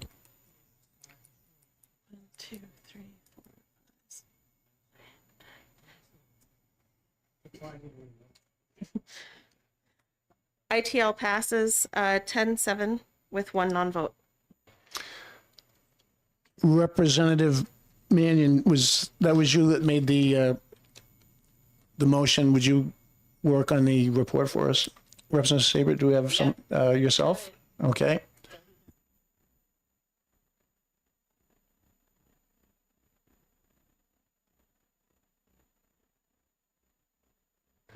Okay, that brings us now to HJR1, House Joint Resolution 1. We had a hearing on that a week ago. Representative Belcher was the sponsor. I'm going to look to him for a motion on the measure that for which he was the prime sponsor. Thank you, Mr. Chairman. I'll move ought to pass. OTP motion by Representative Belcher on HJR1 ought to pass. Is there a second? Second. Representative Mannion, thank you. Seconding that. Representative Belcher, I'm going to ask you to take some time, if you would. It was it was a week ago that we heard this, and I know that not everybody was completely clear on it all. So if you could provide some clarity at this time, that would be. Representative Siebert is agreeing with me. So if you could provide some clarity. Yes, thank you, Mr. Chair. I will attempt to do so. In retrospect, in hindsight, I tried to hit the pragmatic portions of this resolution and limit the depth I was delving into the more philosophical aspects. The questions seemingly revealed that there was a much more interest in those aspects, so I'd like to take just 2 or 3 minutes here to run through that real quick, what the point is, the purpose of the bill. So, ideas have consequences, and the internal logic of the ideas held by any society will tend to, over time, see themselves worked out toward their logical conclusions. The framework that the American government was created under was a particular set of ideas that fit together and work together toward a coherent and cohesive whole. The foundational principles of American government simply do not work when you begin to substitute in other alternative ideas where the founding ideas were. So let's describe what we're really getting at here is the concept of ethics. Throughout the history of Western civilization, there have been 2 primary different tracts for ethics. There has been the tract of ethics that comes from primarily from the Greeks, the philosophers, Plato, Aristotle. This line of thought continued down through history, through the ages, right through Rousseau and Hegel, leading up to the political philosophy, some of the political philosophies of modern time. Now, these ideas, these ethics are derived, they were laid out well by Aristotle in his book Nicomachean Ethics, where he lays the basis for moral relativism. And what that means is he suggests that the idea, the ethical ideal, the good, is found in the middle between 2 extremes. So you've got 2 different ideas, and what is good, according to Aristotle, is going to be found in the middle of those 2 things. That's relativistic ethics. This continued throughout history, this thread, this idea of relativistic ethics through Rousseau's concept of the general will. And Rousseau's concepts were picked up later by philosopher Hegel through his concept, the state is the divine idea. Now, there is a political system that is the product of this philosophical thread of ideas. And that political system is called democracy. Democracy was not a very well thought of concept by the American founders. If you look at what they had to say about it, particularly in the Federalist Papers, they engineered a government unique in the history of the world that blended elements from very many different systems, but they sought specifically to avoid the pitfalls of democracy that suggest that the general will or the greatest number of people necessarily have the right idea about things. Because what happens is when you do that, when you assume that the greatest number of people have the right idea about things, that means that they can take your rights away with a simple majority vote. That was not the idea that American government was founded on. The idea that American government was founded on was the other tract of thought that has been with us also for a very long time, and that is the Judeo-Christian concept of a transcendent ethic, which is where that word transcendent from the resolution comes from. The idea of a transcendent ethic means that there is something above government. That government is not the last and final arbiter of truth. Excuse me, or Representative Siebert. rights. Yeah, I'd like to call a point of order. We've already had the hearing on this, and I kind of think either it's stuck or it didn't. But quite honestly, I think we already had the hearing. Thank you, Representative Siebert. I did ask the prime sponsor to provide some clarity, which But we're past 2 or 3 minutes at this point. So Representative Belcher, if you could just to be clear about a point of order, if there is a motion to move the question, I'm happy to hear it and we can take a vote on it. Otherwise, I believe I have the privilege to speak as a member. correct Well, proceed. you've already had the opportunity as the prime sponsor. You know. Right. Well, procedurally, you can call the question, and if you're doing that, then we'll vote on Can calling we the not question. have a time limit then on this for like 5 Well, minutes? I I think we're going past the 2 or 3 minutes here. Well, it was me that asked him to provide some clarity because I think some of us wanted to get better clarity or understanding of the intent. Because as I said at the initial hearing, I thought the measure was somewhat esoteric, and so I know we've been reading it and processing it. So, Representative Belcher, I'd ask you to if you can wrap up and We're finish. getting very near the end of what I intended to say. Finish your clarity mission, please. Yeah, thank you. Thank you. So as I was saying, the system of government set up by the founders, unique in world history, placed something above government, meaning government doesn't get to take your rights away. Rights are therefore inalienable. And that is what I was getting at when I talked about the idea of a transcendent ethic in the resolution. Representative That was about- Manning, that you was- that seconded was the end of it. the measure. Do you want to add to that? I think he nailed it. Other comments, questions on HJR 5 and again, or HJR 1, I'm sorry. The intent of this resolution was to, or is to, affirm the natural right of persons and affirm that the state and federal government are established for the purpose of upholding, protecting, and securing these rights. I'm getting it better than I did. I know I asked you to take some time to explain that. Question? Anything else? Questions? Go ahead, Representative Jones. Thank you. Just procedurally, Mr. Chair, we have some new people here. If you could explain the difference, as you did for me when I first came on board, a didactic moment, just explain the difference between a resolution, an HCR, and an HJR. Sure. Thank you, Representative Jones. And I know, as I always like to point out, there are people watching at home.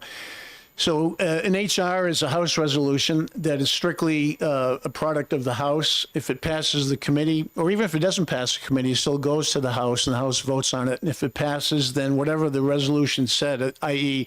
resolution passed by the House for whatever goes to whatever it's designated to, the federal delegation or the President of the United States or whatever. An HCR, House concurrent resolution, involves both houses, the Senate and the House. So if this were to be an HCR, it would have to go from this, if it passes this body, it would go to the Senate, and if it passes that body, then it would go to wherever it was meant to be shared or directed to. An HJR, which is what this is, a House joint resolution, would go through the House. If it makes it through the House, it would go to the Senate. And if it makes it through the Senate, then it also goes to the governor. So the governor has a chance, has a bite at this apple too, to support or not.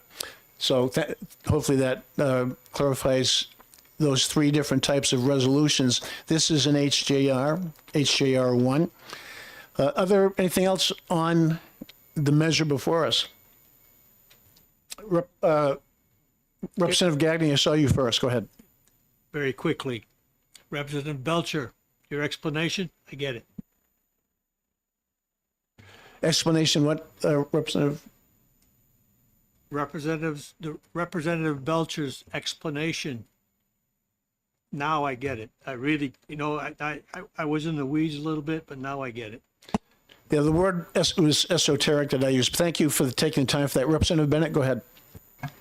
I just want to say thank you for that clarification, and I really do think that this is an extremely important thing that we present and I like the careful choice of words to make sure that we include everyone, because that's basically what our country is so great for, is our unalienable rights. Thank you.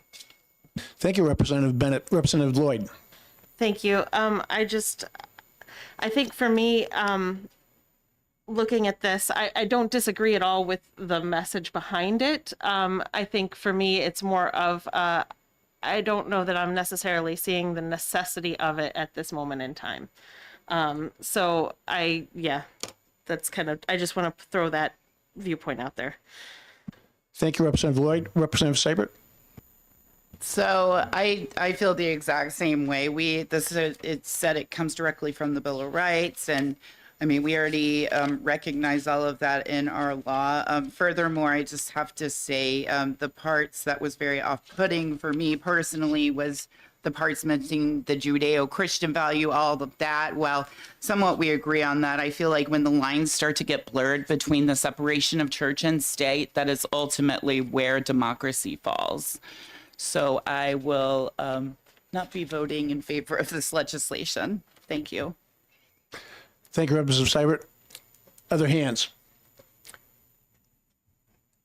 Seeing none, the motion before us is OTP on HJR1, the Natural Rights Resolution.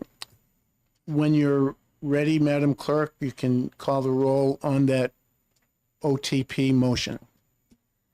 Vice Chairman Rollins. Yes. Representative Dolan. Yes. Representative Giason. Yes. Representative Gagne. Yes. Representative Mannion. Yes. Representative Belcher. Yes. Representative Bennett. Yes. Representative Hemingway. Yes. Representative Plant. Yes. Representative Seibert. No. Representative Judy is not here. For the clerk, I vote no. Representative Jones. No. Representative Lane. No.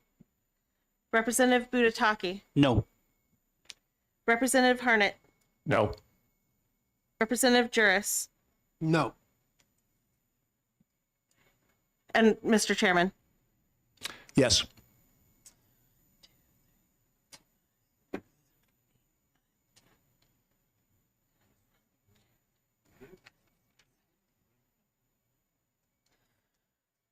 OTP passes.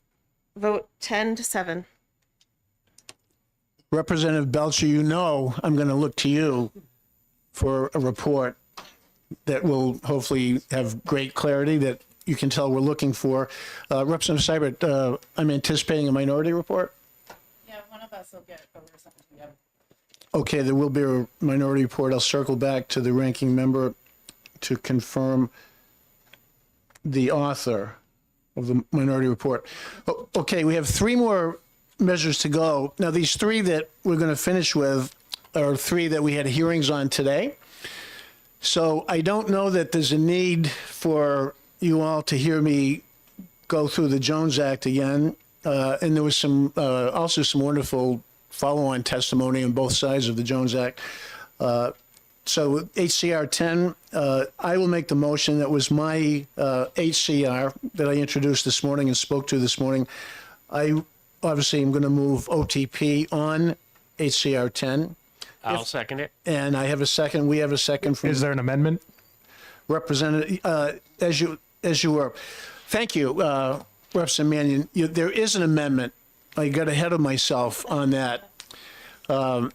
Yes, in fact, I am going to rescind my OTP measure if we haven't voted on that, so I'm just going to rescind that. If you'll rescind your second, Representative Rollins. I rescind my second. Thank you, Representative Rollins. Yes, so before we go to take another motion, you all should have a copy of an amendment, which I will speak to the amendment. So procedurally, what is happening here is I am going to introduce the amendment. Yes, go ahead. Mr. Chair, just a quick point of order. I just want to make sure we accomplish this in the correct manner. Am I mistaken in thinking that we need an OTP motion on the table to introduce the amendment? Yes, that's what I'm about to do. Okay, excellent. Right, so the OTP motion on the measure itself was rescinded, and now I'm introducing an amendment, which you all have, or should have. Mr. Chair, Chairman? Sure. I think the representative was right. I think you need the Yes. OTP motion and then the amendment. You have to introduce the motion of OTP on the bill itself, then you can introduce an amendment. So procedurally, we need an OTP motion on the, Original bill, and then the amendment. and then I have an. Okay, I want to make sure everybody's had a chance to look at the amendment. It was passed around, and I'm assuming. Does anybody need one? It's the amendment is just one. It's one word.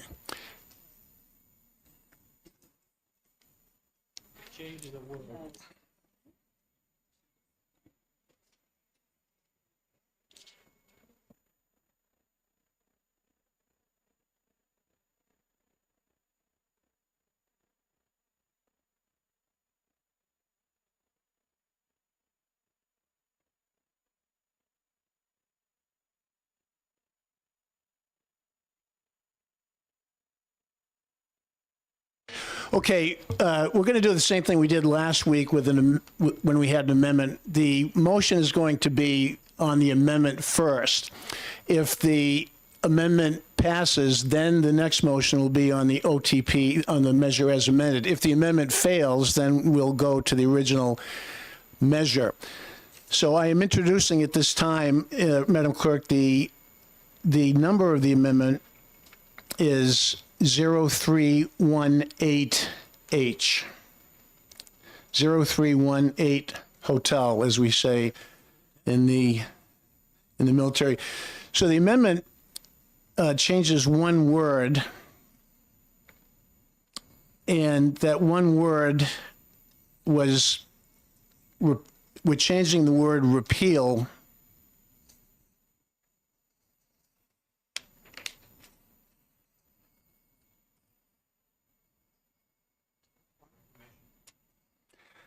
correct. So rather than repeal the Jones Act, in response to some feedback that I got from both the red team and the blue team, we want to change the word repeal to reform or reformation. So that is the amendment, 0318H, change the word repeal to reform or reformation. So that's my motion, and I do need a second. I'll second that. Thank you, Representative Rollins. So we have a motion and a second on the said named amendment. Madam Clerk, and you have 0318H, changing the one word. So before I ask the clerk to call the roll on the amendment, I'll make a comment on amendment processes. When I was a freshman legislator, I was in a different committee, and an amendment was introduced. And I noticed that there was a representative from Bow at the time who voted for the amendment. And then subsequently, when we had the OTPA motion, the same representative voted against the OTPA. So being a freshman, rookie, I was a little bit confused. Why did she vote for it and then against it? And I asked her about that afterwards, and she said, and I learned something. She said, I voted for the amendment because it made it a better bill if it went forward. She was not in favor of the bill, but she knew or felt that the amendment improved the bill. I said, aha, okay, so I get that. So that's the one point I want to make to anyone here who may not like the bill or the measure, but if you think that the amendment makes it better, you can certainly vote for the amendment and then vote against OTPA. So all that said, Madam Clerk, when you're ready, the motion is on. Mr. Chairman? Go ahead. Yeah. Yeah, on the amendment, can we not simply have a show of hands? It's been done in the past. Yes, thank you, Representative Gagne, veteran legislator. Last week we did, on an amendment, we did a show of hands to save some time, and I'm going to do that again. So I'm going to ask that if you're in favor of Amendment 0318H, which changes the word repeal to reform, if you could raise your right hand.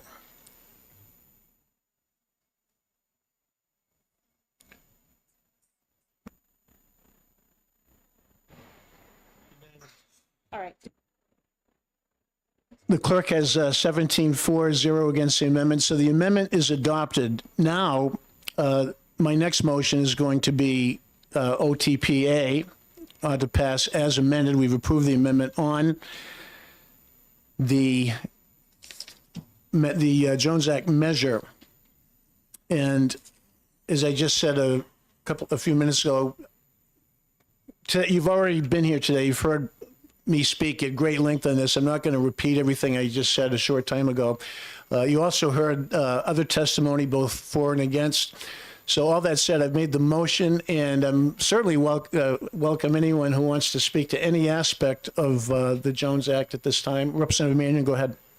I think the word choice of changing to reform is good, because like a lot of times we can run into these situations where they end up waiving the Jones Act like left, right, and center every time there's a crisis. So there's obviously some kind of flaw with the existing system that perhaps we should put some kind of automatic system in there. I don't know what the resolution here would be. I support full repeal, but I'm happy to meet in the middle. Thank you, Representative Mannion. Representative Belcher. Thank you, Mr. Chair. And as an actual co-sponsor of the original legislation, I very much appreciate and approve of the minor change in language. I think it improves it dramatically, because not being a pure economic libertarian, I do appreciate certain aspects of protectionism at times. But the fact is, New Hampshire needs a fix. We are in a bad situation where we can't get enough natural gas to New Hampshire because of, frankly, the policies of our surrounding neighbor states. There's only so much we can do about them, but we'd like to be able to get it delivered by boat. So we need a fix. Thank you, Representative. Other question, Representative Jones, no relation to the Jones Act. Representative Jones, go ahead. No relation at all, sir. Thank you for hearing me. Yeah, I appreciate the amendment. By repeal, it sounds more like a mandate.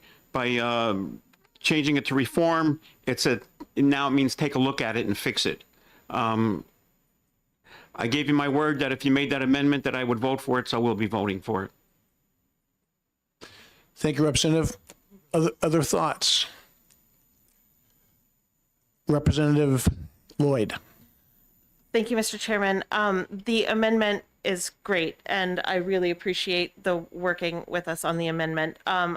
Unfortunately, I'm probably still going to vote against the measure, only because after hearing the testimony, I think that they were still saying that as is, there is still a workaround process.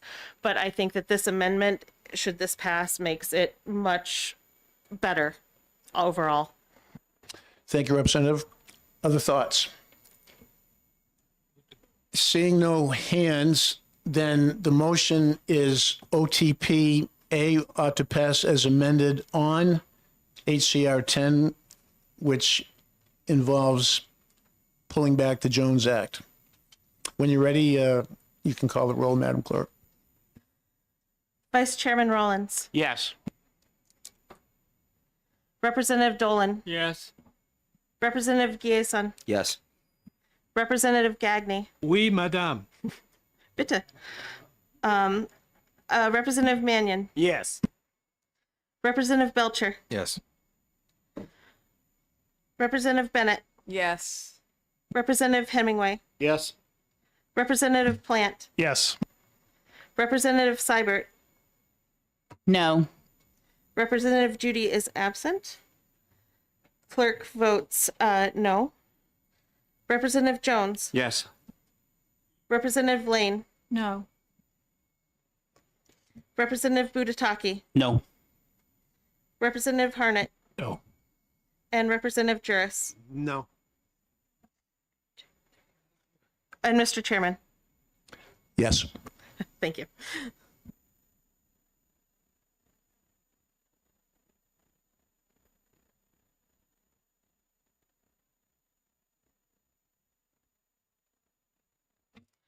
OTPA passes 11-6 with 1 absent.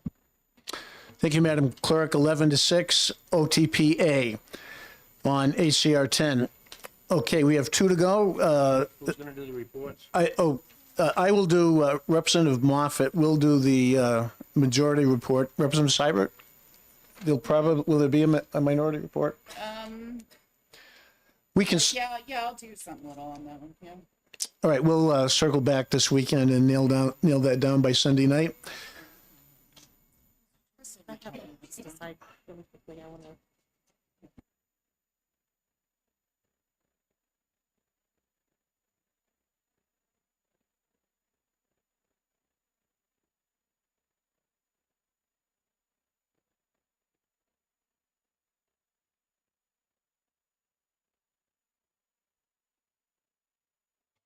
Okay, that brings us to HR 12, House Resolution 12.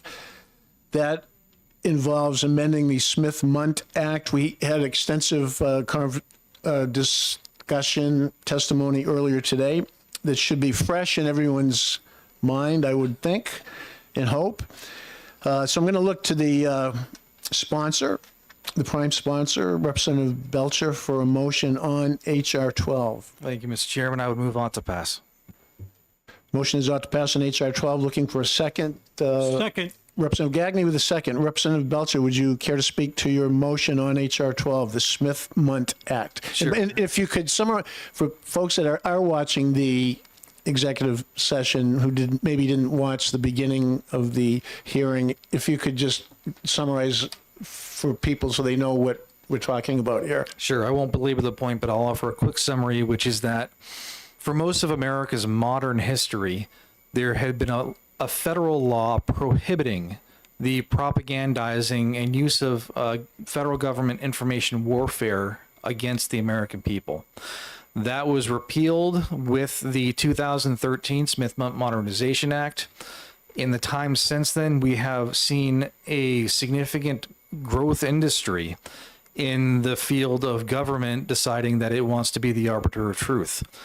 In very many ways, nonpartisan ways, even from everything from COVID-19 to foreign wars and domestic politics. It has weighed in, and it is time that we ask the federal government to reinstitute this prohibition on propagandizing on American soil.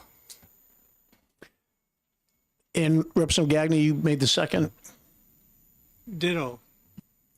Thank you, Representative. During the earlier discussion on this measure, it came up, the USAID thing, which is very prominently in the news. This does tie into that somewhat, so it is somewhat relevant. We had earlier discussion on that, and it was pointed out that this measure was put in months ago before the recent developments of this week in terms of government funding going to media outlets and that type of thing. Other thoughts, questions, comments? Representative Seibert and then Representative Mannion. With this, I just can't get past the hypocrisy in regards to, I don't know, the federal government being always the issue when it's like definitely corporate media outlets causing a huge part of the problem in the misinformation that goes around. So I will not be supporting this measure. Thank you, Representative. Representative Mannion, go ahead.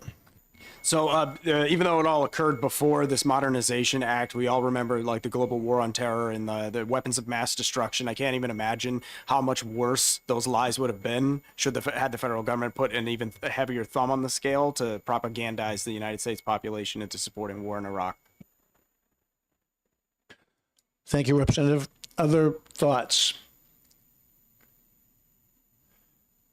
Okay, seeing no other hands up, then we will move to the roll call on the OTP motion on HR 12 ought to pass.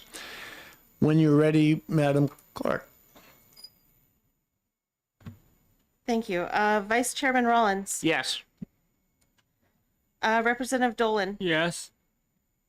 Representative Giason, Yes. Representative Gagne, Yes. Representative Mannion, Yes. Representative Belcher, Yes. Representative Bennett, Yes. Representative Hemingway, Yes. Representative Plant, Yes. Representative Seibert, No. Representative Judy is absent. Clerk votes no. Representative Jones, No. Representative Lane, No. Representative Budataki, No. Representative Harnett, No. Representative Juris, No. and Mr. Clerk, or Mr. Chairman. Yes. Thank you.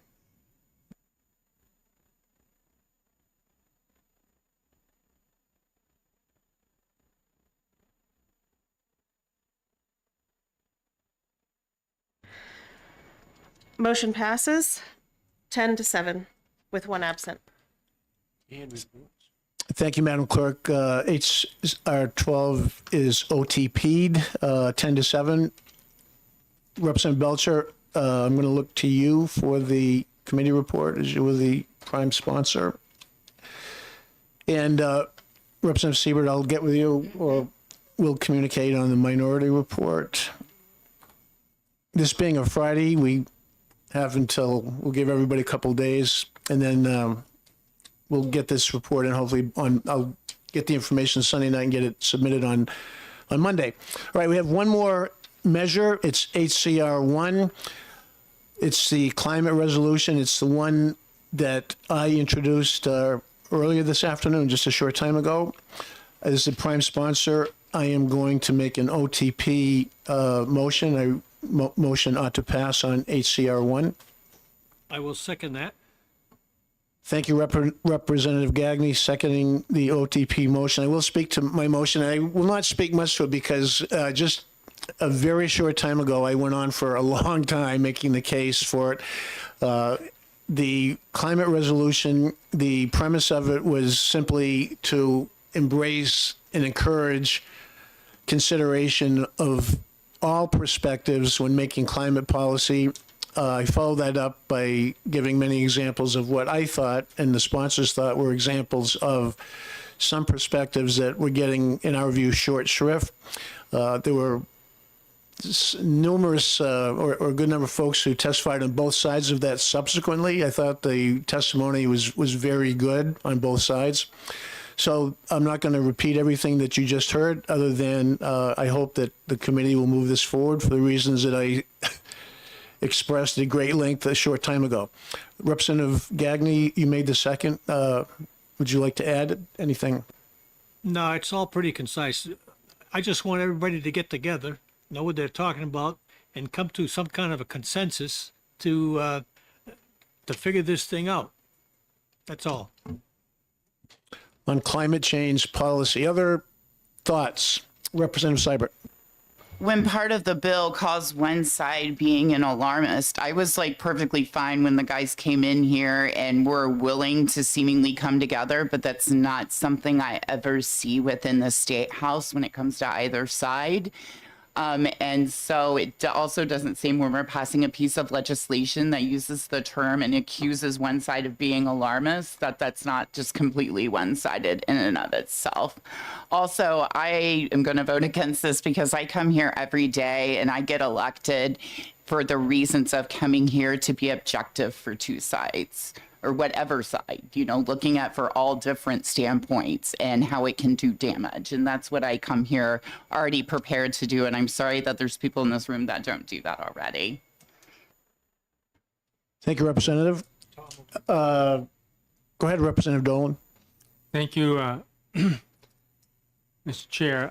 I just wanted to say that in my other life, I live on the Municipal and County Government Committee, and want to alert the committee members that HB 453 is under consideration at this time, and that, along this same line of thought, will be a discussion of restricting the use of snow and ice removal equipment to be used by municipal governments and also individuals in their homes that they will no longer be able to use gasoline combustion motors in order to remove snow and ice, and would have to revert to some type of an electrical device. And the thought of what that would do if I'm thinking municipal, the recapitalization of very expensive equipment for towns that are already trying to control operating costs. So it's something to understand that's in and about our process and our potential legislation. Thank you for sharing that, Representative Dolan. So your point is that the equipment issue, purchase issue, is being driven somewhat by one side of the climate issue. Is that? And there are going to be real impacts financially, both to homeowners and to community government. Thank you. Go ahead, Representative Siebert. No, I was just gonna say, like, it's not gonna pass that committee. Sorry. But it's not gonna pass that committee. I mean, let's be honest. Just because somebody entered a bill, it's still due diligence. So I think that's a little point is mute here. Well, if I may, Representative Gagné has his hand up. Go ahead. Representative Seibert, you mentioned due diligence. This is what this bill would do. Due diligence. Get all sides together. Put them in a room. If you have to. I was a kickboxer, but you put somebody in a room and you settle something. You settle one way or the other, and whoever has the better argument, who has the better facts, will win out. And if the climate change advocates say that because of us we're losing this planet, then if it's irrefutable facts, I'm going to be on board. But until that happens, I want everybody to get together and figure it out. Just a quick response to that, and then Representative Lloyd. The intent of the measure, which was my measure, was to embrace and encourage discussion.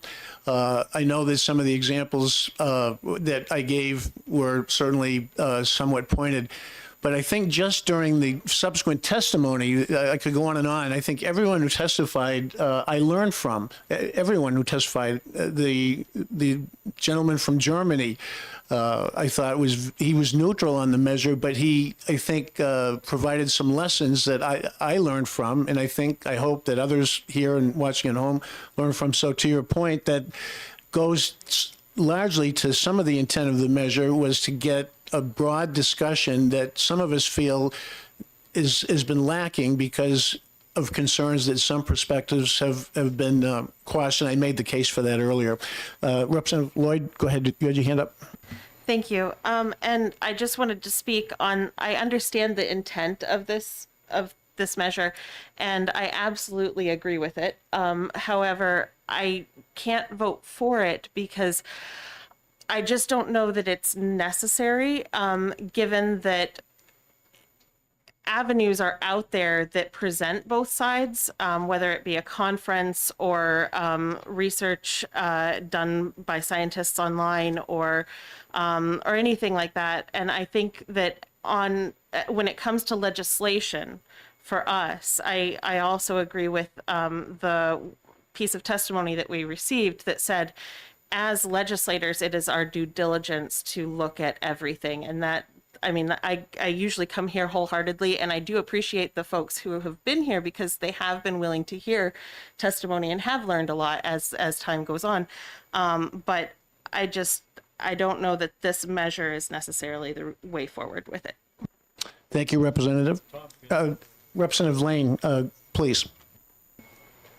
I feel like I don't want to repeat too much, but like others, I really learned a lot from the testimony, and I also come every time and listen. I do listen, and I do try to listen, and I represent both teams from my district and try and think about what is best for all of them when I make a decision. I think my problem with this piece of legislation is that it uses inflammatory language and it's pointing fingers. And I think if you truly want to build, something where we can all sit down and talk together and listen, we need to avoid some of the inflammatory and finger pointing. And I think that there are both people on both teams that do that. So I could go for like the sample that he gave out. I would vote for that. It's just inflammatory. Thank you, Representative Lane. And as I earlier acknowledged, I think I used the term pointed. Some of the whereas points did reflect some passion. And I think that the passion was prompted by, like with any resolution is prompted by some emotion or some position or feeling that something needs to be said. That's a definition of a resolution. And I understand that the language was probably somewhat pointed, as I said, and I get that. But I again would point out that I think an effective resolution maybe could have been worded differently. We can all argue about that or discuss that. But I don't want to discount the passion behind any resolution that comes forward, whether to this committee or any other committee. Other hands, Representative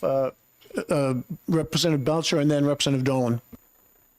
Thank you, Mr. Chairman. I will be supporting this resolution because of what I believe, my own personal beliefs on the issue. And my personal beliefs on the issue include the following. The origin of the scare of extreme catastrophic anthropomorphic climate change in America originated in this country decades and decades ago as a Soviet active measure meant to get us to cripple our own economy. When then the most obvious solution in the world presented itself in the form of nuclear energy, clean nuclear energy, it was also, go figure, subject to Soviet active measures against it, which is one of the reasons that you'll find even to this day, many of the major names against, or rather the alarmists, the ones who are claiming catastrophic climate change, are also remain against nuclear energy. So my foremost concern on the matter is very simple. We live in a cold climate. We need energy so my constituents don't freeze to death in the dark while starving. They need energy. We need it for our standard of life. And we have so tainted the conversation over years and years of bad science that's been driven along the lines of, well, it's simple. You don't get funded in the industry that is primarily government funded unless you're going to pursue a certain line of thought. Anything to the contrary tends to not get funded, and that's well documented at this point. In fact, it ties in with the other stuff we've just been talking about, USAID and all this other stuff. So yeah, we need to take a look at the whole broad issue and see what is really going on, and we need to stop passing so many economically harmful policies that are driving up our electricity rates that at this rate threaten to destabilize our Northeast grid. You may or may not know this, but there was at least 2 emergencies declared on our grid over the past year on days where we almost didn't have enough electricity to make it through, almost had to have brownouts. That's where we're at because we're demonizing the obvious answer, which is nuclear energy. Thank you. Thank you, Representative Belcher. Representative Dolan, go ahead. Yes, thank you, Mr. Chair. Just to follow up, the legislation that I mentioned about snow removal equipment, the comment was that there's no way the committee would pass that. I can tell you that this week in executive session, the committee vote was 9-9 tie, and it was voted to retain it so for further considerations. Thank you for clarifying that, Representative Dolan. So the committee that this measure you described came to had a 9-9 vote on it. Right. Okay, thank you for that. Anything else? I see 2 hands, Representative Bennett and then Representative Mannion. Go ahead, Representative Bennett. Since I'm kind of new, thank you for letting me speak. I don't know like all the like stuff that happens underneath, or like you're mentioning, there's some kind of tension or whatever. I think just based on what we heard today, the ones who were talking about the gentleman that had the new furnace and got money from the government for a new car, to have the green energy, and the people that were discussing that type of situation said they didn't agree with this because they didn't want to talk about it because the facts are the facts.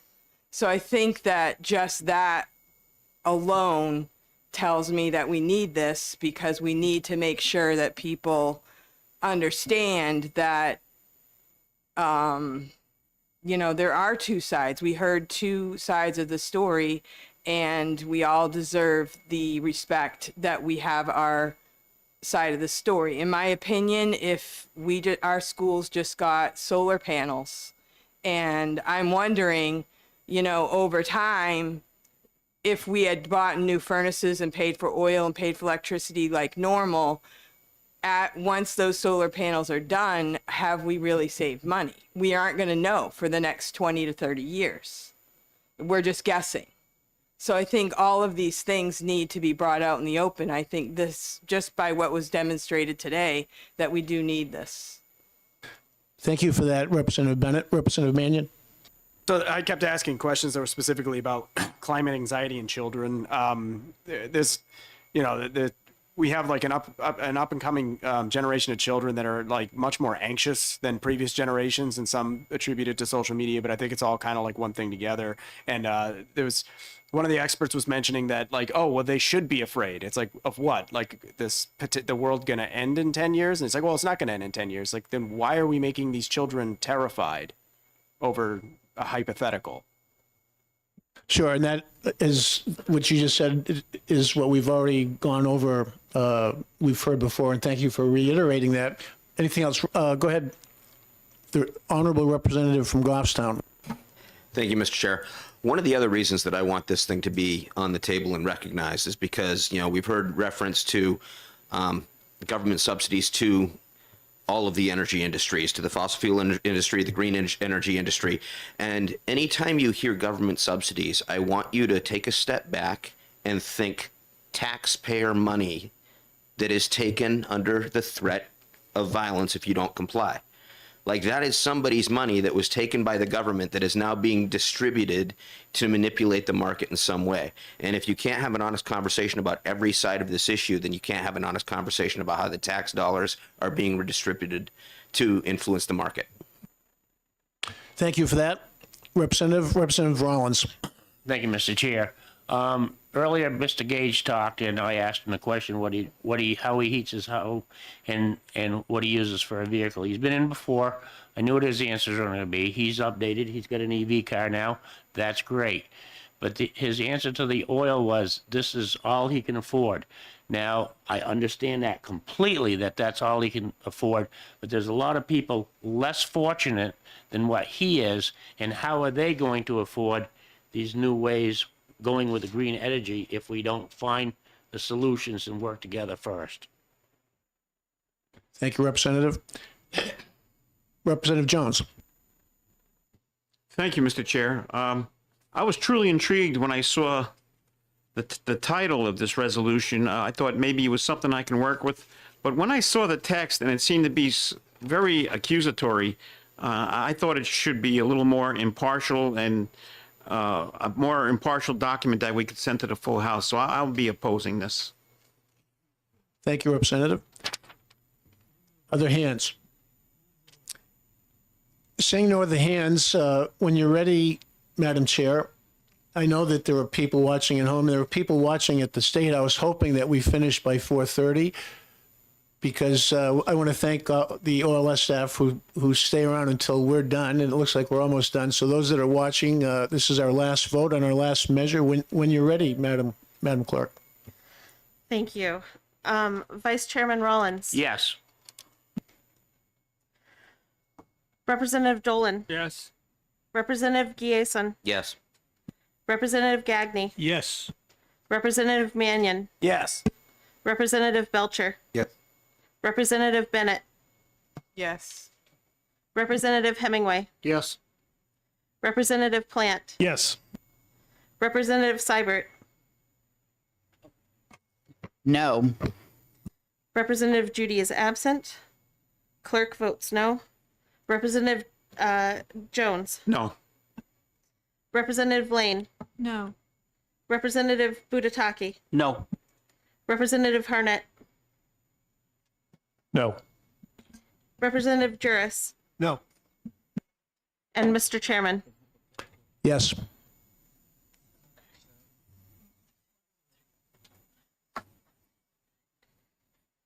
Motion passes 10-7 with one absent. Thank you, Madam Clerk. I want to thank the subs who came in today. I want to thank the members of the committee. We've now completed hearings and exec sessions on all 16 measures assigned to us. The ranking member and I will work on the reports. We will need to identify some speakers at the upcoming sessions and also PIs. But other than that, we've pretty much finished our work. Thank you again. We'll see what happens with crossover. We typically get a couple of Senate measures. So safe travels and thank you again. All right, who's doing the reports? I will do the report and I'll get with Representative Seibert on the minority report. Oh, yeah. Yeah. We're working it out now. I'll be in touch. Excellent. Okay, we'll be in touch. Thanks again.